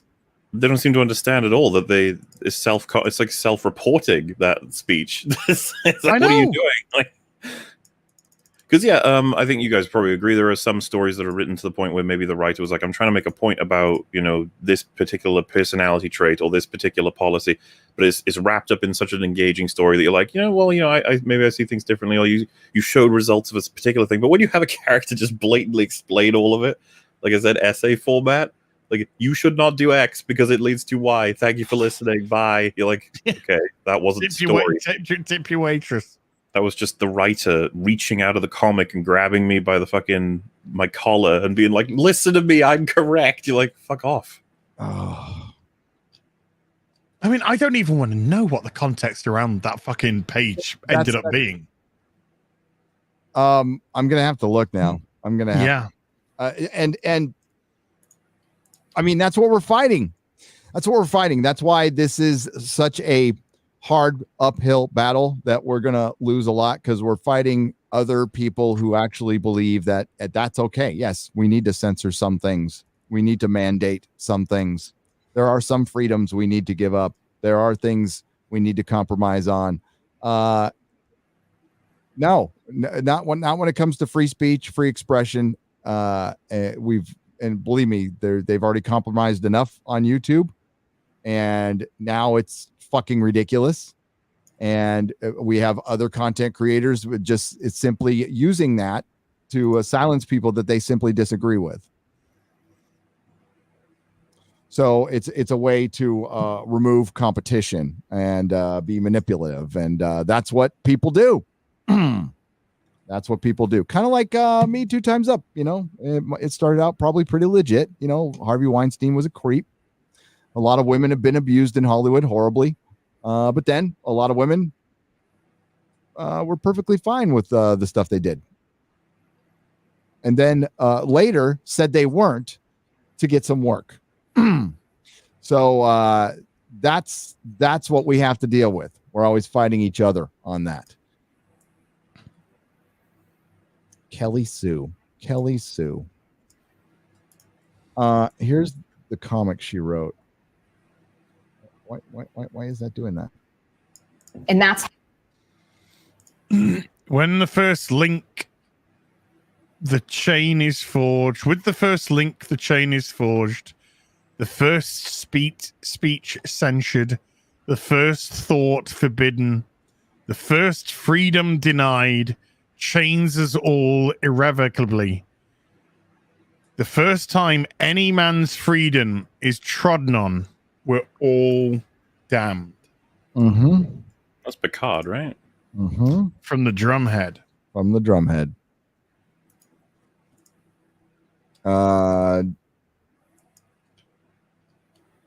Boy, it's hard because from our perspective, the industry has contracted and we're worried about comics right now. So it's always interesting to me that outside the perspective is it's comics are booming. So this is the same argument, ladies and gentlemen, that they are using for one Shang-Chi. All right. It's this, we're not doing bad. We're doing great. Right after we moved a bunch of goalposts and changed the rules, but Kelly says it in the beginning of that, of her little talk there, that comic books that used to be at, canceling numbers used to be 30, 60,000. In the 80s, if you sold under 300,000, you got axed. I mean, 80s, early 80s, mid 70s. I mean, comics used to sell in the millions, and they would strip cover them and return them, and they'd be in every corner store and every freaking liquor store, every newsstand. There was lots of newsstands. They'd be everywhere, grocery stores. So if your comic, for example, The Champions is a book that had Hercules and Black Widow and Iceman and Angel. It got canceled because it was only selling a couple 100,000 copies, which would be a massive hit right now. And the number one. And the truth behind that, and she said it now it's a hit if it's 60,000. Well, here's the truth behind those sales. 60,000 people aren't reading them. It's more like 20,000 people reading them, because most comics nowadays have variants. So what you're doing is you're buying the same comic over and over again to pad the numbers. And now it's a gimmick that's just built into everything. It used to only be on special books. Now it's built into everything. King Spawn, I like the book. I back it. It didn't sell 500,000 copies to customers. And out of those 500,000, the amount of people who actually read King Spawn, I would say, I'm going to be generous, 80,000 out of the 500,000 that were sold to comic stores. Most speculators who are buying up a lot of this stuff, they don't read the books. A lot of customers who are habitual buyers maybe eventually read the book in a year if they remember to do it.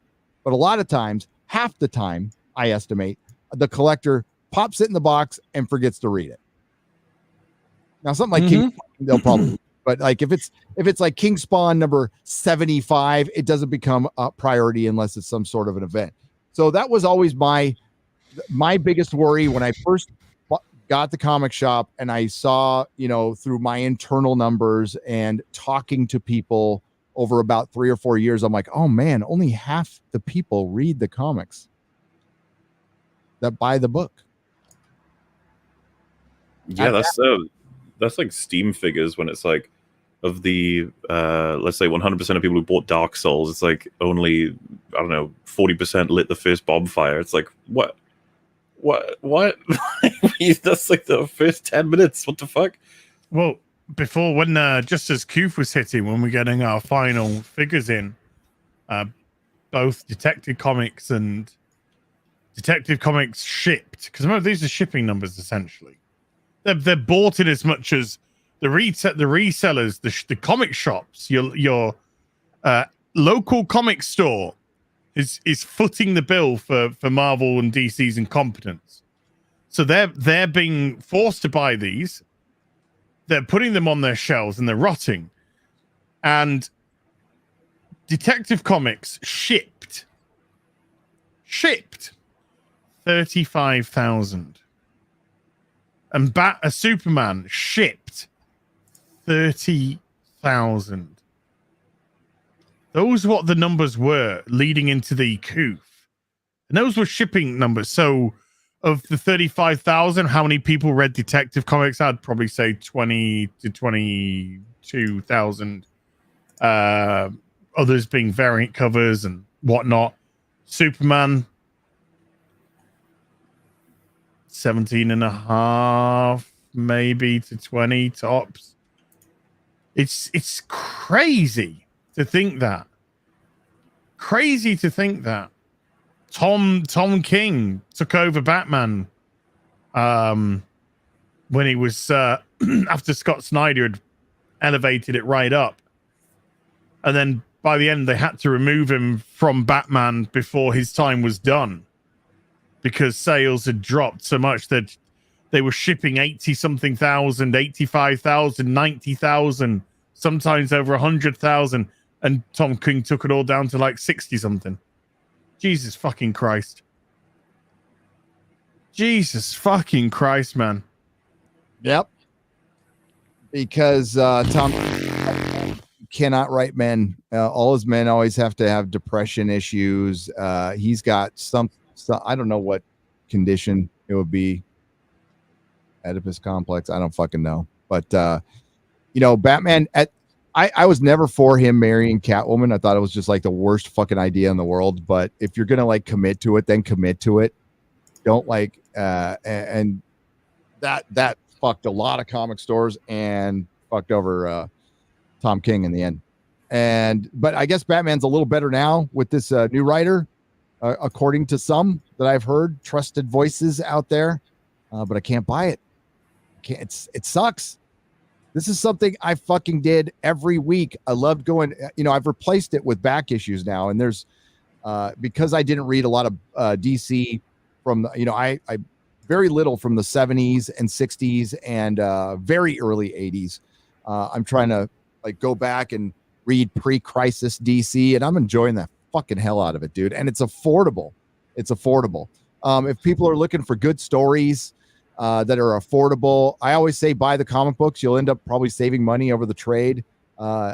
Jeff Johns JSA is great. Paul Dini did a Zatanna run, I believe in 2010. That is great. What I was recommending to MauLer there, Guardians of the Galaxy 2008. That's fucking great. It's good stuff and it's affordable. Well, Guardians of the Galaxy isn't. Get the trade there. Guardians of the Galaxy, because it's based on the movie. I guess it's worth money now. So, but the other issues are probably pretty affordable. You can probably find them in dollar bins.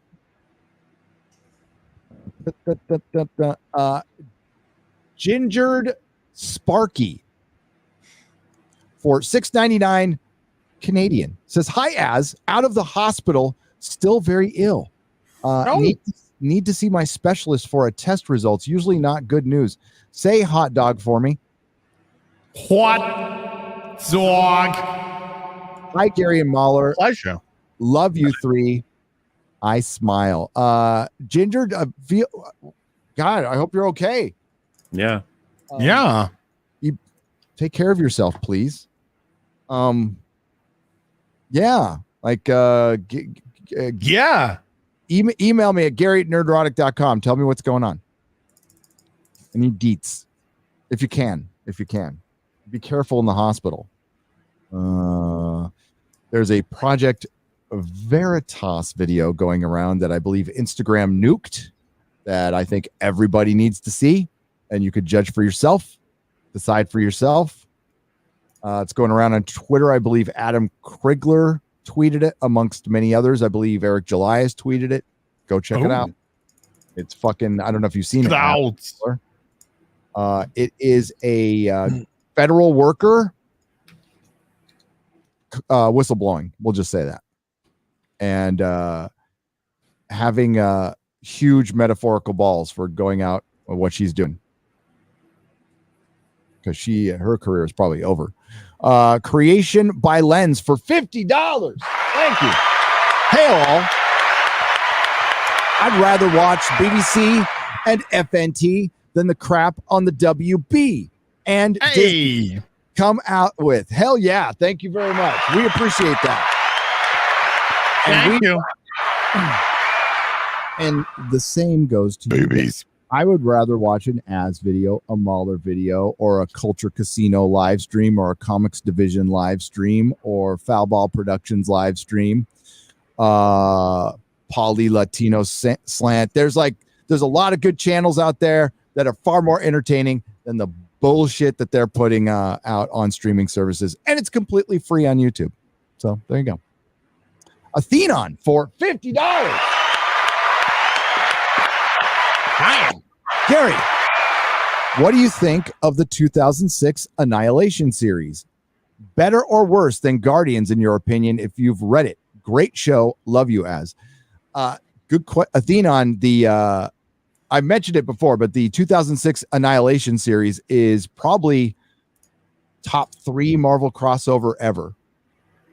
It's fucking great. It came out right around Civil War time, and it was really meant to kind of explain where the galactic heroes were while the Earthbound heroes were fighting it out on Earth. They did this Annihilation crossover. I highly recommend it. It's really fucking good. And it's got, Silver Surfer and Warlock. And the Guardian. It's fucking good. Star-Lord. Now, is this Star-Lord pre-bisexuality? Yes. Right. I'm just confused because I was very confused as to how somebody's sexuality suddenly changes out of the blue.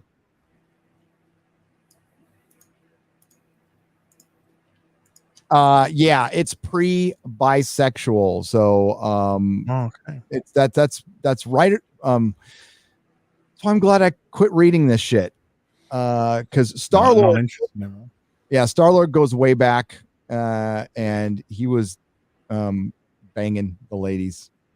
Well, they kind of fixed him when T'Challa became Star-Lord, He's way better now. He saved the whole universe 10 times over. Sometimes all you need is a good argument. Sometimes all you need is a writer to fuck everything up. Sometimes. MauLer? Sometimes all you need is love. Need is a good argument. That T'Challa really knows what he's talking about. It's not bad. That's pretty good. I can smell the Josh Brolin there. There was notes. There was notes of Josh Brolin as like, there was a bouquet of Josh. Okay. I'm taller than he is. He's very short. He is, yes. You need to read this, MauLer. X-Men, God Loves, Man Kills by Christopher.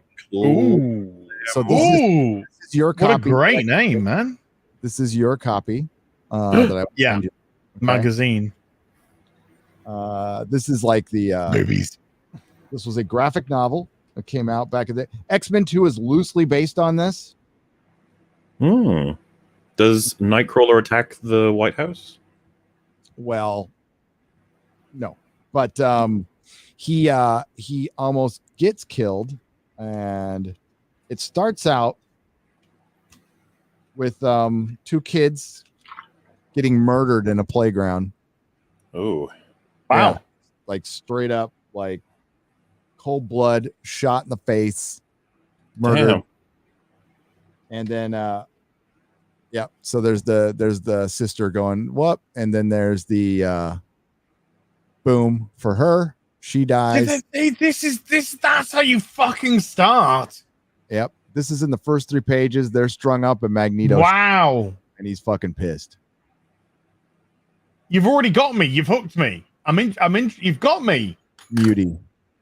I just want to know when they start sitting down talking about fucking food. They don't. And jokes being evil. Shit starts blowing up. And it's I do believe it has one of the classic Wolverine things where, hang on. Let me see if it's in here. I got to find it. Oh, yep. Questioning a guy, and he's like, I got 1 claw, pop. I got a 2nd claw, pop. Oh, one is. Hey, that's kind of like in X-Men 1. Great. When he locks the guy's neck with the 2 claws and then slowly pushes out the 3rd one. How happy were you guys with X-Men 1 when that came out, the movie? The first X-Men, I thought it was good. I thought it was good. I was pretty happy because I thought it would be utter trash. What do you think? Was Hugh Jackman casting as Wolverine a bit worrying at first? Nah. No? Because everyone worried about the height, from what I remember. Yeah, they did, because Wolverine is very short and very stocky and very, very hairy. And yeah, some comic people did complain about it. I wasn't I wasn't concerned about that, because I don't think that would have played well on screen. And we'll see if if the Marvel version does it. And I could be wrong, but I thought Hugh like nailed the spirit of Wolverine like immediately. I was like, rage, man. Yeah, he's really good with the rage. So I was completely happy. I was looking forward to Doug Ray, or how do you pronounce his name? Doug Ray. I always say Doug Ray, like it's two names because I'm dumb. I was looking forward to him. I thought like this guy looks like he could be a good Wolverine. Then his fate had yet to be revealed. Poor Doug Ray. Hey, he's out. He's out now. He's out. He's out of Batwoman. Mm-hmm. That poor God, what was he doing in that, dude? I don't know. He needs to speak to his agent right now. Yeah, he probably got promised stuff that was like, this show is gonna have a huge budget. It's gonna be, they're gonna treat it with fucking respect. They've got these great actors, great stories. Superheroes are huge right now. You'll likely end up with a franchise deal. It's gonna be great. And they are capable of making something good. Now, I think. I mean, I don't know if they've got enough sets and shit.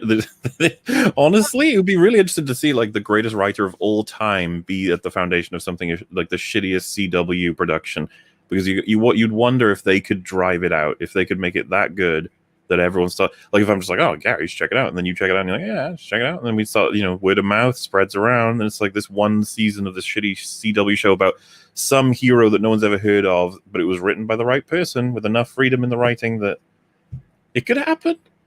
It won't, though. No, because comics are fucked beyond repair. There's you've seen. I've seen Greg Berlanti productions that have been good. Like season 1 of Arrow, season 2 of Arrow, season 1 of Flash, the first season of why am I blanking on it now? Tomorrow. Legends of Tomorrow. Legends of Tomorrow. The first couple of episodes of Swamp Thing before it went south. Doom Patrol had some fucking Swamp Thing went south towards the end. It went super. Yeah, I heard lots of good things about that. Until that. Doom Patrol is pretty fucking good. The first season is pretty fucking good. There's a scene in, I think this is season 2, where Flex Mentallo, he's a guy. If he when he flexes, his muscles can give they have a psychic effect on people. But he's got to use a particular muscle for a particular effect, right? And he accidentally flexes the wrong muscle and gives an entire town an orgasm, which was pretty fun. and we're talking Matrix 2 orgasm cake. Yeah. So there's the orgasm wall in Buffy. There's that episode where they put their hand on a wall and it gives them orgasms. Oh, yep. Holy shit, that could be inconvenient. Yep. But I even mixed that scene into my I think it was my Zack Snyder Justice League trailer reaction, and I put the orgasm scene to all the Snyder Cut fans seeing the trailer. Okay, but yeah, they're capable of making good stuff. Superman and Lois, when they try, showing you that they do try to throw this agenda in their shit. That is deliberate. It's not like oopsie doopsie accidentally. No, this is just writing now. No, they are deliberately derailing characters, making poor choices for story to fit in agenda, and it's killing all storytelling. And but it's great for, I think, streaming services, because a lot of people are watching older shit now. And the most watched things on streaming services are older things. It's the way it should be, at least right now. Yes. Yep. Well, I saw that fucking Seinfeld trailer, and it's going to be on Netflix, right? But it made me want to watch fucking Seinfeld. I was like, oh, I want to start all over again. George Molo for $100. George!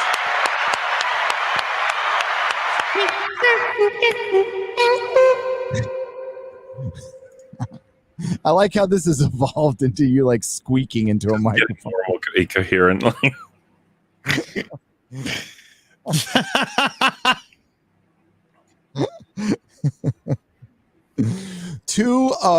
Super chat 2 of 105. Wow. We're going from an alpha, hairy, bald, brutish Bond to a future fairy dairy, a bare floorboards bikini bimbo SJW bot who won't studios do to disenfranchise epics and defrock boys of heroic role models in order to remold them into spineless beta blow up dolls.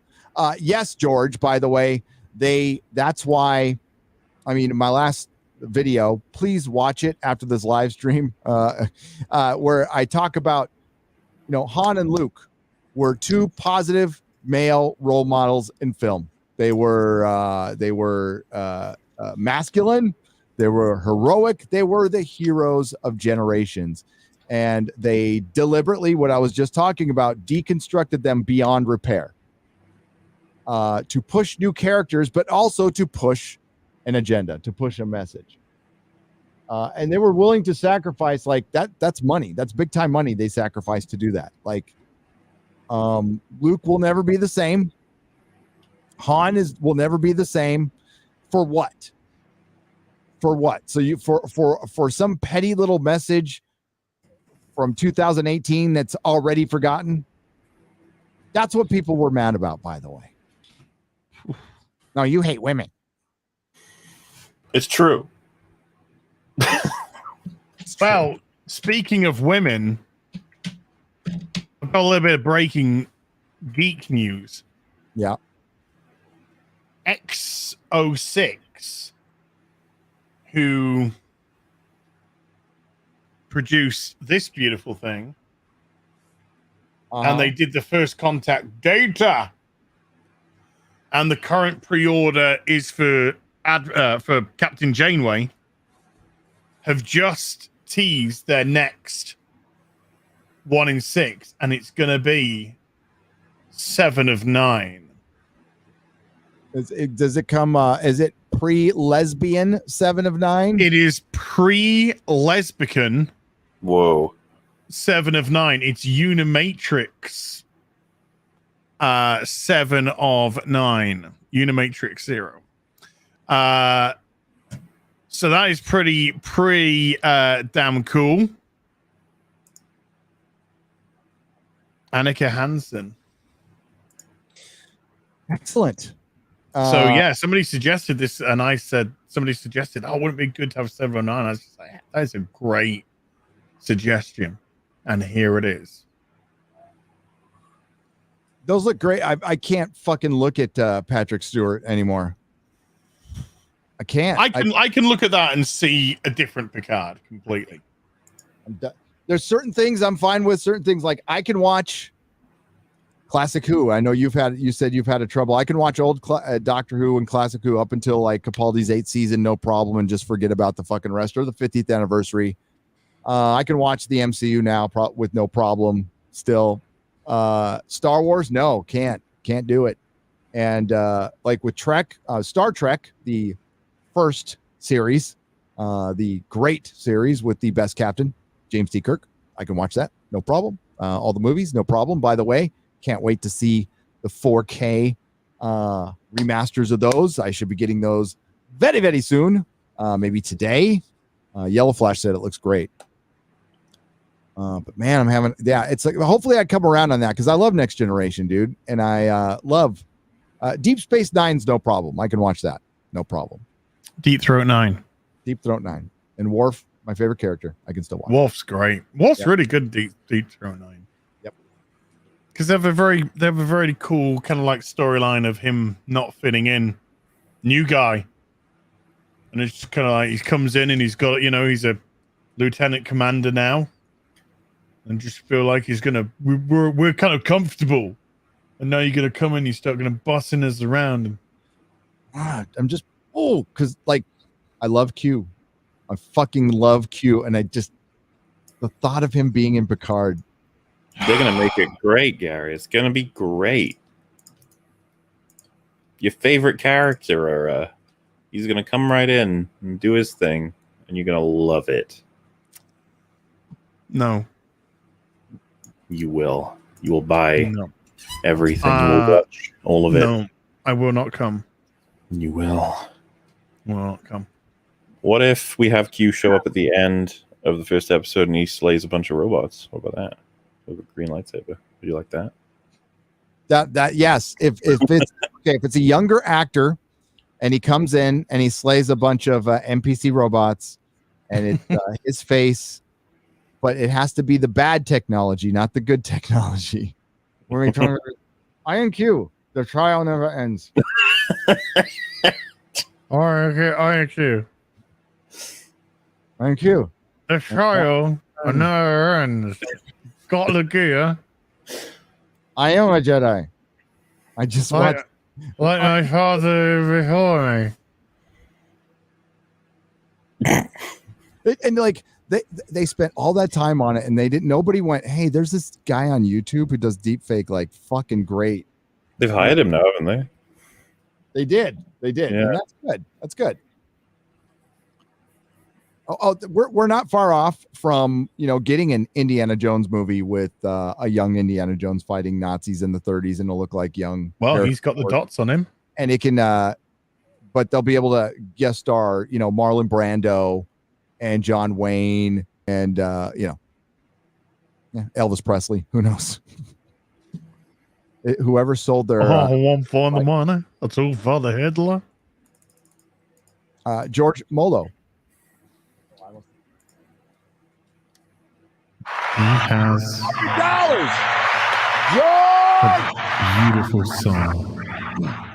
beautiful song. Super chat 3 of 105 for all the Kathleen Kennedy clones, bottom bitches, brushing aside the fandom, giving the boot to all who carry the spirit of the films within us. Neither she nor they can erase our love, nor refute our passion and separate us from our ownership of these epic tales. And that is true. Absolutely, George. And George Molo, once again, for $100. George!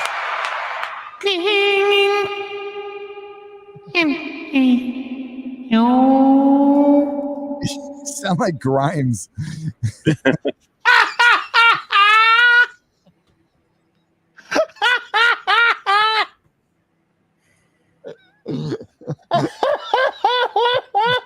Put a little techno behind that. You sound just like fucking Grimes. Oh, getting hit by Elon. Oh, Elon, God bless you. Oh, fuck it. Best CEO ever. I know, like, the Johnny Depp fans don't like him, huh? Why? Because he fucked Amber Heard. Yeah, but then I think he called Johnny Depp like a cuck or something. Oh, that's not nice. Super chat.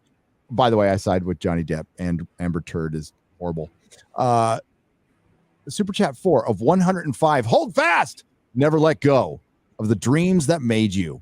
The stories that wove themselves into your childhood, grafted to your genes, and empowered you to be noble, heroic, strong, and daring. Never stop dreaming. Step up, stand tall, live your best life now. All hail George Molo. George!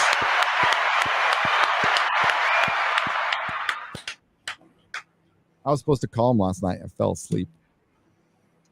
But I'm awake now. My phone died. I might have to plug that in.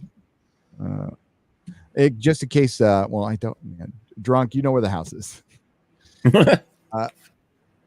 We got Squibbles for $10. They're going to make the Force from Star Wars a physical place, just like the DC the DC Speed Force so they could send Rey in to fight Darth Vader, calling it out. I wouldn't put it past them at all.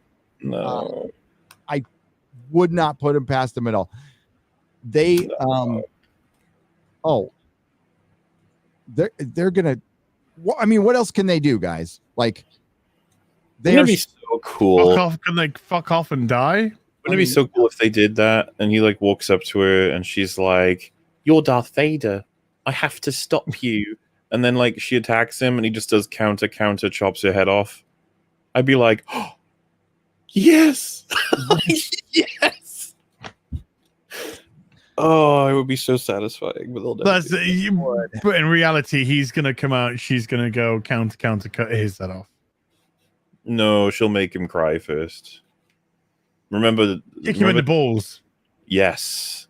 Oh yeah, she'll just oof, boom, boom, boom. In the balls. Yes. Remember Joke's on you. My balls burnt off from Mustafa. There used to be an account. I don't know what happened to him. They probably changed their name. Was Darth Vader's charred phallus. Know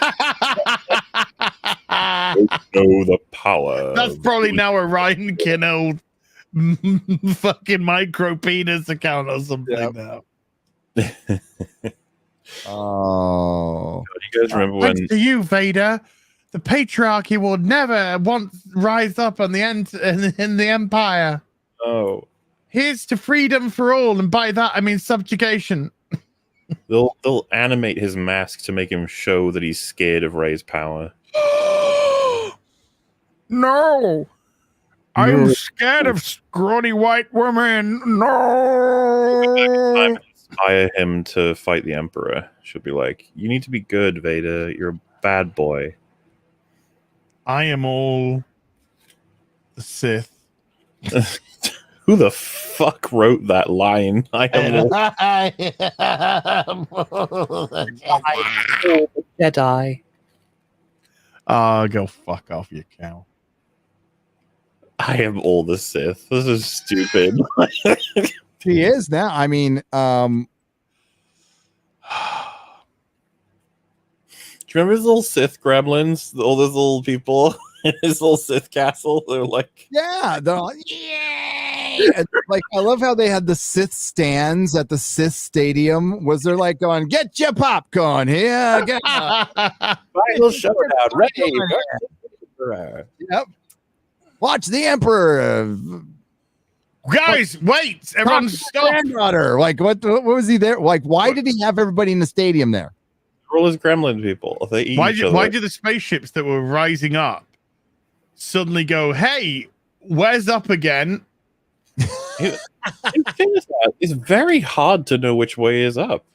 What's happening? Well, we came up from the ground, so I think it's safe to say if we keep going up, we'll be all right.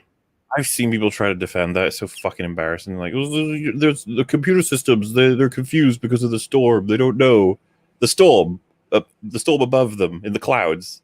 Go up. Just go fucking up. Go up in space eventually, you fucking idiots. Like, what are you doing? Oh man, we only have. And we've all got a Star laser, I guess. They had one tower and one location on the planet that told all of them how to go up, and then it got destroyed or whatever. It's like, oh no, damn it! That knife, you can shove that fucking knife up Ray's fucking wazoo, mate. The Death Star crashed fucking knife. Don't remind me. The plot line's so fucking stupid. Oh, why? Fucking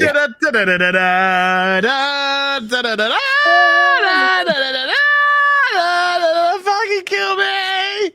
I put in that bad recorder in there. That's just pretty much the state. You know what sucks is like I still search Doctor Who news, especially because but every time you like in the era of Coof, when you put Doctor Who news in now, it just comes up with a bunch of Coof shit. It's Doctor Who blames Doctor Who says it's like, no, Doctor Who. Yeah, of course, yeah.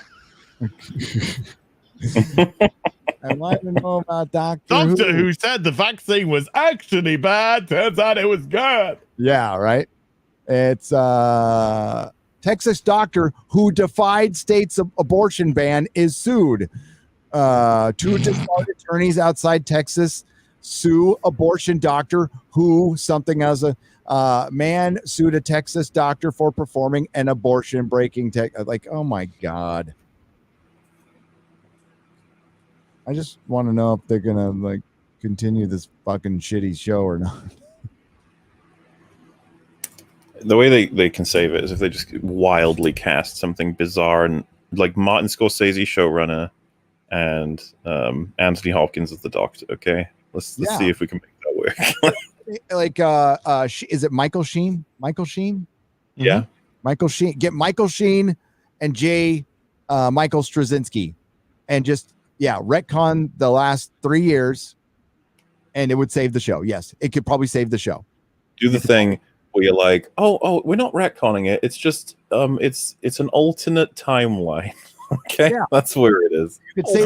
I am so fucking sick of multiverses and timelines before they've even fucking started. Oh, dude, I am too, and they're terrible, and that's why they made them hard. And in Doctor Who, that's the Time Lords had shut it down. But I mean, even if they did something like Jodie's doctor was Romana, it would be acceptable. And just absolutely getting rid of the timeless children thing, saying, "Oh, that was a lie by the master." Yeah, and That's what I would do. She was trapped. She was trapped in the E-space, and that there is ways for it to be saved. They just won't do it. So episode 10 should have been, if had they all survived, been like all of that was a nightmare that Luke was given by a new dark power trying to fuck him over. Blah blah blah. Yeah, and then he goes to the shower and Patrick Duffy's in there. That's a joke for old people. It is. What's that? It's a Dallas joke for people that are over 40. Sort of thing. Fucking mosquitoes, man. I don't know how they fucking get in here. I've got hungry. I haven't had a mosquito. I've had fucking little bastard fly fuckers. Got my citronella candle burning. Nice. My repel, and it just Jesus. Annoying as fuck. I don't know, man. Is there loads of mozzies around there? Yeah. I mean, I don't do mozzies. Well, I'm allergic to them, dude. That's why. Yeah, it's not pretty. Let's go back to the soups. What do you want to hear about that shit? Comic Quirks with Jimmy for $10 says, how the hell does Kevin Smith have a star on the Hollywood Walk of Fame? He does? He does. Well, wait, you pay for them, don't you? Yeah, but not Carrie Fisher. She doesn't have a star on the Walk of Fame. Well, that's a crime. Again, the thing is, she spent her money on drugs. I was going to say, can anyone buy them, or do you have to have? Is there other requirements? I don't know. It has to go through a process with the city, and then you have to fund it too. But you have to petition the Hollywood. But I mean, like George Lucas could have had that done in a second. Yeah. But how does billionaire stay a billionaire? They don't fucking help anybody. Don't waste your money on shit like that. Shit like that. Yep. When you're gone, who cares if you've got a fucking star? Well, I mean, there's so many of them now that anyone walking down there without any knowledge of any of the names is just going to be like, oh, it's John Smith. Name. Yeah. Kevin Smith having a star. Simu Liu. Yeah, it makes it a joke. It just makes it a joke. That's all. Kevin Smith is a shill. Daniel for $20 says Marcia Lucas is the first big name to openly call this trash out without mincing her words. Mm-hmm. Is there any male in Hollywood at their level who had the balls she has? She actually cares about her creation as much as we did. Well, producer Howard Kazanjian, I mean, he was nicer about it, but he said J.J. Abrams and the filmmakers who made Force Awakens and The Last Jedi had no idea what they were doing. And that's the producer of Raiders of the Lost Ark, Return of the Jedi, and Empire Strikes Back saying that. It's so funny because that's been our conclusion for the past 4 years more, maybe. Yeah, it's just funny to hear it from the people behind these projects. I hope as time goes on, even J.J. Abrams will be like, yeah, it was a fucking disaster. Yeah, it was. No, yeah, the best part is the people who criticize us and our detractors love to bring up Marcia Lucas, love to bring her up, and now they're like, that's awkward now, isn't it? They're like, it wasn't all George, it was Marcia too. There was a woman in there. Yeah, there was, and a lot of us knew that. Marcia was asked about that, and she said, no. She said this was George. All of the stuff was George. It was George that came up with the characters and the names and everything. Yeah, no, she fixed it in the editing room. She fixed it in the editing room. Sure. That's what she did. Yeah, that she's like, it's all George. She just saved it by making it watchable. Yeah. Well, there's a video, I don't know if you guys have seen it, called How Star Wars Was Saved in the Edit. Have you seen that? Yeah. So turns out there's a video from someone responding to that video who is deeply entrenched in Star Wars knowledge, has loads of research, and debunks that video. There you go. And it's pretty interesting to watch. I can't remember who the guy, because I haven't seen it all yet. I think I've seen half an hour, but my attention was caught quite significantly. The counter arguments and references he's got. The guy who said Star Wars was saved in the edit by Marcia and whoever else, he's made up a lot of shit. He's grabbed it from resources that don't exist. So all I'm saying is careful on trusting that video. Check out the response to it. It's not, but that video was based on something that's been knowledge for a long time. Like that was talking about that's been lore for a long time. I mean, I can't verify any of it. No, but yeah, I was hearing about that when I was a kid. Specific references, though, some of them are from the actual books and stuff, but those references from those books are wrong as well, because there's counter references and there's other accounts from different people and stuff.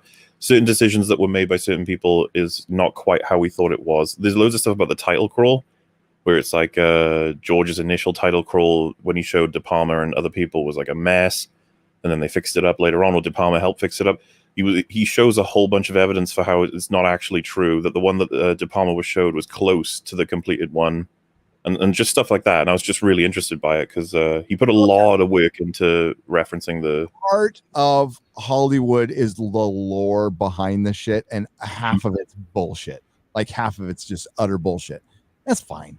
And yeah, I want to take away from how much she probably, all of them, like it was a group effort for sure, like making Star Wars come to the way it was.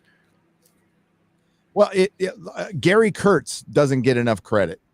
And you know what? Did he do anything creatively? No, but he kept George in check, and the more grounded nature of A New Hope and Empire Strikes Back is largely due to him and others. And you saw, I mean, like Return of the Jedi is a different movie.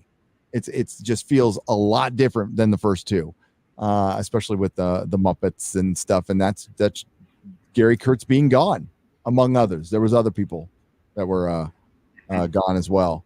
So yeah, it was a collaborative effort. But George is still the man. The guy is like absolutely is unequaled with how much he has innovated for Hollywood, just technically, and what stuff he's just like fucked off got big, with Pixar, and like it's pretty incredible that this little film nerd from Modesto, turned into this massive genius who never wanted to make movies like that, never wanted to make big budget movies. He wanted to be like the indie guy, and he became the exact opposite. And he actually created something indie people hate. So Scott Vakra, for 20 British pounds, started a comic book club. Awesome. Donated a ton of 80s and 90s comics and manga to No one wants to read anything post 2010. Everyone wants the classics and the quality. People wanted Peanuts more than the modern DC Marvel reality. Yes. I would say comics prior to 2010 were solid, and it was around 2011-12 when things started going south. But we had there was a good from 9/11 to 2010. That reminds me of that awful tragedy. Yes, the one Norm joked about was pretty funny. Guardian Fortress for $10. We need more MauLers on the internet. There's only one MauLer. Oh, I was going to say they're all out in the shop. I was the only one they made, but here for a while at least. Michael Ruka for 10, I believe, British pounds. Hail Gary, Az, and MauLer. Just ordered Doomsday Clock comics. Have you read it? Is it good, or did I just waste my money? I think it's good. Right up until the last part where it's terrible. It's a compelling story that keeps you going, but like most big events in comic books, it doesn't stick its landing. The art, Gary Frank is fucking guy's good, man. Guy is so good. The parts I found the weakest was tokenized Rorschach. Yeah, Rorschach. Yeah, I was fucking. It was, you know, why? But okay. You said it. It was a token. Yeah. Modern Disconnect for $20. First time chat. All right, thank you. You know, the chat has a beautiful soul as well as.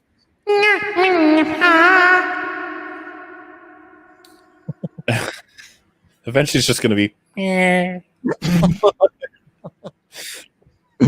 I left my job at the end of August, San Francisco, over mandates, and now I'm at a Substack, same name, trying to gain an audience and would like to learn from the grift lords themselves. Any help appreciated. Hail to the real BBC. Well, shit. Thank you, grift lords. The unfortunate thing about grifting is you have to work hard. Yeah. And then once you work hard and establish an audience and you know, get a solid footing and get a following behind you, and some people are like, yeah, you go you. Then you get these people that come up that are jealous and they go, you're a grifter. Well, yeah, you know, That's be how you get your passionate, style. care about what you're talking about, get invested, you know, find other people in the topics and stuff. Best way to be a grifter.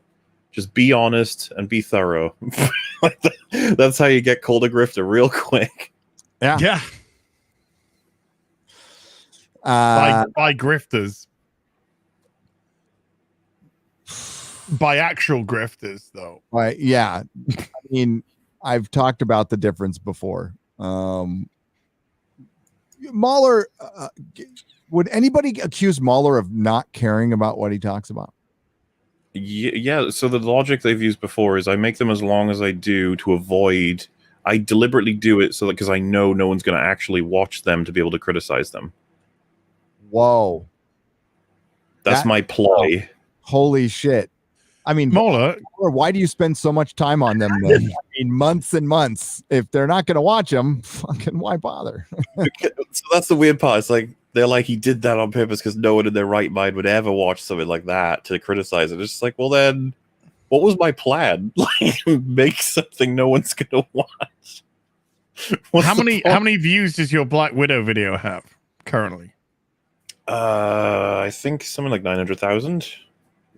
But that's of people who clicked it and then clicked off straight away. Well, I was going to say, can you look in your analytics and see what the average view time is per person on that video? Really, at any point, I'm sure it's just half a second, if that. But I can check for you. Yeah. Half hour. Well, 20 minutes. 20 minutes would be pretty good. I think anything over 10 minutes, anything between 10 15 minutes on a 4.5 hour. On a 4.5 hour video with 900,000 views. Let's see, engagement. Because it's per you know, you got to divvy that per person. And that's evergreen content, so it's gonna continue getting views and views and views and views. It's not like our stuff where it's got a week, you know. Average view duration 41 minutes 43. Wow, that is fucking outstanding. shit. That is better than my live stream. Yeah. Our live stream is about 35 minutes. 35 minutes, which is phenomenal, by the way. Yes. Holy shit. Fuck. The fucking master, dude. Can I say? In fairness, I know that people who apparently go to sleep to them, so that is the folks. That is the average per person over 900,000 views. That means there is a fuck ton of people that watched all 4.5 hours. Fucking thing. Yeah. Maybe if I would. Yeah, I mean. The grifter thing is such a tired thing, but maybe if you made good content and focused on your audience, you might do better instead of working. Focusing on mine. I'll speak for myself. If you have to rely on me to make content, then you're in a bad place. You're in a very bad place where you don't want to be as a content creator. Yeah. Don't give up your day job. Yeah, don't. Get a second. Do better. When I, don't be poor. Don't be poor. So when I took this crazy leap to do this, and I look back on it, it was insane. But thankfully, Mrs. Nerdrotic was, she had the steady income. She owned the business, and I was working at Tesla. I had a very good, steady income and all the benefits. But once I saw this thing taking off, I recognized an opportunity. Okay, I said this could work. I want to try it. But I had I was fortunate enough to have worked hard, and I know a trade to where I can get a job pretty much anywhere in any state, in any country, really, that sells auto parts. Like I can get a job because I know that trade very, very well. I'm a journeyman in that trade. I've done it that many years. So I'm like, all right, I'm going to give up this really fucking good job at Tesla that I'm not liking that much. And if it doesn't work 6 months, I'll go back. And that was the deal, Mrs. Nerdrotic. But Mrs. Nerdrotic got me a new computer, and I was making on YouTube, I think 1,000 a month when I quit. And I said, it's gotta be, we'll see what happens. We'll see what happens. And I know what I was making at Tesla, and I know what I was making that, but never when I approached the content was, gee, how much money am I going to make on this video? It was always looking for something I wanted to talk about, like gave a shit about. And there's plenty because I'm a fucking huge fan of pop culture and anything nerd. This is the shit I talked about regularly at the comic book shop all day, every day, just like we're doing right here. So it was never hard to find something I cared about.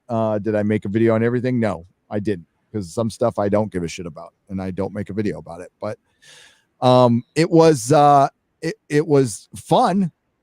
Most of all, it was fun. I made more videos back in the day than I do now, but yeah, it was crazy. And I didn't expect it to work at all. I expected in 6 months to be looking for a new job, and that's fine. And I might have to do that again. That's why it's always good to have a trade. Trade school is not a bad thing. A trade that pays pretty well. I'm fucking grateful I know it, just in case, because you never know. I'm going to become a sex chat worker if it all falls apart. Well, I'll be your first customer. I'll be like, make sure we get this right. What if you phoned up? I'm like, hello there. And you just go, is that you? MauLer? Oh, fuck's sake, man. It should be like sex chat and technical advice. So it's like, is that plugged in? Yeah. The machine is plugged in right now. Have you tried turning it off? Throw a comic talk in there as well. It's like, Nightfall Part 1. How far? Yeah. The rain By the way, poured down over Gotham City. As if you boot up your Discord, I sent a screenshot because I was just looking at my average, the watch time for. I was like, maybe TFA Part 3 would be longer than Black Widow, but I sent a screenshot so you can read it out instead, because I don't know if this is shocking or not at this point. Okay, let's have a look. Jesus fucking Christ! Is it an hour? It is 1 hour, 10 minutes, 16 seconds. Shut up. Fuck off. That's unbelievable. Nobody watches MauLer. Nobody watches my videos. No, apparently not. Anybody? Wow. Just fucking stop. Put your shit. The video that's 3 hours, 52 minutes. That is the average view duration. I tell people consume it in bursts. Chunks. Don't hurt yourself, That is insane. Insane. Patrick Mead for $20 says MauLer as the only English representation on the show. True. 2 women every week. Over 100 women are murdered every year. You need to outlaw guns in your country to prevent those horrific murders. Oh, I like saying I'm the only Englishman here is offensive to both of me and Ass, actually. Yeah.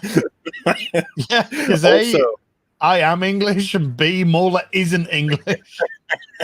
You're English. You're in England. But to fix it all up, MauLer isn't. He's in Wales, and he's in Wales. He's Welsh, and he's in Wales. England. Okay, that whole island is England to us. Okay, we don't know the. How would you like it if we said America is a state in Canada? Huh? How about that? Okay. Oh, Alaska is. Are you? What different? Wait. What different country is up there? Ireland. We've got the top is Scotland. That's okay. The body is England, and then the pig's head is Wales, and that's all under one. That's that, and then across the way you got Ireland, but the top bit of Ireland is Northern Ireland, and that's part of Great Britain. Great Britain.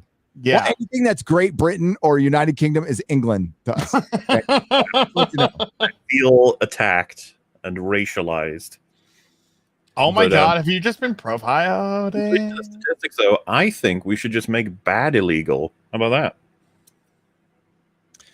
that? That we wouldn't have enough room in the. We'll make good more legal and bad illegal. I think that'll fix all of our problems.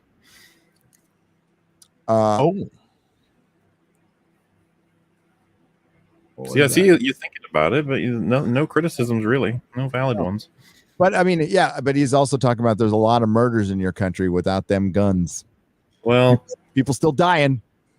Yeah, we have. No, not many at all. There's all kinds of ways you can kill people. Guns are just one. Like, what wasn't it? Someone with like a van killed a shit ton of people. They're not going to outlaw vans. At least I fucking hope not. No. Oh, what you told when they drove them through the traffic? Yeah, I'm just saying that like outlawing guns doesn't stop crime. Nor did anybody expect it should. No, educating people on weapons is way better than making them illegal. Yeah. Well, you're not. It's too late. It's too entrenched in your culture. You try taking them from people, then you'll find exactly how many guns they've fucking got. Then. Yeah, I was going to say, British gun owners, like, they're not going to be a lot of them aren't going to be official in any way, shape, or form. It'll be like Hot Fuzz, where that farmer dude has like a fucking arsenal in his shed. Well, that's it. As a resident, as a British, you're not gonna have access to that sort of business. You got to need it for a specific purpose. Farmers, of course, being one of them because of what they have to do. Just buy a farm. That's what Tim said. Buy a farm, you get free guns. Yay! Free guns and chickens. Now get off my land. Get off my farm. Sir Marhouse for $9.99. Gary, have you ever watched the Signum University videos? Tons of great Lord of the Rings content from Professor Corey Olsen, the Tolkien professor. Actually, very good and not woke. I will watch them tonight. No, I have not seen them. That sounds awesome. Guardian Fortress for $10. I clean theaters after the showing, and let me tell you, corporate shills exist. Space Jam came out, and the people were wearing Toon Squad jerseys. People exited to see Captain Marvel. People excited to see Captain Marvel during end credits. Oh yeah, I'm sure. Like if you watch this in Burbank or LA, people love this shit. Seeing Captain Marvel at the end credits Did not excite me. What, with a fucking terrible wig on? I think it was. Are we talking about Shang-Chi now, right? Not Endgame or anything, or whatever else. Yeah. I think Shad last week when he was on EFAB said something like he'd completely forgotten about her, and then when she showed up, he was like, "Oh." Yeah. Yeah. I mean, you know, if you're not reviewing stuff, I highly recommend you not watch this. For one, it still remains the best way to deal with this is to point it out, mock it, and boycott. Like, don't spend your money on it, because that's the only way it's going to change. And I don't even know if that's going to change because of streaming service, but that's the only way it can change. Because if you keep watching this stuff, the hero has been born. If you keep watching this stuff, then you're going to end up being like I am with Star Trek or Star Wars, and this stuff will end up ruining, because they are going to deconstruct fucking everything. Tony Stark is next. They already kind of did that. Yeah, they fucked him up. I love it. It's the beeping Dom. It's the key with an eye in it. That's great. Yeah, it's so cool, isn't it? Oh, that is good. That is absolutely fucking brilliant. Got slippers as well. Yeah, you know, slippers. And the thing is, those are the type of slippers that I have as well. All tentacles. different color, but same style. Oh my god, we needed 1/6 scale peeping Tom. Hell yeah, to go with my King Shark. Hey, that was done by I need to give credit where credit is due. JEW. That was Count Christo on Twitter, which I have retweeted. So I've retweeted that on my manager. Yeah, your manager. What's her name? What's her name? Well, I mean, they them. You've misgendered. Oh, I'm so my sorry. Beautiful black trans lesbian. I am so sorry. Manager. Her name is Steve. Oh. Me Be Pirates for $10 says, I miss Wolf. He was among my favorite critics, right up there with you guys. I discovered him before any of you. Have you kept in touch with him by chance? I hope he's doing well. MauLer? Yeah, to my knowledge, he is doing well. He's just obviously kind of hates the internet and committed to staying away from it for the most part. Yeah, he's a voice. May not have agreed with him on everything, but he spoke from the heart all the time, and that's something that you want in your content creators for the most part, I'd say. I agree. Mm-hmm. And if he's healthier, then that's good. That's the most important part. Jordy for $20 Australian. G'day. Hail Gary as MauLer. Also, hi Rags. Thank you for the mindless entertainment. You all keep me sane. Gary, how are you doing? Liking One Piece, favorite character. I also recommend reading 20th Century Boys. Brilliant. Long man, good. No favorite character yet. I'm not that deep in, but you will get a review on Real BBC of One Piece and My Hero Academia. Yellow Flash is in the chat right now. We can all chastise him for saying that the first two acts of Black Widow are good. Yeah, where is he? Yellow Flash. I was watching one of your videos today, and you went to Black Widow, and you went, the first two acts were fine. It was the third act. Oh, what the fuck is this guy going on about? Dude, who from Marvel has got you by the balls? Tell me. Wow. I can make this go away for you. I can make this go away for you. We'll pay you more to say that. We'll pay you more to say that it's shit. First two acts. Wow, it's crazy. If he said the first act, that's forgivable. But first two, he said. When she, that means he enjoyed the runaway ADC in the middle of Budapest, just crashing. That shit was funny though. The whole film's kind of funny. Budapest. The whole film was kind of shit. Guys, do you remember the part where they couldn't do tic-tac-toe, where the creators didn't know how to play tic-tac-toe? How do you fuck that up? Hail Yellow Flash, by the way. Hail Yellow Flash. Yeah, he's killing it at the moment. He's so I love his videos. I still hated it, you fuck. Yeah. But the first two acts you loved, you want to marry them. You want to cuddle with the first two acts. With your ass? What? You want to kiss them. You want to snuggle them. Yep. Gosh, you're so gay. Why? The first two Well, that's acts. funny because so the first two acts. KISSING. Infinity Fair for $20 says, regarding new characters, Ted Baselli, they are bound to be outsiders and harder to accept as canon. They know their ideas are trash, and their only chance at success will only come by the way of co-opting what is already beloved.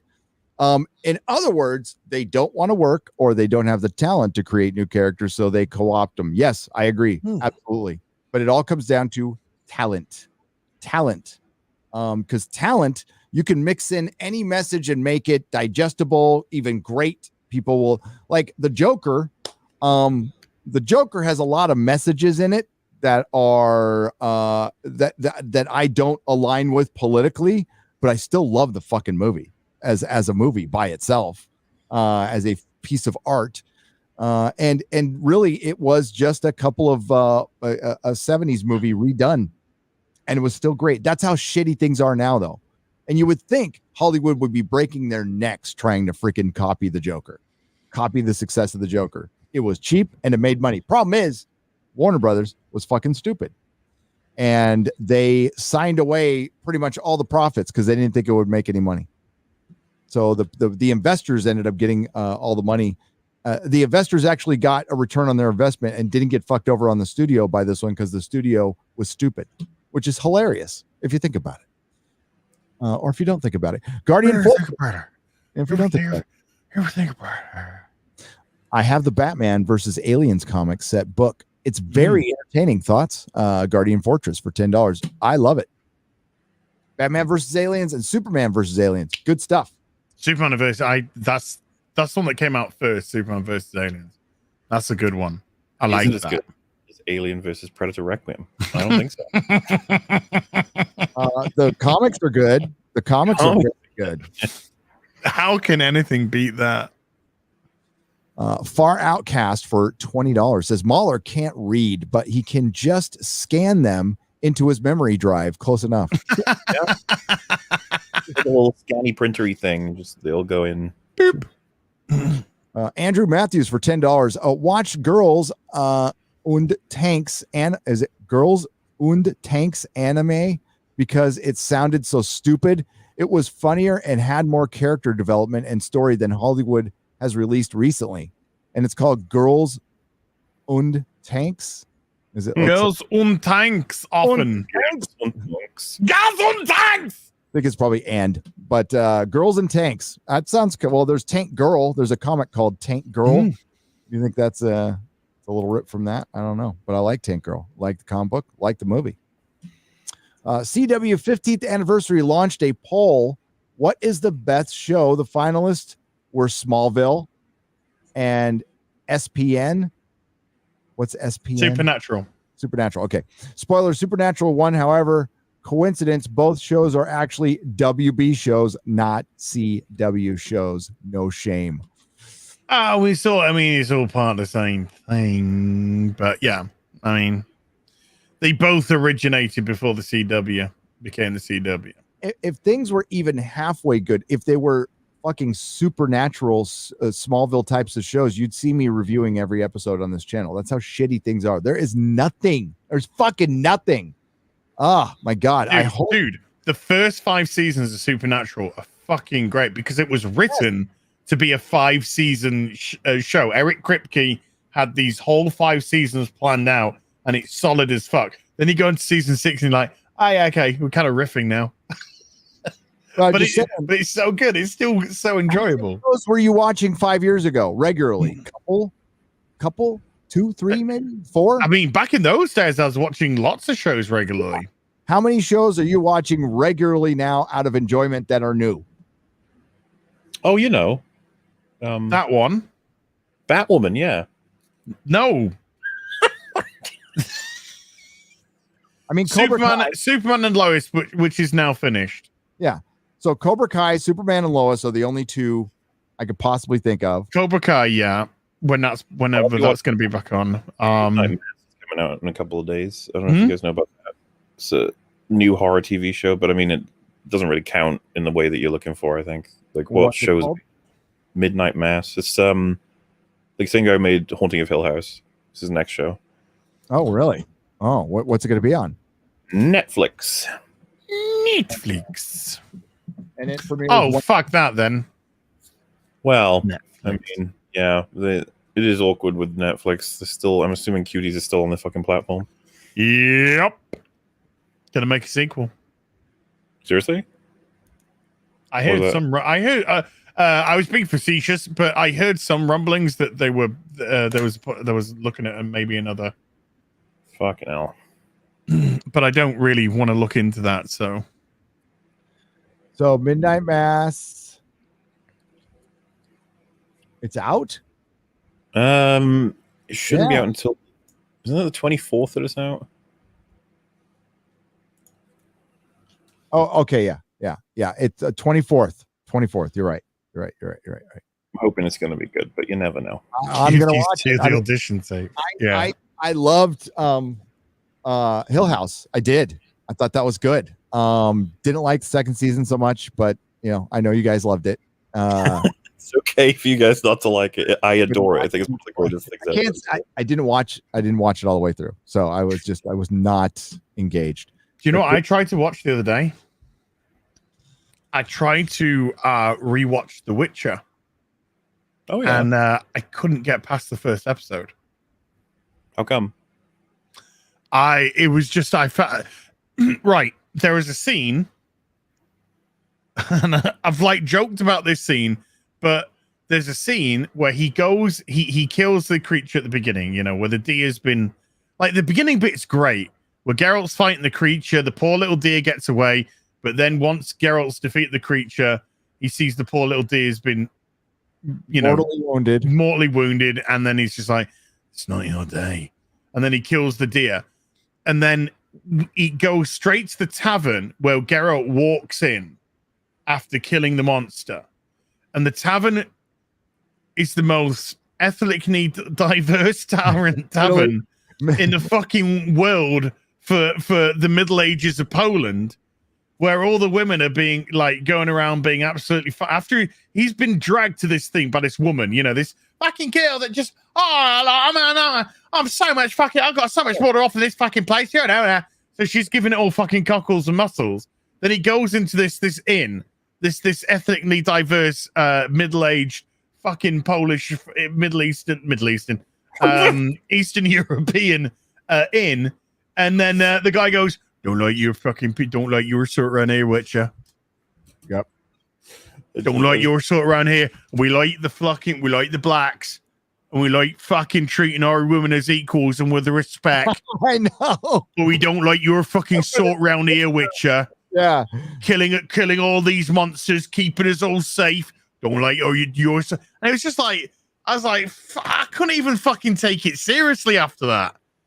I was just like, oh God, no, I can't. The first episode has some of the worst elements, in that little girl who replaces another character, which they didn't need to replace, and they did that just so that girl can give that speech where I want more than this. It's like, oh, nice 11-year-old feminist speech in Middle Ages Poland fantasy series. That's what I can't. When I watch The Witcher, it's like I need an 11-year-old girl giving me a feminist speech about not being, boxed in, or being free to do what she wants.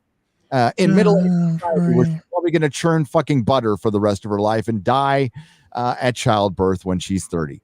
or when she gives birth to a child. Well, 22. Okay. But she wants to go to university and take on a fucking bisexual witcher study program or something. I like what. It was stupid. It was fucking stupid.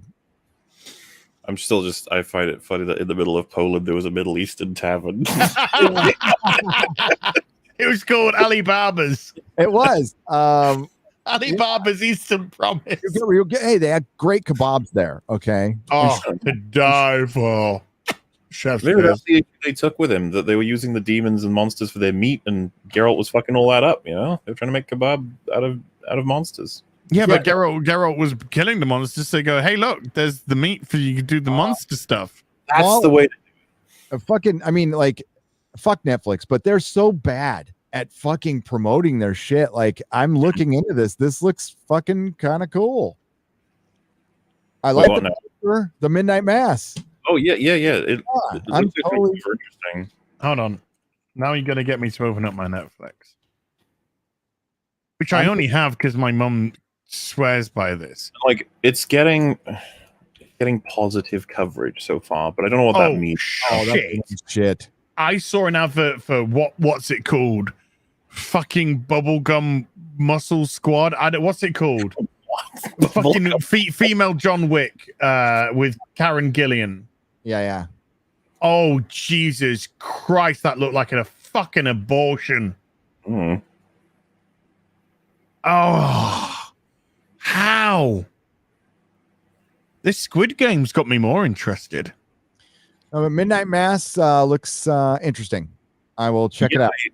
Obviously, I'm going to be watching it as soon as I can. We got a little haunting crew that we watch these things with, and I will let you guys know if it. Yeah, I'm looking at. Let's have a look. Hold on, I'm going to look. I'll get it Thursday night, like at 3 a.m. They're so dumb with that shit. Yeah. Oh, is it the alcohol? Oh no. Because I'll let you know if it's closer to Hill House or Bly. Like, I'm expecting this one, judging from the trailer, it's going to be a lot more traditionally scary, if that makes sense. Yeah. Is it German or something? No, it's German.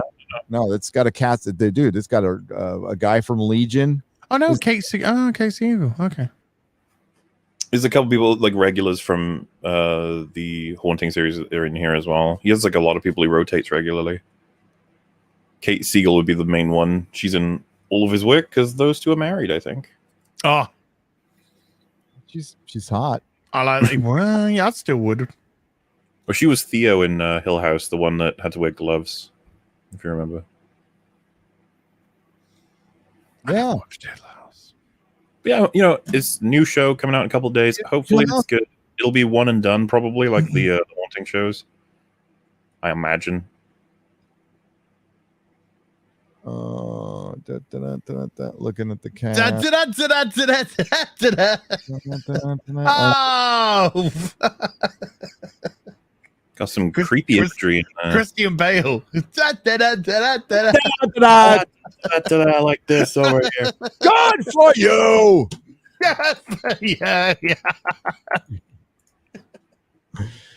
Yeah. Hamish Linkletter, yes, Father Paul. He's a good actor. He was in Legion. Ooh, yeah. Athenon says that Squid Game is great. Nice.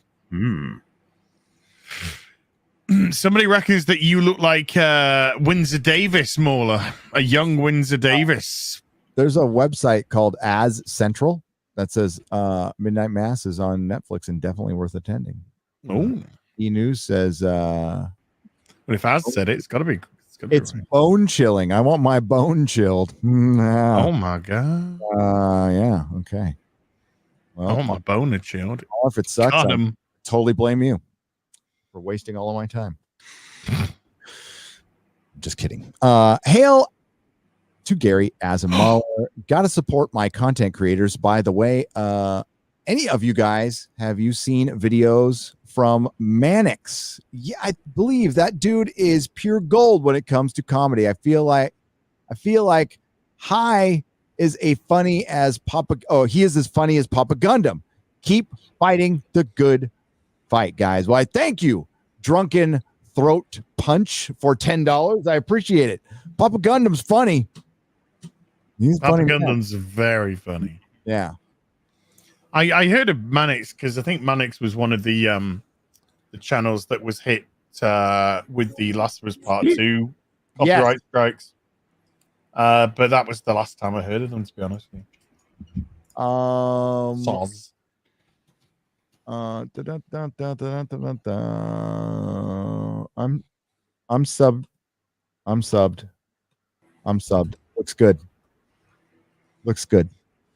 Love you guys. Keep fighting and keep rocking and telling Hollywood to shove off. Haven't been on my PC for a while to catch your streams live. Hope you guys have fun riffing on Netflix and Amazon. The Grizzly for $10. Hey, it's good to see you, man. And it's okay. Sometimes you need to take a break from it. And we're not going to take a break from doing what we do. Not ever, because it's fun.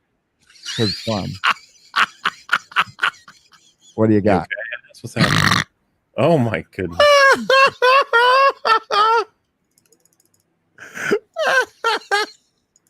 This guy's just in a go-kart. He just drives down the street in front of a police car.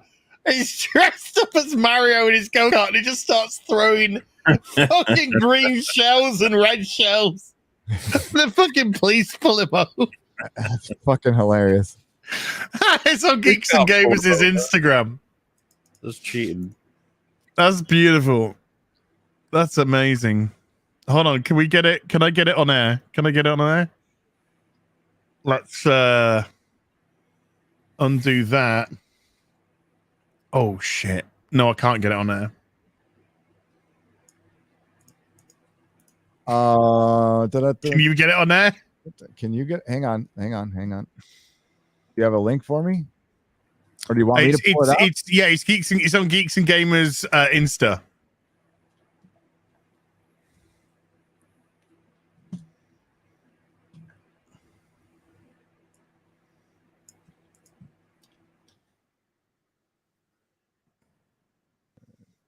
It must be on their. I'm not seeing it. On the story. It's on their story on Insta. I got it. Go fucking Jesus. I hate fucking Instagram, dude. I know, it's so fucking annoying to use. So fucking annoying. It's like, here's the story that you want to see for 3 seconds. Thanks. Who thought this was a fucking good idea? Yeah, then you gotta pause it, then you gotta fucking put the volume on, then you gotta push it back to get to the what do you want?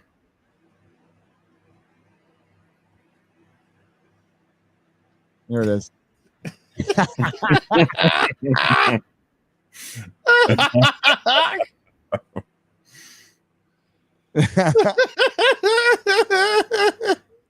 Play the volume. Put the volume. I need to know what's being said, dude.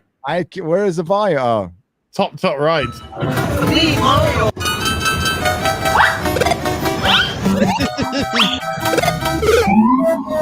red and blue shells at my people. Is that legal? Yes, sir. It's vandalism. You have to choke on your vehicle. Bruh. Hey, man. You said, oh? Yes, sir. What's the possible to get it back? You got gold coins? Me, Mario. I always got gold coins. No, that's the only way. All right, be good. Drop safe. What the fuck was that? Did he just pay him off in chocolate gold coins? Oh, wouldn't you? I would. That was amazing. Defund the police. That's all I gotta say. No, fund them with Mario coins.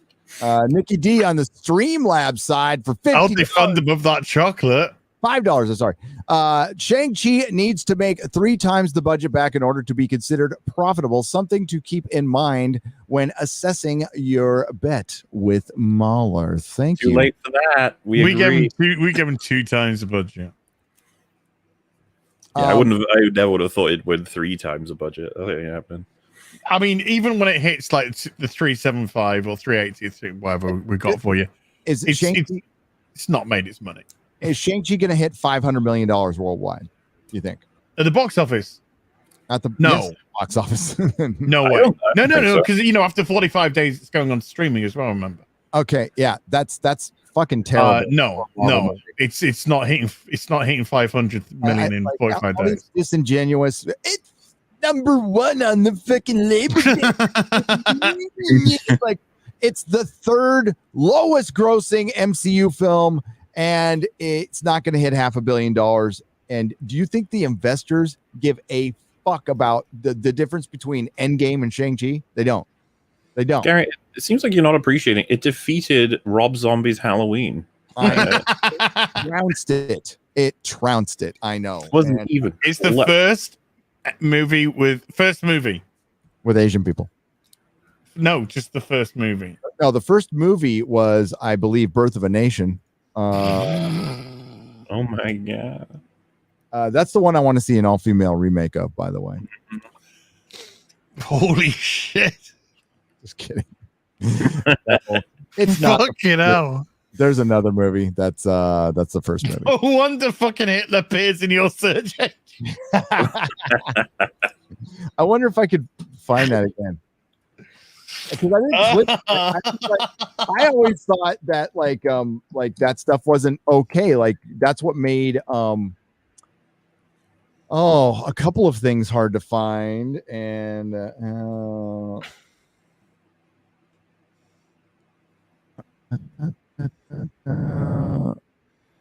yeah, like that. Well, I guess it's not that hard to find now, but Cronin was hard to find with Hellboy in his German gear, we'll say.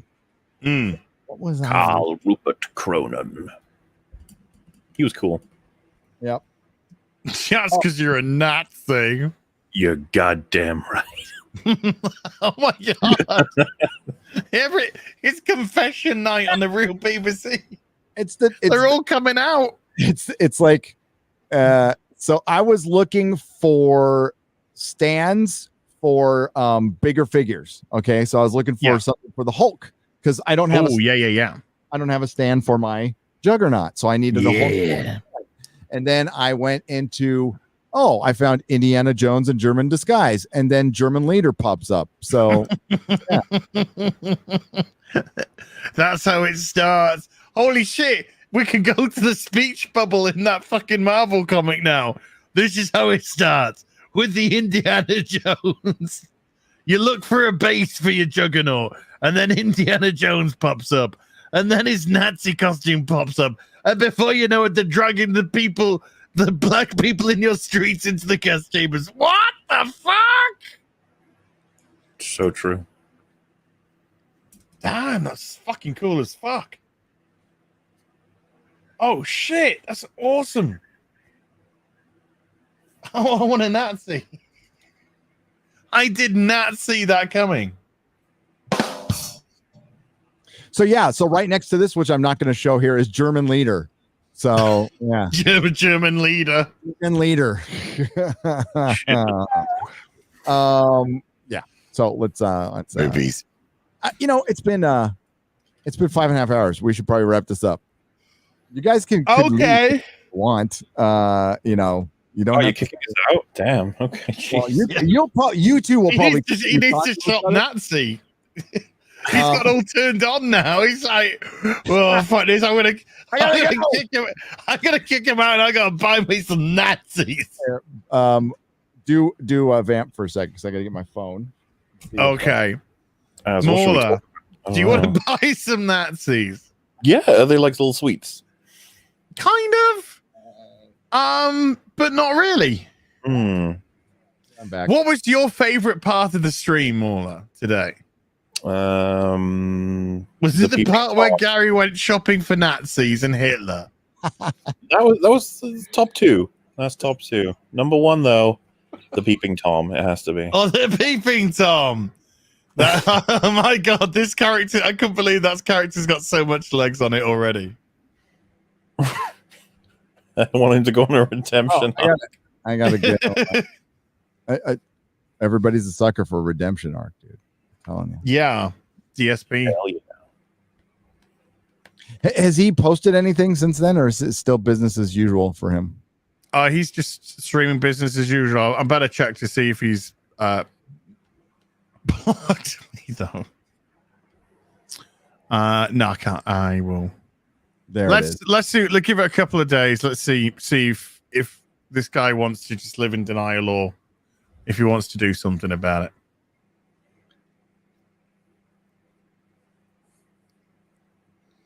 Offers there. Pulsating, peeping power. What? Pulsating peeping power. Introducing the peeping Tom. Pulsating peeping power of peeping Tom. Pulsating peeping power of peeping. That's 2021. I want a Nazi. Well, I mean, I guess that was the quote.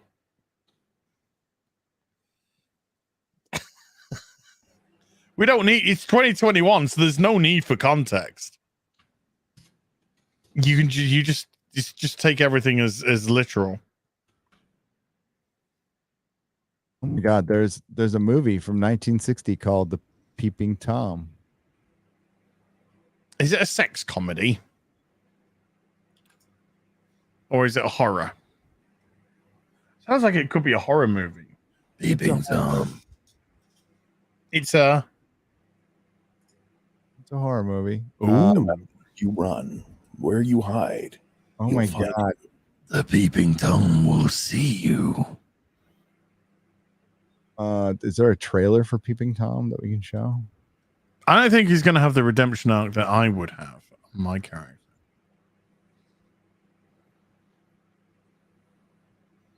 There it is. I don't want to get hit.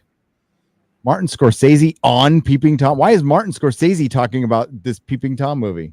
Maybe he directed it. Frightening experience. It's also a thrilling one because it gets close, very close to the heart of the impulse deep within filmmaking. I mean, to make films, to make images and stories from those images, other imagined worlds, really, it's exciting and intoxicating, which means that it can get a grip on you, and unless you're very careful, it won't let you go. To capture someone's image on camera is a very powerful act. We've forgotten that now since we're so overrun with images here in the Western world. There's a reason why taking someone's photograph is still forbidden in some cultures. The belief is that you're stealing a piece of their soul, and to a certain extent, and I can understand this, when someone agrees to appear on camera, whether it's in a fiction film or a documentary, you shouldn't forget that they're giving something very special of themselves. This is what Michael Powell captured in Peeping Tom. Okay. You made a movie. Let's pretend. Let's calm down with the giving special of yourselves. And like, we're talking about a 1960 horror movie called Peeping Tom. And this guy's sounding like we have just made something that Citizen K. I like the idea you talking about as this movie. Like, I've never heard of this movie. Now it's like, oh shit, Martin Scorsese's talking about it. I dared before him to show us how close movie making could come to madness, how it could eat you up. He was telling an extremely uncomfortable truth, something that nobody really wanted to know. On top of which he was doing it in a spectacular lurid Eastman color, images that almost recall the covers of porno magazines. And he paid the price. I mean, Peeping Tom put an end to his career in England, and he had to go to Australia to find what little work he could later on. When I saw Peeping Tom, my first reaction was, could this have been the same man who made the red shoes, made this picture? Could that be? But then, of course, I realized that there was a very strong link between the two pictures, just as there's a sort of vital continuity running throughout all of Michael's pictures, with and without Emmerich Pressburger. Michael was always showing us how necessary art is and how far it can drive you in your passions. And he was also showing that it could consume you if you weren't careful. Probably did a lot of drugs on set. In a sense, Peeping Tom was his last word on the matter. It's also one of his greatest films. And then, does he end this by saying, fuck Marvel? Yes, he did. We missed that part, though. We missed Peeping that. Tom, starring Heel versus Babyface. Fucking Peeping Tom sounds like it's, what the fuck is it? Let's see what this... But it's just a guy spying on naked chicks and then killing them. Yeah, that's probably all it is, but Martin just made it sound like it's a very valuable piece of art that we all need. Just a good bit of this trailer for Peeping Tom 19. Look out! Look out! Look out! Oh my god! Yeah, you are being watched. We repeat, take care, for you are now alone with a killer. He warned you. I've seen this movie. It's really good, actually. In your eyes. For this is what he seeks, and this is why he kills. Where are you? Yeah, he tries to capture you, get your fear. It's actually a good movie. Look out for Carl Byrne as the peeping Tom. Fear him, but pity him also. Watch out for Moira Shearer as the lovely stand-in who innocently dances into danger. Dances into danger. This is sounds, she dances into danger. Someone coming towards you. Oh my god. Who wants to kill you, Oh my god. regardless of consequences. A madman? Yes.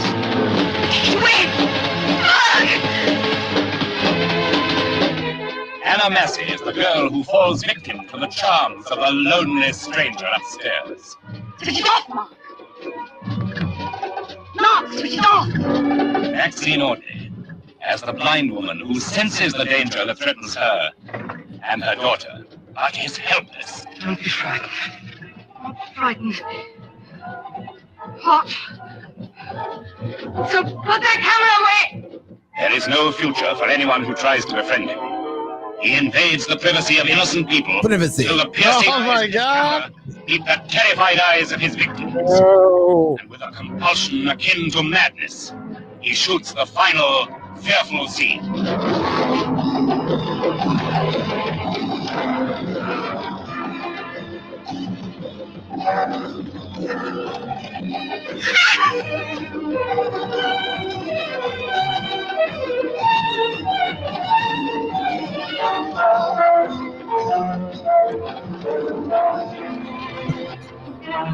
I'ma getcha! I was gonna say, where was Az?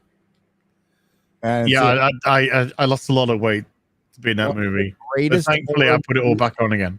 of all time, it says. It kind of looks kind of good. I kind of want to see it. Yeah. But I'm gonna put your peeping Tom up there first. As good news, shipment is ahead of schedule. You should receive your package by the 28th at the latest. Enjoy season 1 of Log Horizon. You've earned it. Ooh. Says Marksman of 11-7B for $5. Marksman's cool. Master Chief. It's a Halo reference. Fucking A. I didn't know that. Fucking A. Fucking A, buddy. MauLer. Bitty bitty bitty. Area Fucking A. Longman with the Longman Road in Inverness, Scotland. Are you sure you're Welsh? Well, I mean, I have fans everywhere, you know. They built streets and houses and towns after me, as far as I'm aware. Yeah, makes sense. But yes, Up Welsh. above the streets and houses, rainbow flying high. Definitely named rainbows after me. Az get ready to receive his package. Oh my god. Okay. Michael Storm for 5 Martian pesos. Watching Iron Man 3 in 2013. Meh. Watching Iron Man 3 in 2020. It was actually a fun movie to watch. Yes. Compared to everything after Endgame. So true. So, by the way, I like the way that Gary's like wrapping up and finishing. Let's watch Peeping Tom and then come back and he's like, fuck it, let's do some more super chats. Well, I got one more to go. I got to do one more. Marvel Comics bad, manga good. Read Chainsaw Man, says Brian Youngway for 14 Zardoz. And Youngway. We'll wrap it up there. All right. Yeah, I got to see if Youngway. Well, you know how my wrap ups are. It take like an hour. You guys can go if you need to go. Hang on. I got to see. No, you can't say that.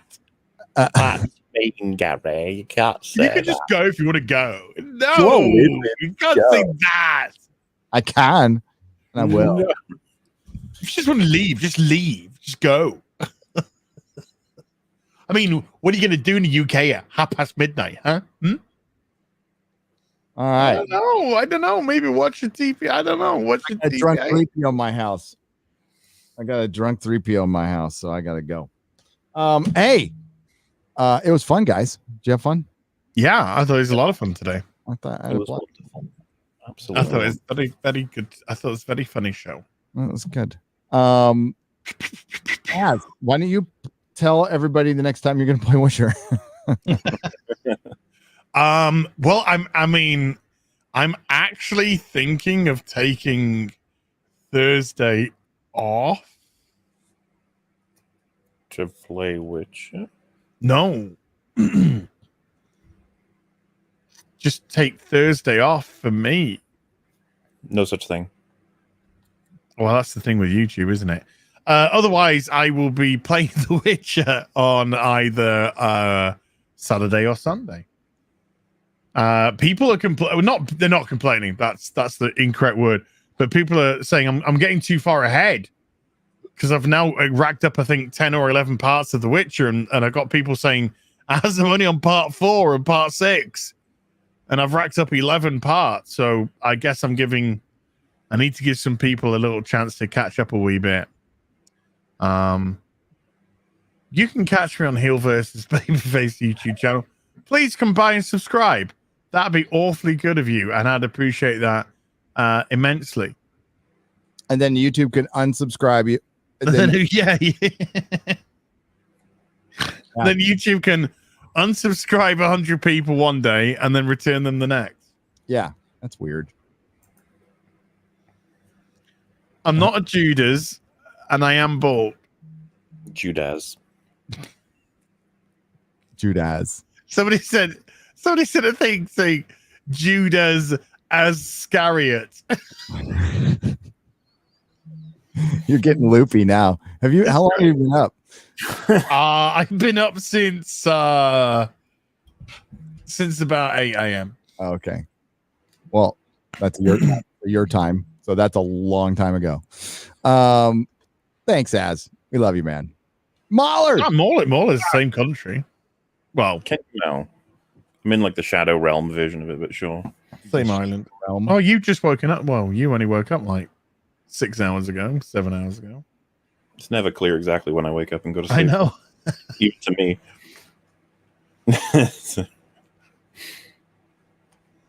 Does American time? Sorry, Gary, I missed that. Oh, I was just saying, plug your wares, sir. Tell people where to find you, because I'm sure there's maybe one person out there who doesn't know. I mean, if they want to see some long videos about how things are both sucky and also cool, they can find it on the channel.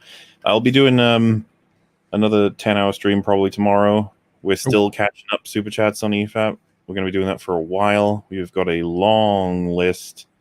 I'm telling you, man, that anniversary stream, doing 25 hours of streaming and talking guests and coverage and not addressing the super chats means they built up a little bit. Yep. Oh, we're getting through them all. Going to tackle every single one. So yeah, I don't know, if you're free tomorrow, people in chat, we'll be doing that. Me, Fringy Rags, possibly a German guy too. I imagine it'd be fun. But yeah, of course, it's been a fun day. Plenty of fun things to chat about. Absolutely, have a great time hanging out with the lads, my mates, on Tuesday. I love the real BBC.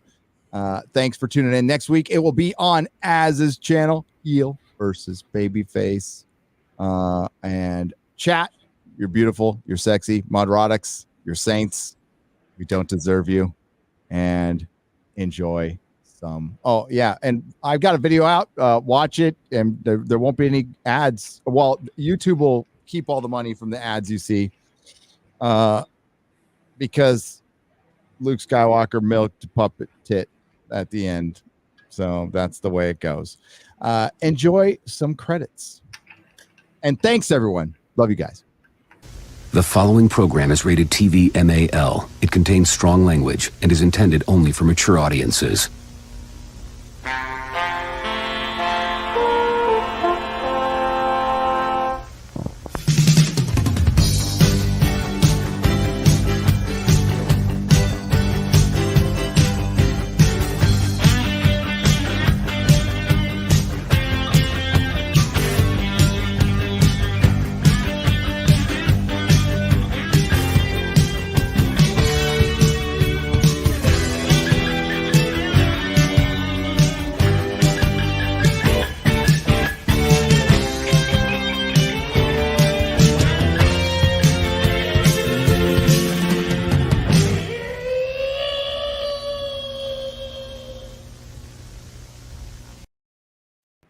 You will be able to find this episode a little bit later on Nerdrotic Live. That's where I re-upload most of my live streams, except for Friday Night Tights, and who knows, eventually this one might stay here too.